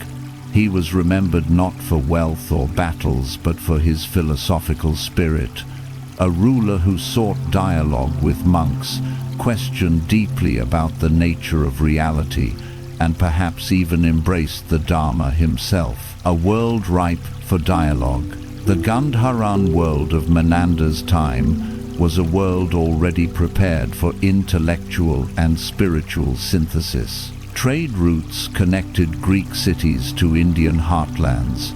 Merchants carried not only goods but ideas. Monasteries in Gandhara housed monks of Indian and Greek origin, preserving texts in multiple languages. Art blended Greek realism with Buddhist devotion, producing the first human images of the Buddha. In this environment, Menander's curiosity about Buddhism was natural.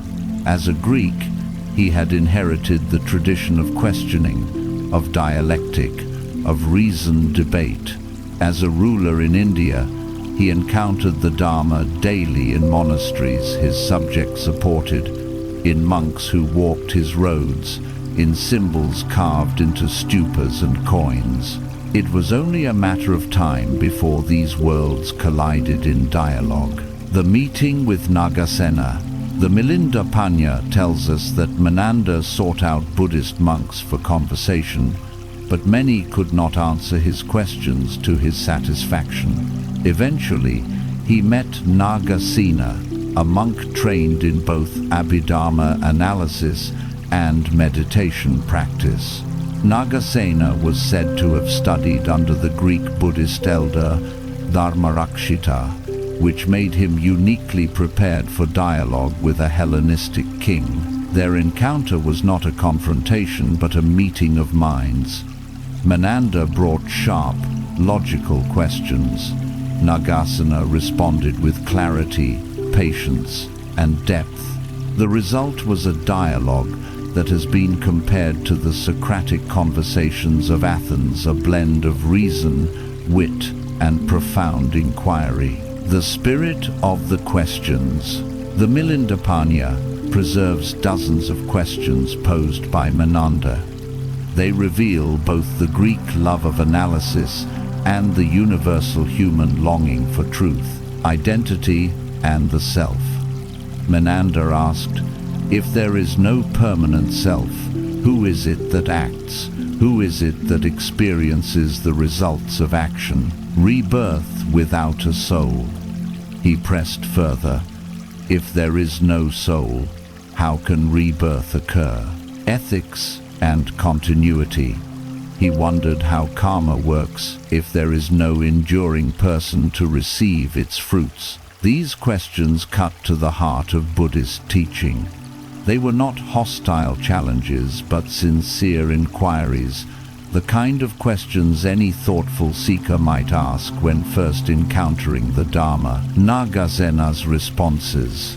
Nagasena responded with metaphors that combined logical clarity with experiential insight.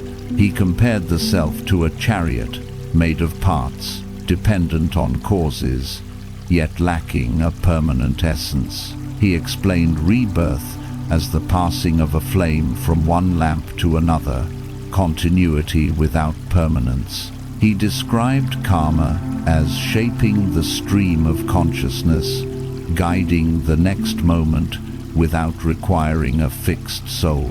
These explanations satisfied Menander not because they were dogmatic, but because they were reasonable. They appealed to his Greek-trained mind, while also pointing toward a deeper, experiential truth accessible through meditation. The significance of dialogue. The Milinda is more than a record of one king's curiosity.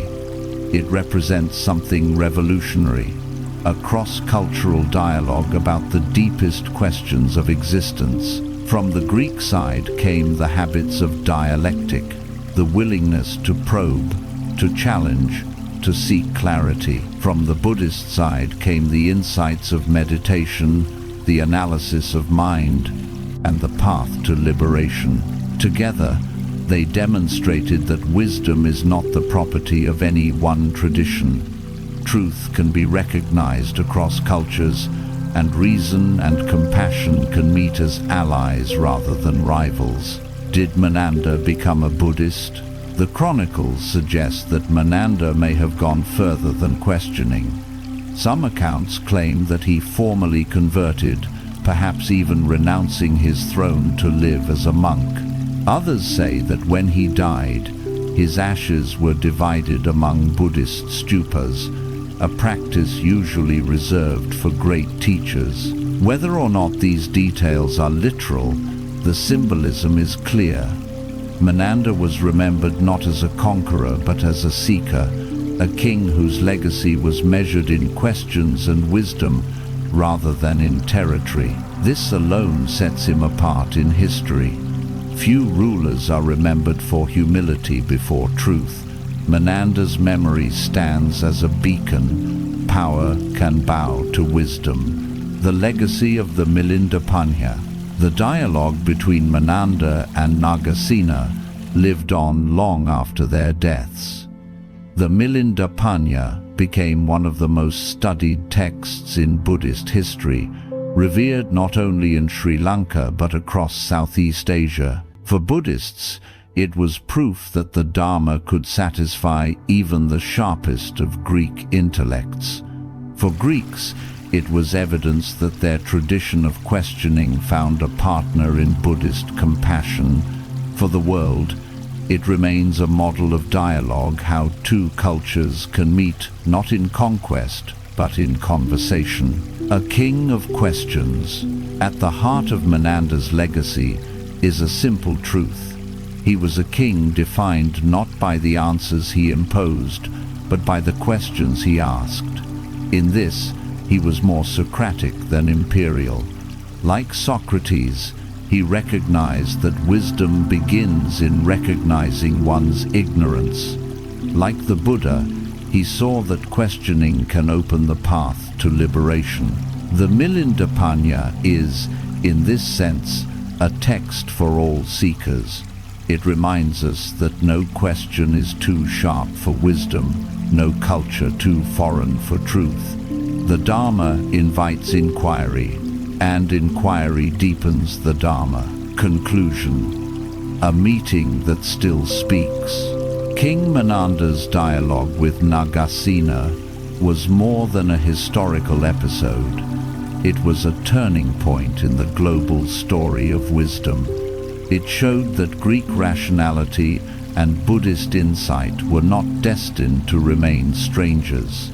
They could meet, converse, and recognize each other. In Menander, the universality of the Dharma became visible once more. A Greek king found in Buddhism a path that answered his deepest questions. A Buddhist monk found in Greek dialectic a partner for clarifying the Dharma. Together, they left a legacy that still speaks to anyone who has ever asked, "What am I? What is suffering? What is peace?" Their dialogue continues across centuries, inviting each of us to join the conversation not as Greeks or Indians, but as human beings seeking truth. Nagasena's philosophy and the Greek mind. The meeting between King Menander, Milinda, and the monk Nagasena is remembered not simply as a curiosity of history, but as one of the most profound cross-cultural dialogues ever recorded. The Milinda preserves this encounter as more than a royal conversation. It is a window into how Buddhist philosophy could resonate with the sharp, analytical habits of the Greek mind. Nagasena's brilliance lay in his ability to present Buddhist doctrine not as dogma, but as reasoned truth. Truths that could withstand questioning, clarification, and debate. To Greek ears accustomed to Socratic questioning, his teaching sounded less like mysticism and more like philosophy of the highest order. This part explores Nagasena's philosophy as it appears in the Milinda, and how it spoke to and was perhaps shaped by Greek intellectual traditions. Nagasena's training and background. The chronicles describe Nagasena as a monk trained in both the discipline of meditation and the analytical tradition of the Abhidharma. Significantly, he is said to have studied under the Greek monk Dharmarakshita, making him a bridge between Indian and Hellenistic thought. This detail matters. Nagasena was not presenting Buddhism to Menander as an outsider to Greek ways of thinking. He was already familiar with them. His teachers had carried the rational habits of Greece into the Sangha, and Nagasena himself embodied the fusion of these traditions. When he sat before Menander, he was not simply a monk defending doctrine. He was a philosopher prepared for dialogue. The chariot analogy, explaining non-self. Perhaps the most famous exchange in the Milinda is Menander's question about the self. If there is no permanent self, the king asked, who is it that acts? Who receives the fruits of action? Who is reborn? Nagasena replied with the chariot analogy. A chariot, he explained, is not something separate from its parts. It is a conventional term applied to wheels, axles, yoke, and frame when assembled in a particular way. Likewise, person is a convenient designation for the five aggregates: body, feelings, perceptions, mental formations, and consciousness.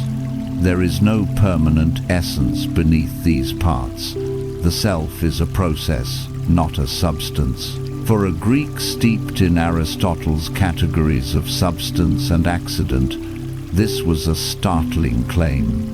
But Nagasena presented it with the clarity of a philosopher. He did not deny the reality of personal continuity. He simply argued that continuity does not require a permanent core. To Greek ears, This sounded less like mysticism and more like logic, a dismantling of assumptions through careful reasoning. Rebirth without a soul.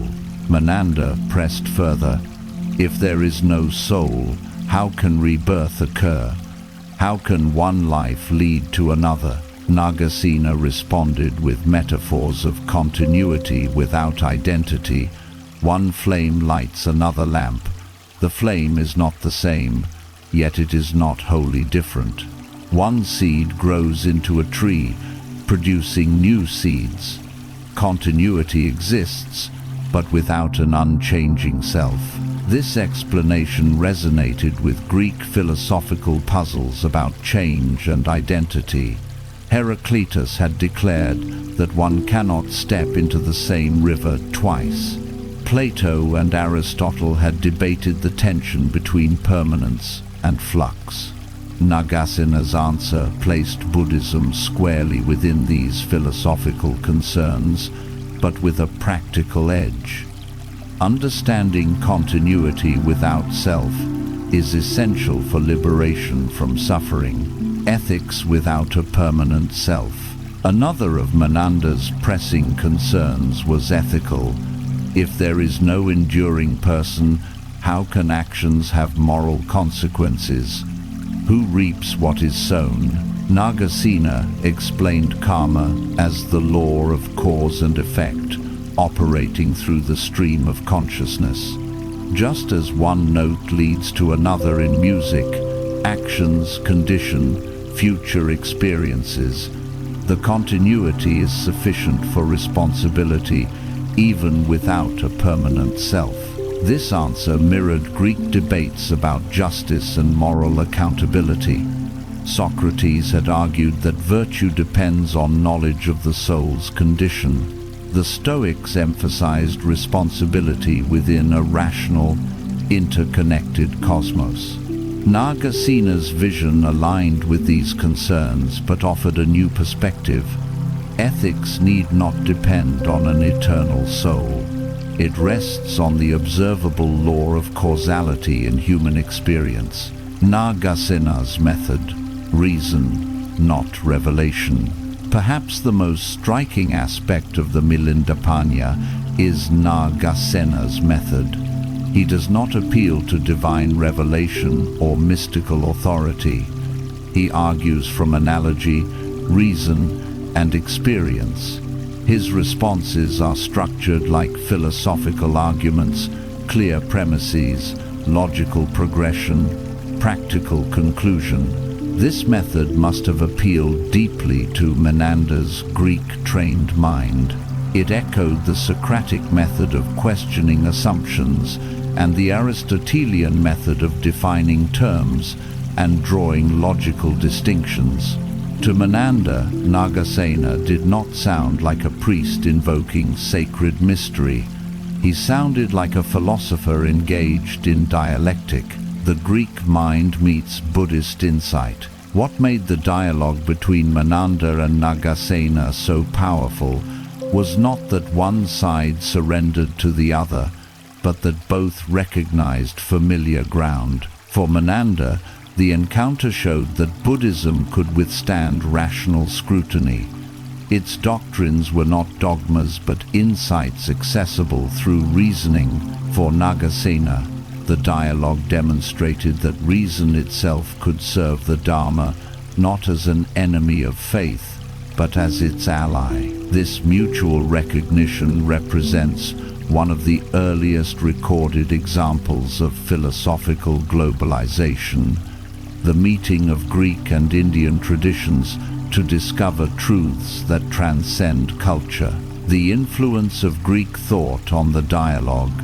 Though the Milindapanya is a Buddhist text, scholars note its distinctively Greek flavor. The structure of dialogue, the focus on logical puzzles, and the use of analogies all suggest Hellenistic influence. It is not far-fetched to see in Nagasena a kind of Buddhist Socrates, engaging a king not with authority but with reasoned questioning. The presence of Greek, converts in earlier generations, teachers like Dharmarakshita, likely shaped this intellectual environment. They ensured that when Nagasena spoke with Menander, he could do so in a way that resonated with Greek expectations of philosophy. Philosophy as a path to liberation. For Nagasena, however, philosophy was never an end in itself. The dialogue with Menander was not a game of logic, but a path toward liberation. Every question about the self, rebirth, or karma was ultimately about suffering and its end. This emphasis distinguished Buddhism from much of Greek philosophy. While Socrates, Plato, and Aristotle sought truth and virtue, Buddhism focused on the transformation of suffering. Yet this difference did not create conflict, it created complementarity. The Greek love of reason found new depth when joined with the Buddhist love of compassion. The universal lesson of the dialogue. What makes the Milindapanya enduring is its universal lesson. Wisdom invites questions. Far from fearing doubt, Buddhism welcomed it, turning inquiry into a path toward truth. Nagasena showed that the Dharma does not collapse under scrutiny, but shines more clearly when examined. For Greeks, this was revolutionary, a religion that encouraged questioning rather than forbidding it, aligned with their deepest instincts. For Buddhists, it was confirmation that the Dharma could speak to any culture, not through coercion, but through dialogue. Conclusion: the bridge of philosophy. Nagasena's encounter with Menander stands as one of history's great bridges. On one side stood the Greek tradition of rational inquiry, on the other stood the Buddhist tradition of compassionate liberation. On that bridge the two met, spoke, and recognized one another. Nagasena's philosophy demonstrated that Buddhism was not a foreign creed to be accepted blindly, but a rational path that could stand beside the greatest traditions of human thought. For Menander, this recognition may have been life-changing. For the world, it remains a model of how cultures can meet not with weapons, but with words. In their dialogue, we see the universality of truth, that the questions of a Greek king and the answers of a Buddhist monk could converge on insights still relevant today. Their conversation reminds us that philosophy and spirituality are not enemies, but partners, and that reason, when joined with compassion, can lead us closer to freedom. The Milindapanya as la cross-cultural text.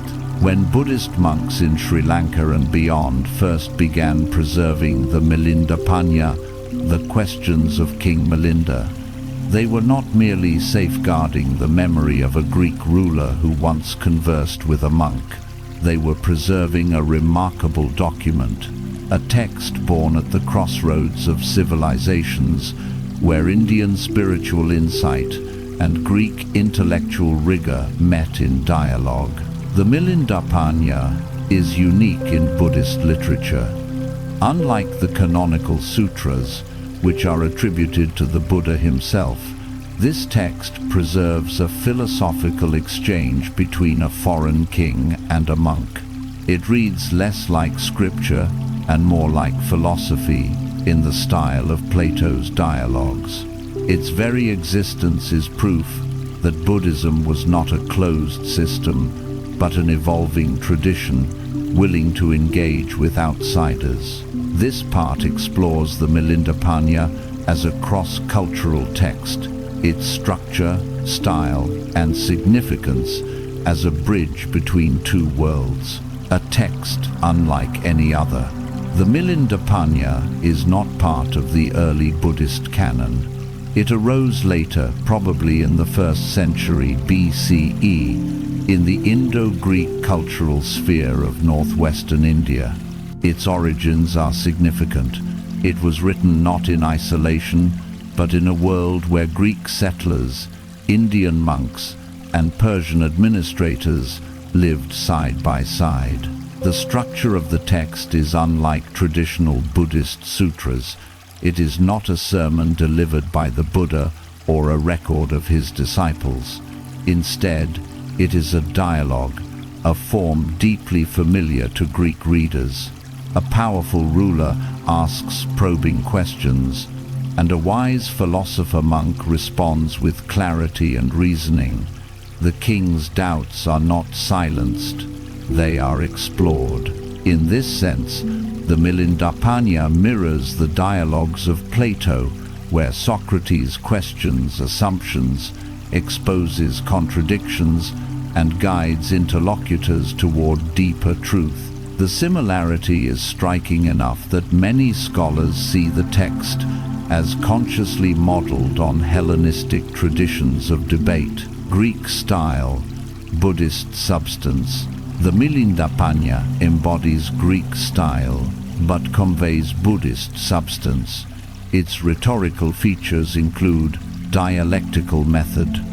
Questions and answers unfold logically, with objections raised and resolved. Analogies and metaphors. Nagasena uses vivid comparisons: the flame, the chariot, the mango seed, much like Greek philosophers used imagery to clarify abstract points. Focus on definition. Menander presses for precise meanings, echoing Aristotle's demand for clear categories. Yet beneath this Greek structure lies profoundly Buddhist content: impermanence, non-self, karma, rebirth, and the possibility of liberation. The text demonstrates that Buddhist wisdom can be expressed in forms familiar to other traditions without losing its essence. The chariot and the Greek quest for substance. The chariot analogy, so central to the Milindapanya, is not only a Buddhist teaching but also a dialogue with Greek metaphysics. For centuries, Greek thinkers had debated substance and identity. What makes a thing what it is? Is there an essence beneath appearances? Nagasena's answer that self is merely a designation, not a substance, challenged these assumptions. Yet the very use of analogy and reason placed his teaching within the framework of Greek debate. The Milindapanya thus speaks two languages at once. It is Buddhist doctrine articulated in a way that a Greek philosopher could recognize as genuine philosophy, a text for two audiences. It is important to see the Milindapanya not only as an Indian Buddhist text, but as a text written for two audiences. For Greeks, it demonstrated that Buddhism could stand up to rational scrutiny. It showed that their tradition of questioning found a worthy partner in Buddhist philosophy. For Buddhists, it showed that the Dharma could reach beyond cultural boundaries. If a Greek king could be convinced, then Buddhism was truly universal. This dual function gave the text a special role in Buddhist history. It was not just an internal teaching, but a statement of universality, proof that the Dharma belonged to all. Philosophy as common ground. The Milindapanya is also a case study in how philosophy can serve as common ground between traditions. Where religions often clash over rituals, deities, or doctrines, philosophy operates differently. It asks questions about reality, identity, ethics, and meaning that every human culture confronts.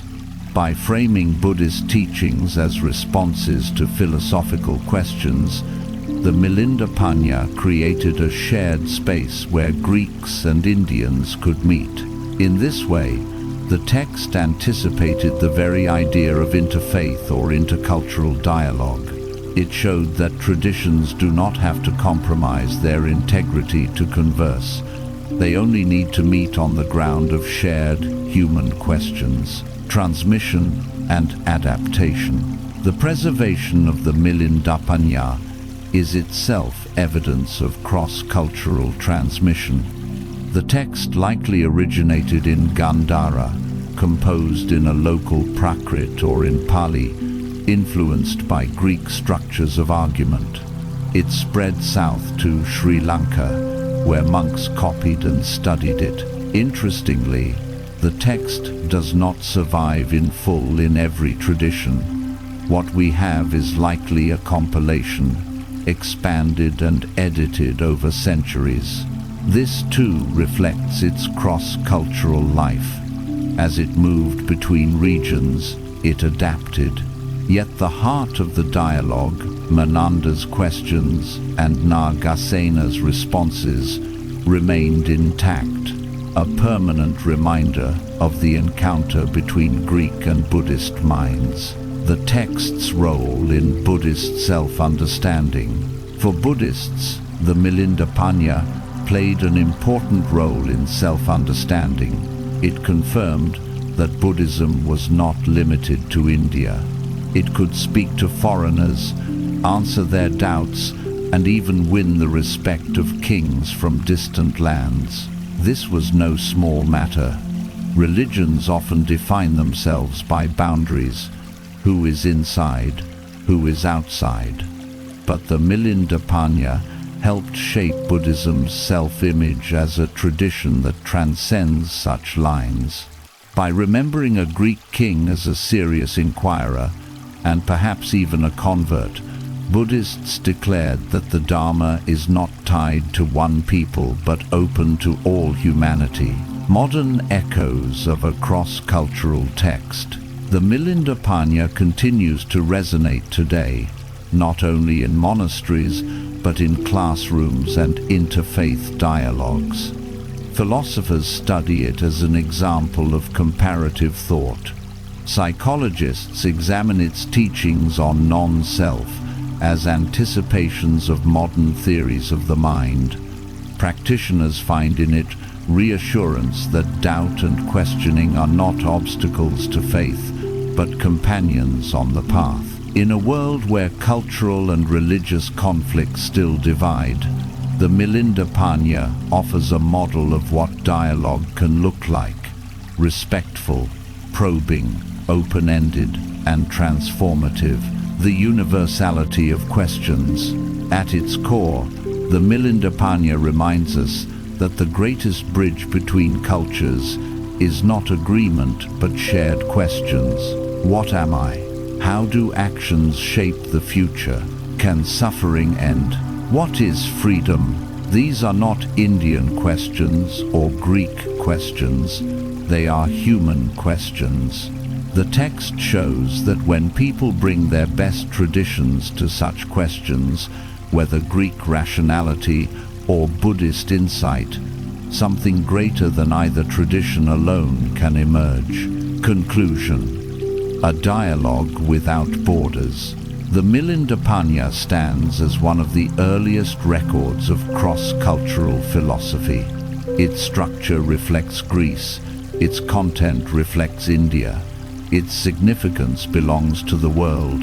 It is a reminder that wisdom is not the property of any single civilization, but the shared heritage of humanity. By preserving the dialogue between a Greek king and a Buddhist monk, the text invites us all into conversation. It tells us that the Dharma can speak any language, that philosophy can cross any border, and that the deepest truths are those which answer the questions of every human heart. The Milindapanya is not just history. It is an invitation to question, to listen, and to discover wisdom beyond boundaries. Coins, relics, and the archaeology of Menander's faith. The dialogue between King Menander and Nagasena, preserved in the Milindapanya, is one of the great treasures of cross-cultural philosophy. Yet, for all its brilliance, it is still a literary work, part history, part teaching text. To understand how deeply Buddhism touched Menander's life and reign, we must look beyond the written record and into the material evidence. The coins he minted, the relics associated with his death, and the archaeological traces of his kingdom. This evidence, stamped in metal, carved in stone, buried in earth, offers a different kind of testimony. It reveals how a Greek king, ruling in the crossroads of Central Asia and India, left behind symbols of faith that still speak across the centuries. Coins as windows into belief.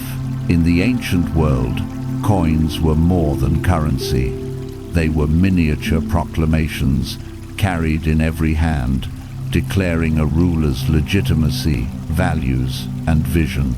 For Menander, coins became a canvas where Greek kingship and Buddhist symbolism met. On one side, his coins often bore his image in classical Hellenistic style: the strong profile, the royal diadem, the title Basileos Soteros, King Savior. This was the familiar language of Greek monarchy, projecting power and benevolence. But on the reverse, a different story emerged. Many of Menander's coins display the Dharma wheel, the ancient Buddhist symbol of the Eightfold Path. Others depict palm leaves or other motifs associated with Buddhist devotion. Some were inscribed in Kharosthi, the local script used to write Prakrit languages, alongside Greek letters, a striking bilingualism that spoke to two worlds at once. No other Indo-Greek king embraced Buddhist imagery so openly or consistently. The message was clear. Menander was not only a Greek ruler, but also a patron of the Dharma. His subjects, whether Greek settlers or Indian villagers, could see in their very coins the evidence of a king who belonged to both traditions. Coins as bridges. These coins did more than mark transactions. They were bridges. A Greek merchant handling them could see the familiar profile of a Hellenistic king, yet be introduced to Buddhist symbols. An Indian farmer could see the Dharma wheel alongside Greek script, a silent lesson in cultural fusion. By choosing Buddhist imagery, Menander was doing more than expressing personal piety. He was crafting a political and cultural statement that Buddhism had a place at the heart of his kingdom's identity. Coins, after all, traveled farther than kings. They moved along trade routes across borders into distant markets. Every coin bearing a Dharma wheel extended the reach of Buddhist symbolism. Plutarch's testimony, relics of a king. Coins are not the only evidence. The Greek historian Plutarch, writing centuries later, records a remarkable detail about Menander's death. When the king died, he says, his ashes were distributed among cities and enshrined in monuments. This description is strikingly similar to the Buddhist practice of building stupas for holy relics. When the Buddha died, his ashes were divided among communities and enshrined in stupas as objects of veneration. That Menander received similar treatment suggests that he was remembered not merely as a political ruler, but as a spiritual patron whose memory deserved sacred honor. If Plutarch's account is accurate, it means that Menander was posthumously venerated in ways usually reserved for great Buddhist teachers. This would make him not only a supporter of the Dharma, but someone who was integrated into its ritual life. Archaeological traces. Archaeology supports these accounts. Excavations in the northwestern regions of India and Pakistan have uncovered coins of Menander in abundance, confirming his wide rule. Even more intriguingly, Buddhist sites from this period, stupas, monasteries, reliquaries bear traces of Greek involvement. One reliquary inscription, discovered in Swat Valley, refers to the reign of Maharaja Minadra, a clear reference to Menander.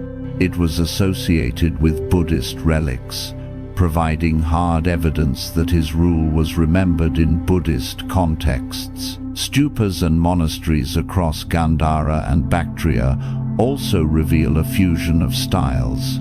Greek architectural motifs combined with Buddhist purposes. Corinthian columns flank images of the Buddha. Friezes depict both Indian and Hellenistic figures. These sites may not name Menander directly, but they show the kind of cultural environment his reign nurtured, one in which Buddhism and Hellenism intertwined at every level. The politics of patronage. Why did Menander embrace Buddhism so openly? Part of the answer lies in politics. As a ruler of a diverse kingdom, he needed symbols that could unify his people. Greek settlers, Indian communities, and Central Asian tribes all lived under his rule. Buddhism, with its reputation for inclusivity and its flourishing monastic networks, offered a unifying framework. But politics alone does not explain the depth of his connection. The Milinda shows a personal engagement with philosophy and spirituality. Plutarch's account of relics suggests genuine reverence. The coins, reliquaries, and archaeological traces reveal that Menander's patronage was not superficial. It was woven into the fabric of his kingdom's identity. Menander among the great patrons. Menander thus joins the ranks of great Buddhist patrons like Ashoka. Yet his case is unique. Ashoka was an Indian emperor who embraced Buddhism after conquest. Menander was a Greek king ruling outside his ancestral homeland. His embrace of Buddhism showed that the Dharma could transcend not only caste and class, but even culture and civilization. Where Ashoka carved edicts in stone, Menander stamped the Dharma on coins. Where Ashoka built stupas across India, Menander's memory was enshrined in reliquaries and monuments at the far edges of the Hellenistic world.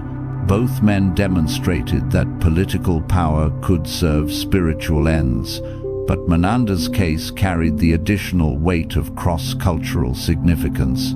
The archaeology of faith. The archaeology of Menander's reign reminds us that faith is not only preserved in texts, it is stamped in metal, carved in stone, and buried in earth. His coins speak to us as clearly as his dialogues with Nagasena. His relics, if Plutarch is to be believed, placed him in the lineage of those remembered not only as rulers, but as part of the sacred memory of the Buddhist world. These tangible traces confirm what the texts suggest. Menander was not a king who merely tolerated Buddhism. He was a king who wove it into his public identity and left behind material symbols that carried its message forward. A king remembered by two worlds. Menander's archaeological legacy also demonstrates how he was remembered by two worlds. For Greeks, he was still Basileos Soteros, the savior king, honored in classical style. For Buddhists, he was Melinda, the inquirer who sat humbly before a monk and asked the deepest questions of existence. Coins and relics tell both stories at once. They preserve his dual identity as a Greek monarch and a Buddhist patron. This dual remembrance is itself a symbol of what his reign accomplished, a synthesis of cultures that enriched both. Conclusion: the faith that leaves traces. The faith of King Menander cannot be measured only in texts. It is measured in coins that carried Buddhist symbols across his kingdom, in relics that treated his memory as sacred, and in monasteries that flourished under his patronage. Through archaeology, we glimpse a king who was not only curious about the Dharma, but who wove it into his reign and identity. He became more than a conqueror, he became a bridge. His coins bridged Greek and Indian symbolism. His relics bridged political and spiritual honor. His kingdom bridged civilizations. In Menander, the Dharma found not just a listener but a patron whose faith left physical traces strong enough to survive 2,000 years. His coins and relics remain silent yet eloquent witnesses to a truth the Buddha himself proclaimed, that wisdom belongs not to one people but to all humanity, and that even kings can bow before truth. The legacy of Menander's Buddhist kingship. When we step back from the details of coins, relics, and dialogues, we begin to see the larger picture. King Menander's embrace of Buddhism was not an isolated curiosity, but a pivotal moment in the history of spiritual globalization. His kingship embodied the possibility that wisdom could cross boundaries of culture, language, and civilization. To complete our study of Menander, we must trace the legacy of his Buddhist kingship, how it shaped his kingdom, influenced Buddhist history, and continues to inspire today. Menander as a model of cross-cultural rule. Menander inherited a kingdom of immense diversity. Greeks, Indians, Persians, and Central Asians lived side by side in the lands of Bactria and Gandhara. Most rulers would have governed such a population through force or rigid separation. Menander chose another path, cultural synthesis. Through his patronage of Buddhism, he created a framework of unity that transcended ethnic lines. Indian villagers could see their faith honored in royal coins. Greek settlers could see their king embrace philosophy, an echo of their Hellenic heritage. Monastic communities flourished with royal support, becoming spaces where foreigners and locals lived as equals. His kingship proved that leadership could be more than domination. It could be dialogue. By embodying both Greek and Buddhist identities, Menander became a living symbol of coexistence. A king remembered in Buddhist tradition. The Buddhist world remembered Menander not as a conqueror, but as a seeker of truth. The Milinda immortalized him as a king who humbled himself before a monk, asking questions with sincerity and listening with openness. This memory shaped how Buddhists imagined kingship. Menander stood alongside Ashoka as an example of a ruler who used power not to glorify himself but to support the Dharma. Unlike Ashoka, Menander came from outside India, which made his example even more powerful. If a Greek king could embrace the Buddha's teaching, then surely the Dharma belonged to all. This idea had far-reaching effects. It encouraged later Buddhist traditions to imagine rulers from many lands becoming protectors of the Dharma. It reinforced the message of universality, that no culture is excluded from wisdom, the spread of the Dharma beyond India. Menander's legacy also lies in the role his reign played in the geographical expansion of Buddhism. Gandhara, under his patronage, became a vibrant hub of Buddhist life. Monks from this region traveled along trade routes, carrying texts, relics, and teachings to Central Asia and beyond. The earliest written Buddhist manuscripts discovered in Gandhara birch bark scrolls sealed in clay jars date from around Menander's time. It is no coincidence. A kingdom where Greek reverence for writing met Buddhist devotion to preservation was the perfect environment for Dharma to be recorded. These manuscripts later influenced the transmission of Buddhism along the Silk Road. Menander's Buddhist kingship, therefore, was not confined to his kingdom. It helped lay the groundwork for the Dharma's journey into Central Asia, China, and eventually the wider world. Archaeological echoes of his rule. Archaeological evidence confirms that Menander's reign left a durable mark. Coins bearing Buddhist symbols circulated for decades after his death. Reliquaries inscribed with his name testify to his association with sacred objects. Monasteries and stupas in Gandhara show Greek artistic influence, blending Hellenistic realism with Buddhist devotion. These material traces demonstrate that Menander's support was not a passing gesture, but a sustained policy. His kingship cultivated an environment where Buddhist communities flourished artistically, intellectually, and spiritually. Menander and the philosophy of leadership. What makes Menander's legacy especially profound is that it challenges the conventional model of kingship.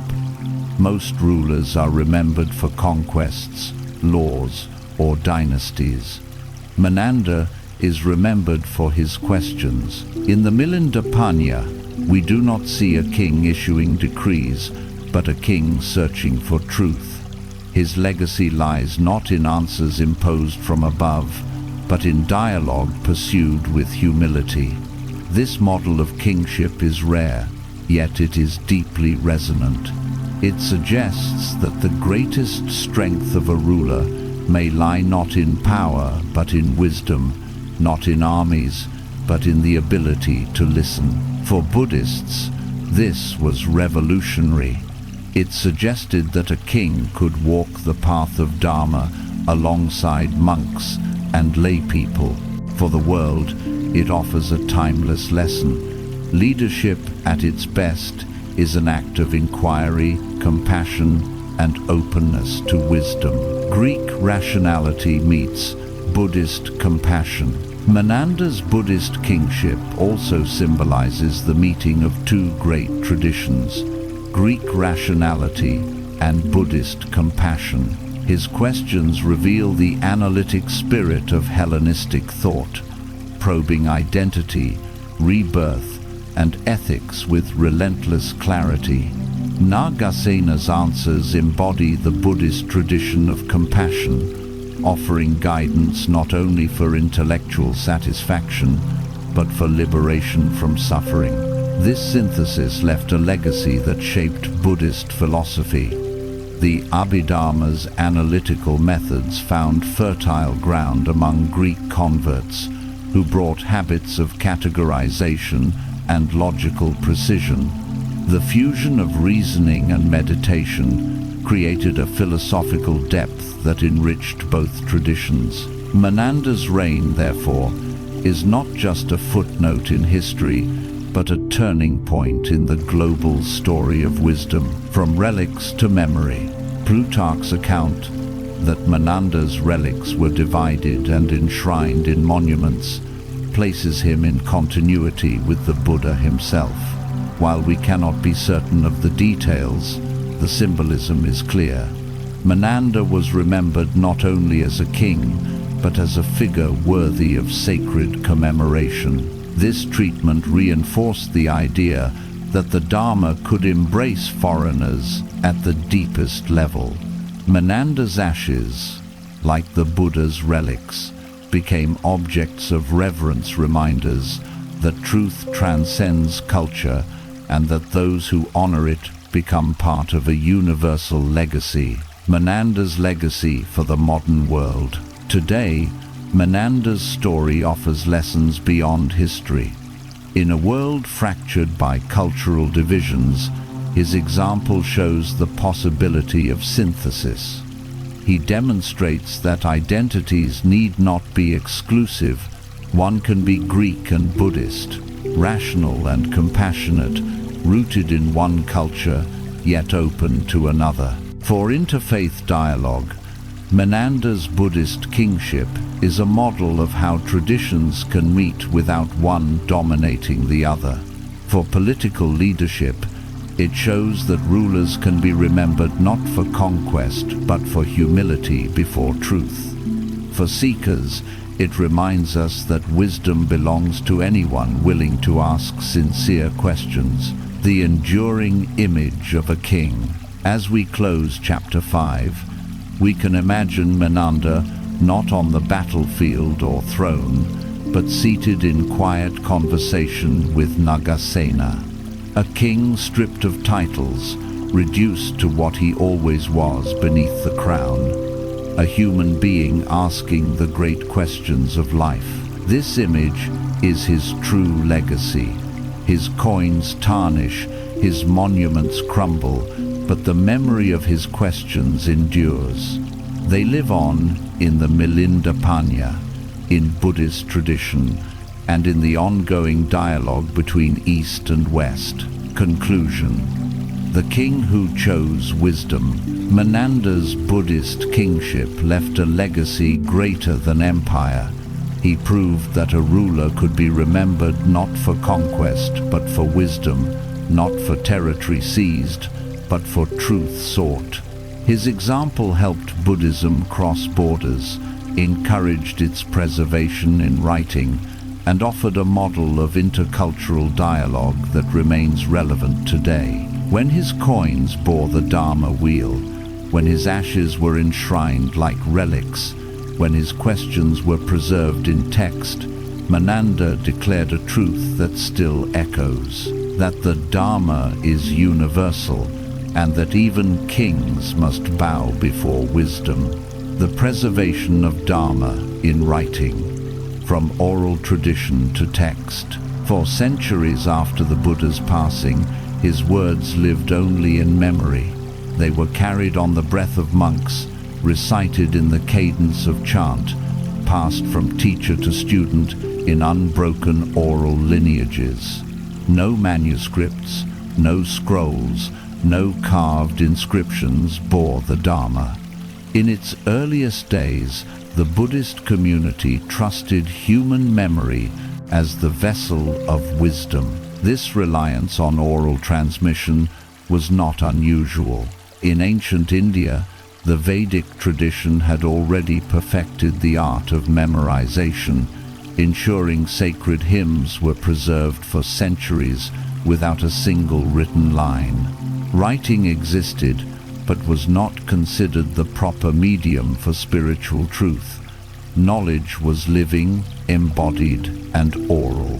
The Dharma entered this cultural world as a teaching spoken and heard a living stream rather than an inscribed monument. Yet history does not stand still. As Buddhism spread, as empires rose and fell, as monks traveled across deserts and mountains, the question of preservation became urgent. How could the Dharma survive when oral lineages were disrupted by war, famine, or displacement? How could wisdom endure across vast distances and centuries? It was here, at the meeting of cultures, that writing began to enter Buddhism, the oral age of the Dharma. In the earliest centuries, Buddhist monks relied on collective recitation to preserve teachings. Monastic assemblies would gather and chant the suttas together, reinforcing accuracy through repetition. The Vinaya, the code of monastic discipline, described meticulous methods for correcting errors and ensuring consistency. This oral method had strengths. It kept the teachings alive as sound, rhythm, and community practice. Recitation was not just memory but meditation. The words were absorbed not only intellectually but experientially. Monks became living libraries, carrying the Dharma in their very consciousness. But oral transmission was also fragile. It depended on stability on large communities with enough monks to sustain memory. When famine or invasion scattered those communities, the oral chain could weaken. This fragility became clear as Buddhism spread to new regions. In places where monasteries were small or isolated, the oral method was more difficult to sustain. Greek reverence for writing.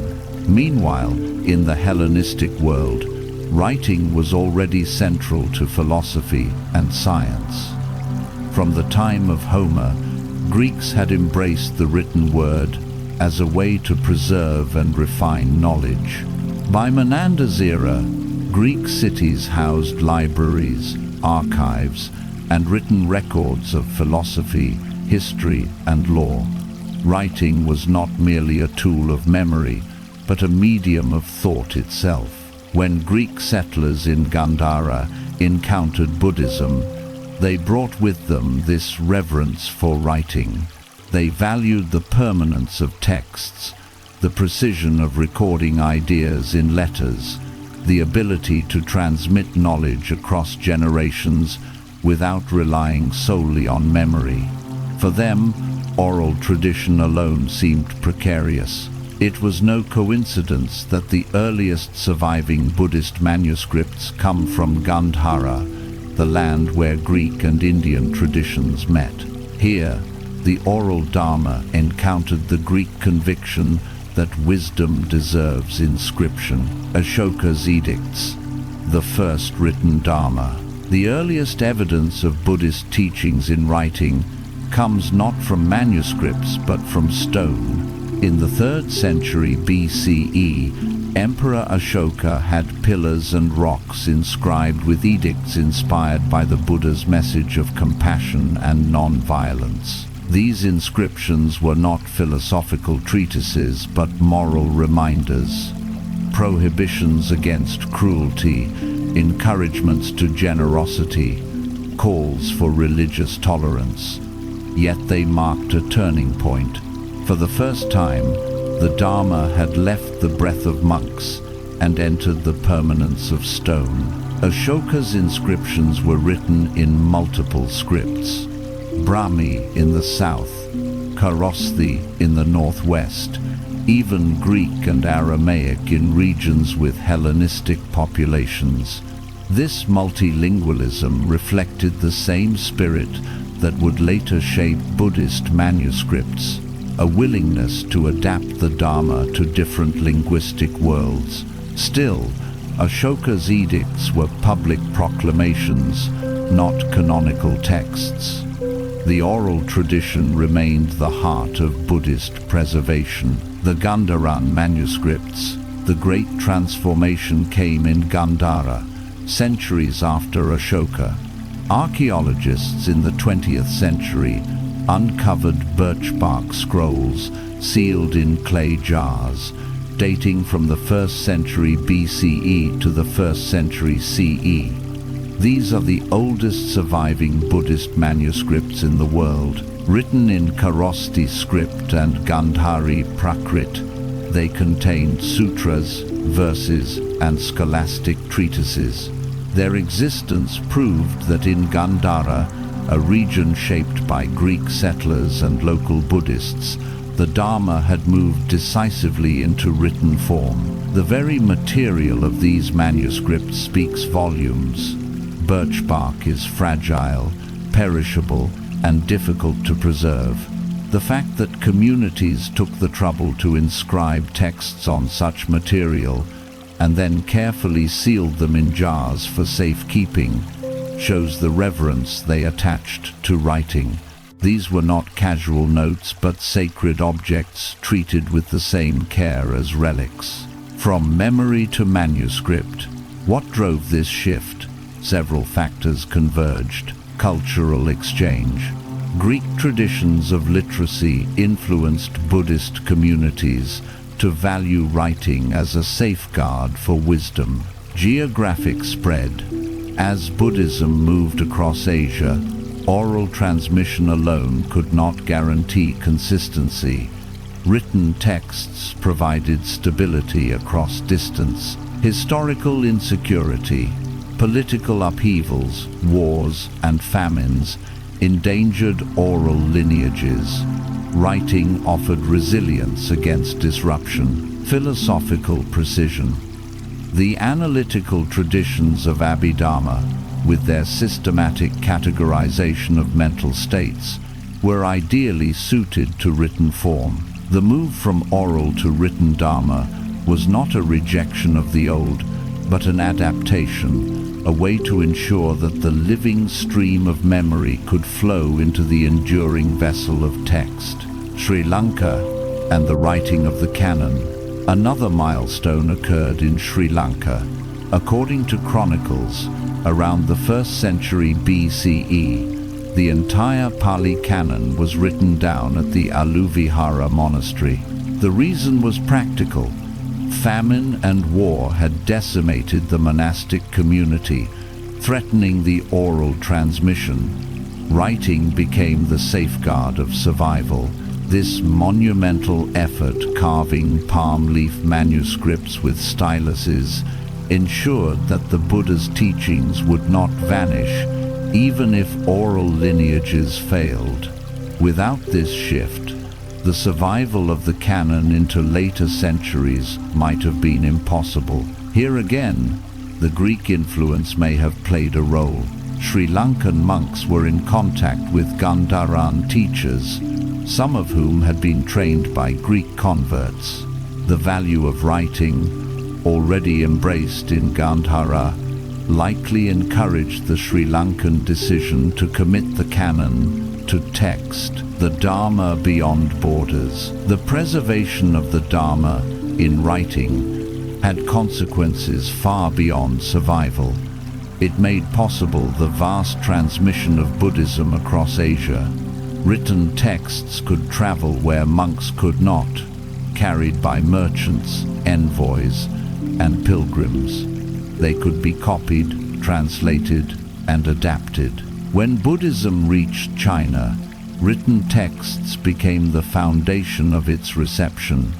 Monks like Faxian and Xuanzang risked their lives to bring back manuscripts from India.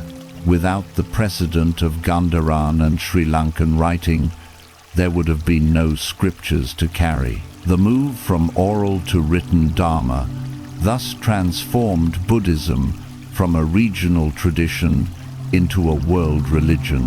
The balance of oral and written. Yet even as writing spread, oral recitation did not disappear. In monasteries, monks continued to chant the suttas together, maintaining the rhythm of living memory. Writing supplemented, but did not replace the oral tradition. This balance reveals something profound.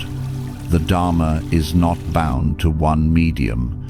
It can be preserved in the living voices of monks, carved in stone pillars, inscribed on birch bark, or printed in digital code. Its universality lies not in the form, but in the truth it carries. Conclusion. Writing as an act of compassion. The preservation of the Dharma in writing was not merely a technical innovation, it was an act of compassion. Communities recognized the fragility of human memory and sought ways to ensure that future generations would not lose the path to liberation. From oral recitation to stone inscriptions, from birch bark manuscripts to palm leaf canons, each stage of preservation reflects a deep commitment that wisdom should not perish with time. And at the center of this transformation were the encounters between cultures, Indian devotion to oral memory, Greek reverence for written record, Persian traditions of inscription. Together, they created a world in which the Dharma could endure for millennia. The written Dharma, born of necessity and cultural exchange, was not a departure from the Buddha's intent, but its fulfillment. For the Buddha himself had said, Let the Dharma and Vinaya be your teacher. To preserve that teacher in writing was to ensure that his voice could still be heard across borders, across centuries, across the fragile span of human memory. Gandharan manuscripts, the oldest Buddhist texts. In the dry caves of ancient Gandhara, nestled in the mountain valleys of what is now northern Pakistan and eastern Afghanistan, archaeologists stumbled upon one of the most extraordinary discoveries in Buddhist history. Fragile scrolls of birch bark, sealed in clay jars, inscribed in faded ink more than 2,000 years ago.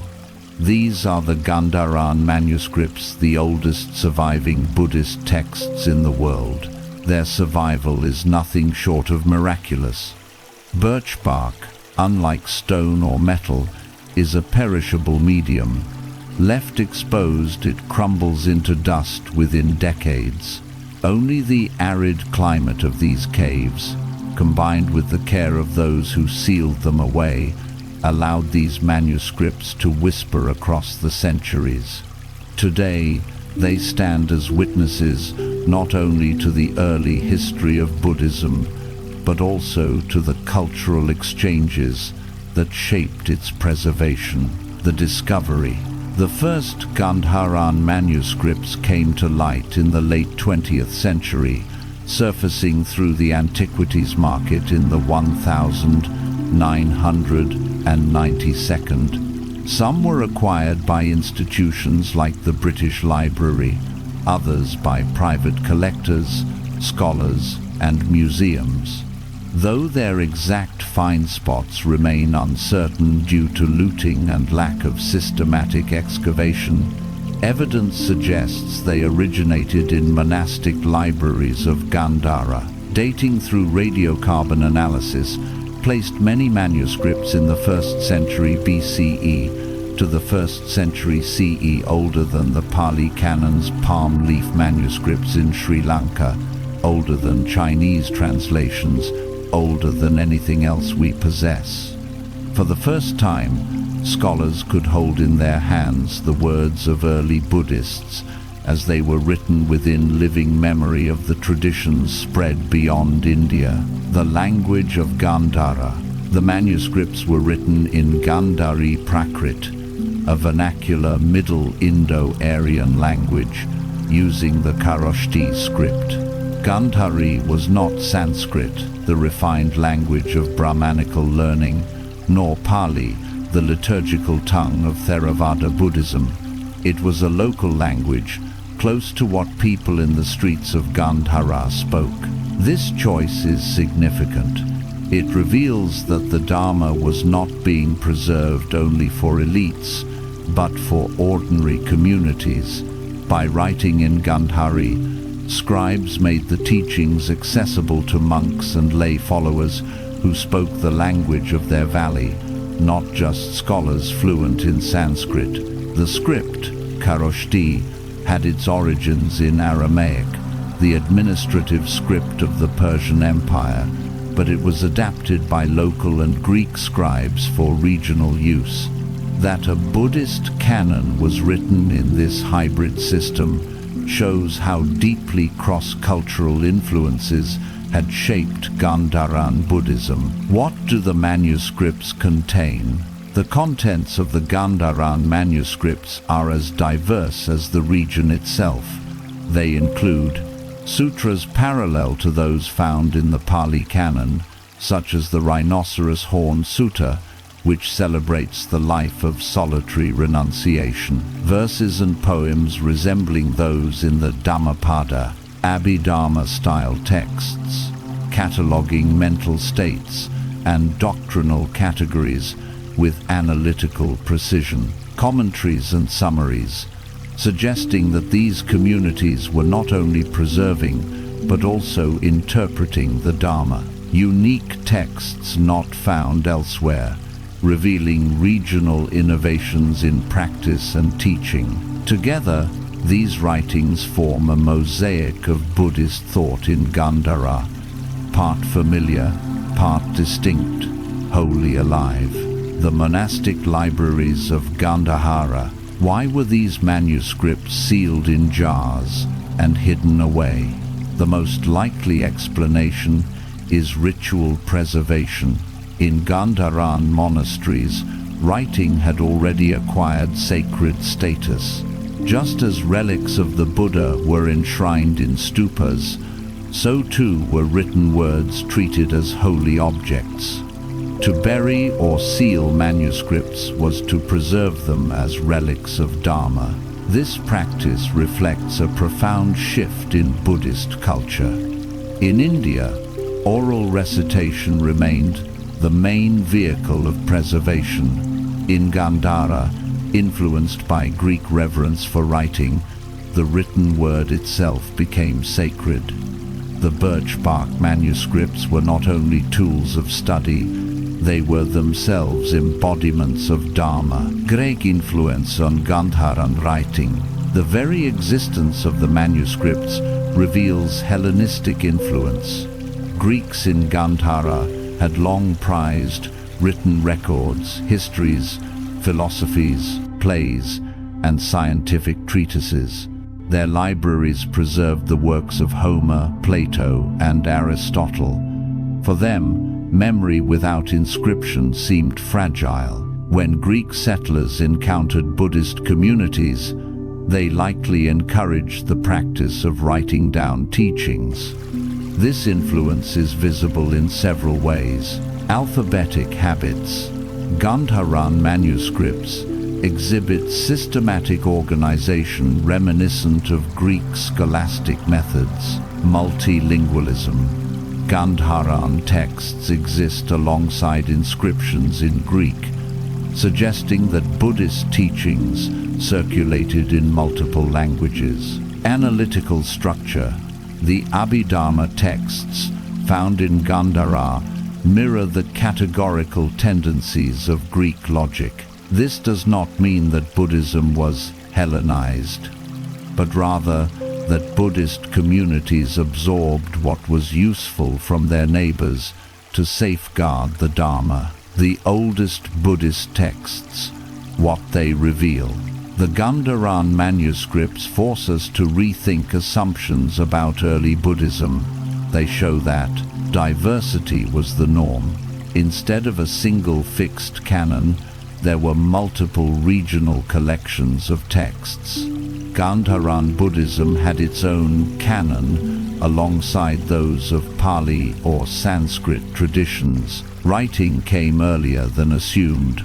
The belief that Buddhism was purely oral for centuries is no longer tenable. Gandhara proves that writing was embraced within a few hundred years of the Buddha's passing. Cross-cultural exchange shaped preservation. Without the Greek and Persian influences on literacy, Gandharan manuscripts might never have existed. Local languages mattered. By using Gandhari Prakrit, Buddhists showed their commitment to accessibility over elitism. In short, the manuscripts reveal a Buddhism that was flexible, experimental, and open to cultural synthesis. From Gandhara to the world. The significance of the Gandharan manuscripts extends far beyond their local origin. They represent the first step in a global transmission. From Gandhara, Buddhism spread along the Silk Road into Central Asia and China. Written texts became the foundation of this journey. Chinese pilgrims who later traveled to India often passed through Gandhara, encountering manuscripts and translators. It was here that many of the first Chinese Buddhist translations were made, carrying Gandharan versions of sutras into East Asia. The influence of Gandharan textual culture thus extended into the very DNA of Chinese, Korean, and Japanese Buddhism. The fragility and strength of birch bark. There is something poetic in the fact that the oldest Buddhist manuscripts are written on birch bark. This fragile material, easily destroyed, easily forgotten, has survived, where stone and bronze could not. It mirrors the Dharma itself, delicate in appearance, yet capable of enduring across millennia when treated with care. The monks who inscribed these scrolls knew they were working with impermanence. Perhaps that was part of the lesson. To preserve wisdom on perishable bark was to trust in both diligence and compassion. Diligence to copy and protect the texts, compassion to ensure they would reach future generations. Modern scholarship and the Gandharan legacy. Today, scholars painstakingly reconstruct the manuscripts, piecing together fragments, deciphering fading letters, and translating their contents. The work is slow, fragile, and humbling.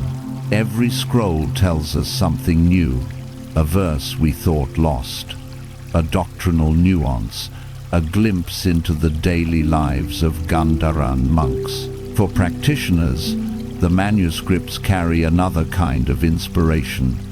They show that early Buddhists went to extraordinary lengths to ensure the Dharma survived.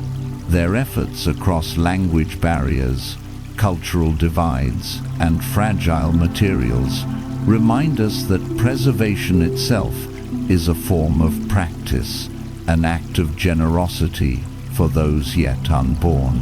Conclusion. The voice of Gandhara. The Gandharan manuscripts are more than relics. They are the voices of a community that understood wisdom's fragility and chose to guard it with ink and bark. They are the oldest Buddhist texts we have, yet they feel alive, still asking us to listen. Their survival is testimony to a world where Indian monks, Greek settlers, and Persian scribes came together to protect what mattered most, the Dharma. In their faded letters, we see the first written steps of Buddhism's journey to universality. What began as oral chant and communal memory found permanence in Gandharan caves, waiting centuries to remind us that wisdom, like bark, is fragile, but with care it endures. Sri Lanka and the writing of the Pali Canon. The Buddha's words were not written down during his lifetime, nor were they preserved in writing for centuries after his passing. His disciples relied on memory, oral recitation, and communal chanting to carry the Dharma forward. Yet in Sri Lanka, around the 1st century BCE, something momentous happened. The entire Pali Canon, or Tipitaka, was committed to writing for the first time. This event marked a turning point not only for Buddhism but for world history.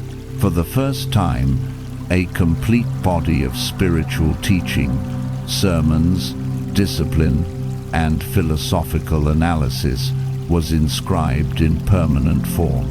The decision to write down the canon arose not from academic curiosity but from existential necessity. The survival of Buddhism itself hung in the balance. The arrival of Buddhism in Sri Lanka. To understand this milestone, we must begin with the story of how Buddhism reached the island.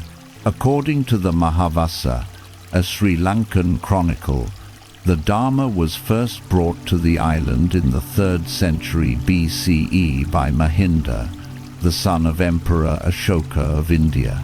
Mahinda and his fellow monks converted King Devanampiya Tissa, establishing Buddhism as the island's central spiritual tradition. From the start, Sri Lanka became a stronghold of Theravada Buddhism. Monasteries thrived, and monks cultivated the oral preservation of the suttas and Vinaya, chanting them in rhythmic unison. For centuries, they relied on the same methods as their Indian counterparts. The teachings lived in memory, carried by generations of monks who served as living libraries. Crisis on the island, but the late centuries BCE brought disaster. Sri Lanka endured waves of famine, civil war, and invasion. The monastic order, which depended on royal patronage and agricultural abundance, was decimated. Monks fled to forests, monasteries emptied, and the communal recitations that sustained the canon began to falter. The chronicles tell of a terrible famine called the Bhamanithiyasaya, which lasted for years. Many monks perished, others were scattered across the island. Without large gatherings, the oral tradition faced collapse. Faced with the real possibility that the Dharma might vanish from memory, the surviving elders made a radical decision to inscribe the teachings on palm leaves. Writing would become the ark that carried the Dharma through the storm. The Great Council at Aluvihara. Around the 1st century BCE, a great assembly of monks gathered at Aluvihara Monastery in central Sri Lanka. There, under the protection of King Vattajamani Abhaya, they undertook the enormous task of writing down the Pali Canon. The work was monumental. The Tipitaka, literally 3 baskets, was vast, consisting of Vinaya Pitaka, rules and regulations for monastic life; Sutta Pitaka, sermons and discourses attributed to the Buddha; Abhidhamma Pitaka, systematic analysis of mind and phenomena. Together, they formed a body of teaching so extensive that oral preservation required hundreds of monks reciting day and night. Now, every word had to be carefully inscribed with styluses on palm leaves, using natural inks. The decision to write was not taken lightly. Writing was seen as a practical tool, but memory and recitation were considered more reliable. To inscribe the Dharma was to risk freezing it in a single form, losing the living flexibility of oral transmission, yet the crisis demanded it. The elders chose survival over purity. Greek and Gandharan influences.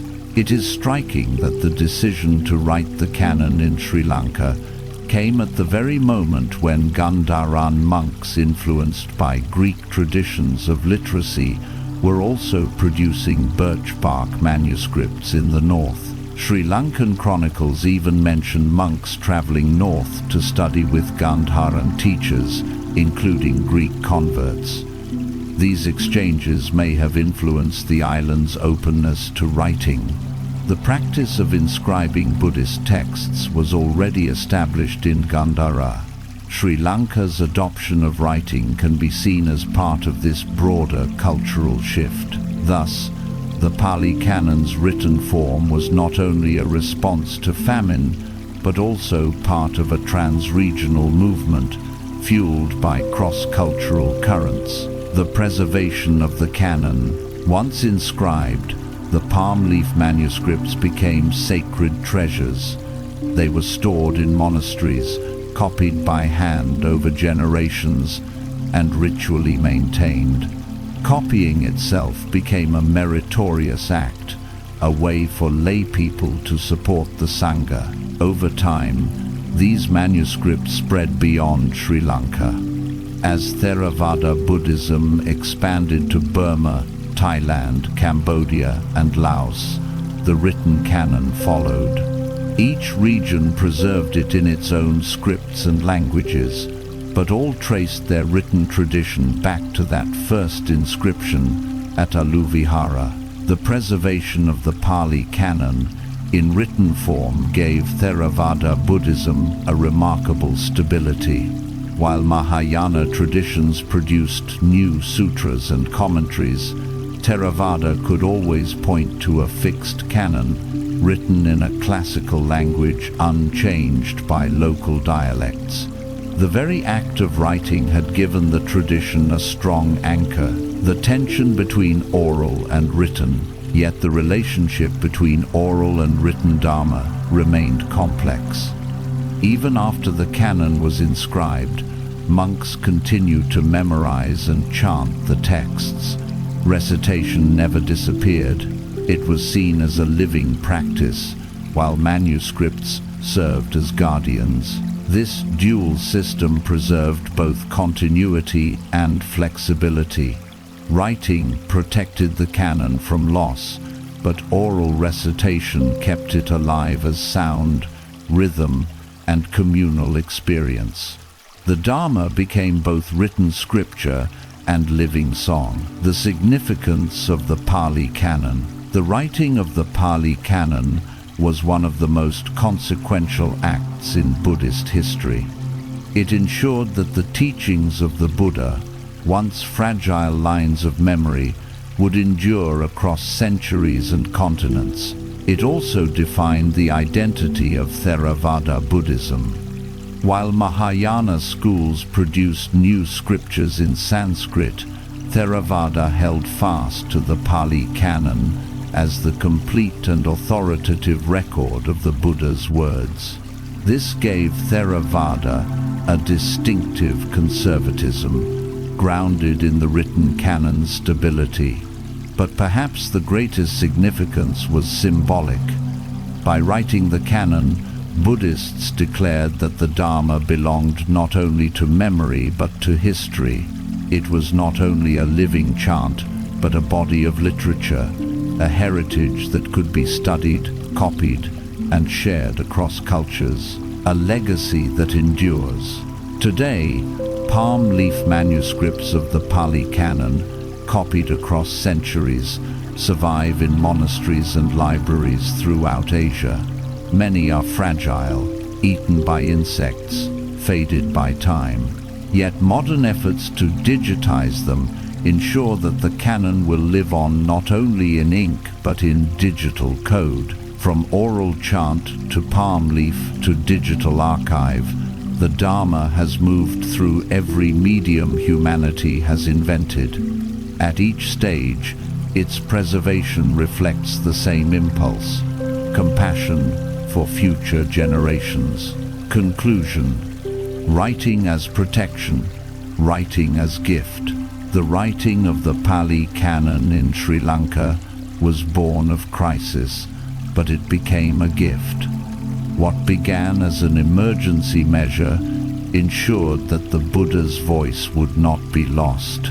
The famine and war that threatened Buddhism's survival became the catalyst for its endurance. By committing the Dharma to writing, the monks of Aluvihara gave future centuries a treasury that could not be erased by time. Their act also stands as a symbol of Buddhism's adaptability. Faced with impermanence, the tradition chose not despair, but innovation. It embraced writing, not as a betrayal of the oral past, but as a new vessel for the same truth. Thus, the palm leaf manuscripts of Sri Lanka join the birch bark scrolls of Gandhara and the stone edicts of Ashoka as milestones in the Dharma's journey from voice to text, from memory to history. They remind us that wisdom, though fragile, can endure when compassion guides its preservation. Greek literacy and Buddhist preservation. When archaeologists unrolled the Gandharan birchbark scrolls, they found more than the earliest Buddhist manuscripts. They found evidence of an encounter between cultures, the oral tradition of Indian Buddhism and the written habits of the Greek world. Without this encounter, the Dharma might never have moved so decisively from memory to manuscript. Greek literacy did not invent Buddhist writing, but it profoundly shaped how Buddhists came to value texts. The Greeks who settled in Bactria and Gandhara brought with them a deep reverence for letters. They built libraries, catalogued knowledge, and believed that writing was not just a tool of memory, but a path to clarity. When these habits met the Buddhist concern for preserving teachings, something remarkable occurred. The Dharma became literature, safeguarded not only in memory but in ink. The Greek reverence for writing. To appreciate the Greek contribution, we must recall the central place of literacy in Hellenistic culture. From the classical age of Athens to the empire of Alexander, Greeks recorded nearly everything: philosophy, law, medicine, mathematics, plays, history. Plato's dialogues preserved Socratic conversations. Aristotle's notes became encyclopedic treatises. Epic poems like the Iliad and Odyssey were copied and recopied as cultural foundations. In Alexandria, the Ptolemies built the Great Library, seeking to collect every text in the known world. For Greeks, writing was both a monument and a workshop.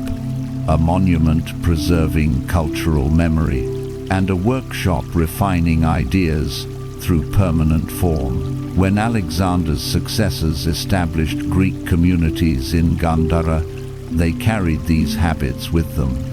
Even far from Athens, the Greek respect for writing endured. In marketplaces and schools, literacy was part of identity.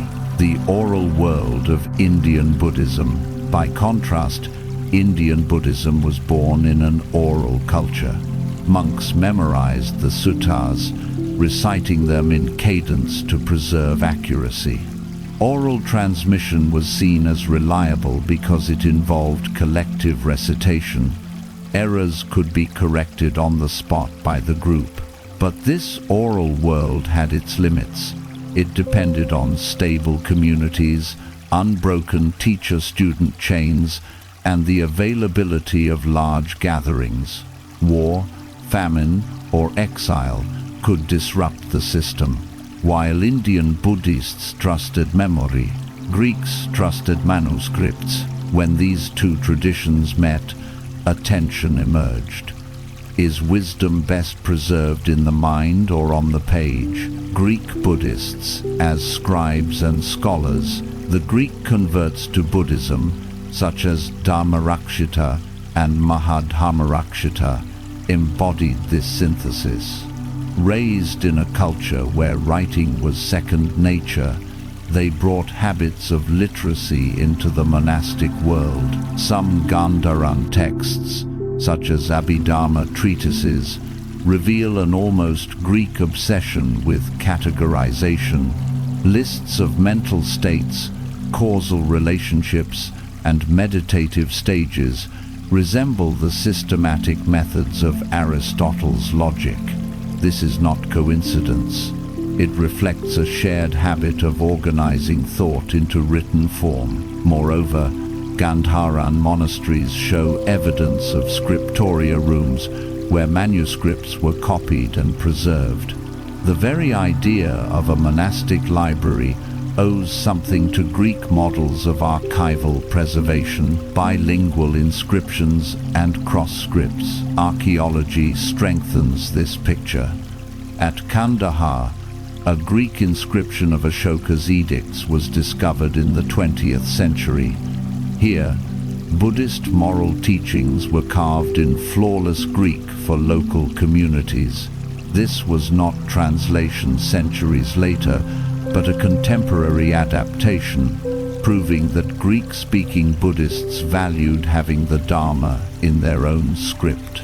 Elsewhere, manuscripts show Buddhist content written in Bactrian language but using Greek script, or in Kharoshthi script influenced by Aramaic, another cross-cultural borrowing.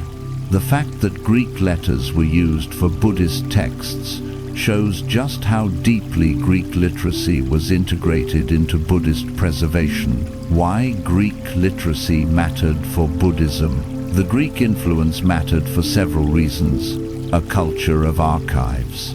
Greek settlers valued collecting and storing texts. This encouraged Buddhist communities to preserve manuscripts in jars, caves, and monastic libraries. Systematic thinking. Greek habits of classification resonated with Abhidharma analysis, encouraging Buddhists to write doctrinal texts with precision. cross-linguistic preservation. Greek bilingualism facilitated translations, making the Dharma available in multiple languages. Long-term stability. Writing anchored the Dharma in material form, allowing it to survive upheavals that would have shattered oral traditions. The birch bark scrolls of Gandhara embody this legacy. Without Greek habits of literacy, such manuscripts might never have existed or might not have been preserved as sacred relics. The birth of the Buddhist book. The idea of a Buddhist manuscript as a sacred object also reflects Greek influence. In the Mediterranean world, books were revered. Scrolls of Homer or Plato were treated as cultural treasures. When Greek Buddhists entered monasteries, they carried this reverence with them. In Gandhara, manuscripts were not discarded when worn. They were sealed in jars and buried with care, much like relics. This sacralization of the written word echoes Greek attitudes, now fused with Buddhist devotion. Writing itself became an act of merit. Copying manuscripts was a spiritual practice, ensuring the Dharma's survival and earning karmic benefit for the scribe. From Gandhara to China, the impact of Greek literacy extended beyond Gandhara. As Buddhism spread along the Silk Road, written texts became the vehicle of transmission. Chinese pilgrims like Faxian and Xuanzang sought manuscripts in Gandhara and carried them back east. The habit of textual preservation, born in part from Greek influence, made possible the massive translation projects that seeded Chinese Buddhism. Without Gandharan manuscripts, it is difficult to imagine how Buddhism could have reached China in such depth. Oral transmission alone could not have carried entire canons across deserts and mountains. Written scrolls, portable and permanent, were the bridge. Greek rationality and Buddhist preservation. At a deeper level, Greek literacy shaped not only preservation but interpretation. The analytic, rational habits of Greek philosophy resonated with Buddhist efforts to catalogue experience. Abhidharma literature flourished in Gandhara, blending Buddhist meditation with Greek-style systematization. This synthesis reflects the union of two strengths: Indian insight into consciousness and Greek skill in logical organization. Writing became the medium that allowed these to converge. Rational analysis was inscribed, preserved, and transmitted as part of the Dharma's expanding legacy. The fragility and power of texts. It is worth remembering, however, that manuscripts are fragile. Birch bark decays, palm leaves rot, ink fades. Greek literacy provided the methods of preservation, but without the reverence of Buddhist communities, the texts would not have survived. The fusion of Greek technique and Buddhist devotion was what gave the Dharma its enduring textual body. The discovery of Gandharan manuscripts in our time is a testament to this partnership. Each scroll is a dialogue between cultures. Indian oral wisdom inscribed with Greek, influenced habits of literacy, preserved with Buddhist care, and carried forward by a global community of seekers. Conclusion: the gift of Greek letters. The story of Greek literacy in Buddhism is not one of domination but of enrichment. The Greeks did not replace oral chanting with writing. They added another vessel. Their reverence for the written word gave Buddhism a new durability. In this way, Greek settlers in Gandhara played an unheralded role in shaping world religion. They ensured that the Dharma could be preserved not only in memory but in manuscript, not only in voice but in text. Their gift was literacy as devotion, writing as preservation, inscription as compassion. Thanks to this legacy, we today can read words written 2 millennia ago on fragile bark words that still whisper the path to peace. The Dharma as sacred text, from relics to manuscripts. From the moment of the Buddha's passing, his followers wrestled with a question that has never ceased to shape Buddhism: how can wisdom be preserved? At first, the answer was simple through memory, recitation, and communal practice. But as the centuries passed, the Dharma began to inhabit another form of permanence, the written word. This transition from relics to manuscripts was not just technological, it was spiritual.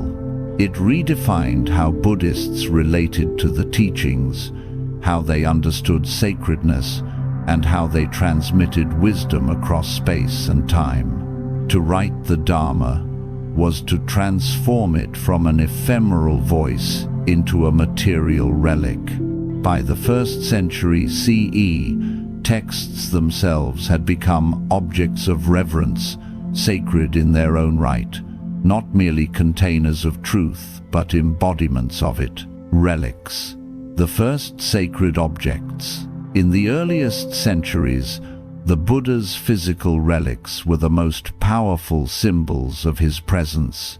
After his cremation, his ashes and bones were divided among different communities, enshrined in stupas, and venerated as tangible connections to the awakened one. Relics anchored the Dharma in the world of matter. To visit a stupa was to feel the Buddha's continuing presence. Pilgrims circumambulated stupas as acts of devotion, and kings sponsored their construction as acts of merit. The relic cult was the heart of early Buddhist piety, but relics alone could not convey the Buddha's wisdom. They carried his presence but not his voice. Communities still relied on oral chanting for teachings. Sacredness was embodied in bone and stone, while truth remained in memory. The arrival of text as relic. The appearance of written manuscripts in Gandhara and Sri Lanka began to blur this division. Scrolls inscribed with sutras were treated not as mere notes, but as relics of Dharma. Sealed in clay jars, buried in monastic libraries, or enshrined in stupas, manuscripts were preserved with the same reverence once given only to the Buddha's remains. The very act of writing a sutra was understood as meritorious. Inscriptions from later centuries across Central Asia and China celebrate donors who commissioned copies of texts, believing that the written words radiated the same blessing as relics. In some cases, fragments of manuscripts were placed inside stupas alongside bone relics, fusing presence and teaching into one sacred offering. Thus the Dharma itself became relic. The Buddha's voice, captured in letters, became an object of devotion equal to his physical remains. The manuscript as living presence. Why did manuscripts come to be seen this way? The answer lies in how Buddhists understood the Dharma. The Buddha had declared, "He who sees the Dharma sees me." To encounter the truth he taught was to encounter the Buddha himself. If the Dharma could be inscribed, then the manuscript was not merely a record, it was presence. To unroll a scroll and chant its words was to breathe the Buddha's voice back into the world. The sacredness of relics expanded to encompass the written word. This development paralleled the evolution of other traditions. In Judaism, the Torah scroll was not simply text, but sacred embodiment. In Christianity, the Gospels became more than accounts. They were divine word. For Buddhists, too, manuscripts became sacred objects. touched with reverence, copied as offerings, sealed in reliquaries. The ritual of preservation, the care with which Buddhist manuscripts were preserved, reflects this sacralization. Birch bark scrolls from Gandhara were carefully rolled, wrapped in cloth, placed in jars, and hidden in caves. Palm leaf manuscripts in Sri Lanka and Southeast Asia were ritually recopied every few centuries, ensuring continuity even as the fragile leaves decayed. Monks treated the act of copying as meditation. Each letter was written with mindfulness, each word as offering. Lay donors supported the work, believing that the merit of preserving Dharma would extend to future lives. In this way, manuscript preservation became a ritual act, blending intellectual care with devotional practice. The library was no longer just an archive, but a shrine. Greek influence on sacred text. Here again, Greek influence was significant. In the Hellenistic world, scrolls of Homer or Plato were treated as cultural treasures, preserved in libraries with near religious devotion. The idea that writing itself could embody the spirit of a tradition was deeply ingrained in Greek culture. When Greek Buddhists embraced the Dharma, they brought this attitude with them. For them, the manuscript was not just memory aid, but sacred artifact. This reverence helped shape Buddhist textual culture, elevating written sutras to the status of relics. Thus, the Gandharan manuscripts represent not only Indian devotion, but also Greek habits of treating the written word as holy. From India to China, the sacred text expands. As Buddhism spread along the Silk Road into Central Asia and China, the sacralization of text deepened. Chinese Buddhists enshrined manuscripts in pagodas, believing they radiated blessings to the land around them. Some copied sutras in gold ink on silk, treating the act as an offering equal to building a stupa. In Dunhuang, thousands of manuscripts were sealed in cave libraries, awaiting discovery a millennium later. These were not merely practical records, but devotional acts, gifts to the Dharma and to posterity. The manuscript had become not only relic but time capsule, ensuring that wisdom would survive upheavals and continue to guide future generations. The Dharma's dual body, relic and text. By the early centuries of the Common Era, Buddhism had come to see itself as possessing two bodies of sacred presence: the body of relics, anchoring the Buddha in physical remains and monumental stupas; the body of texts, anchoring his wisdom in manuscripts, scrolls, and later printed books. Together, they created a complete sacred geography. Pilgrims could circle a stupa to honor the Buddha's presence, then unroll a manuscript to hear his voice. This duality continues to shape Buddhism today. From relic shrines in Southeast Asia to libraries of Tibetan scriptures in Himalayan monasteries, the Dharma lives both in material presence and written word, modern echoes of sacred text. Even in the digital age, the idea of text as sacred endures. When the Pali Canon was first digitized, many monks and lay practitioners saw it not only as scholarship, but as a devotional act. Just as copying palm leaves was once considered meritorious, so too scanning and preserving digital manuscripts can be seen as continuation of the same tradition. The shift from relic to manuscript to digital archive reflects Buddhism's adaptability. At each stage, the medium changes, but the sacred impulse remains: to honor the Dharma as presence, to ensure its endurance for the future. The compassion of preservation. At its heart, the sacralization of text was an act of compassion. Communities recognized the fragility of human memory, the impermanence of life, and the danger of loss.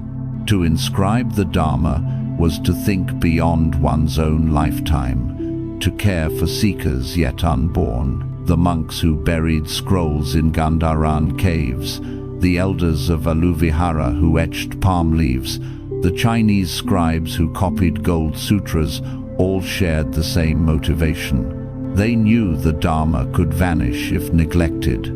Their labor was not for themselves, but for us. When we read a Buddhist text today, whether in a manuscript or on a screen, we are beneficiaries of this chain of compassion. Each letter is a gift across centuries. Conclusion: the Dharma as eternal relic. By the end of the first millennium, the Dharma was no longer preserved only in relics of bone or ash. It had become relic itself, embodied in ink and leaf, scroll and book. This transformation reflects Buddhism's genius for adaptation. From relics to manuscripts, from chant to inscription, the tradition continually found new ways to honor impermanence while preserving wisdom. To see a manuscript as relic is to recognize that truth can take form.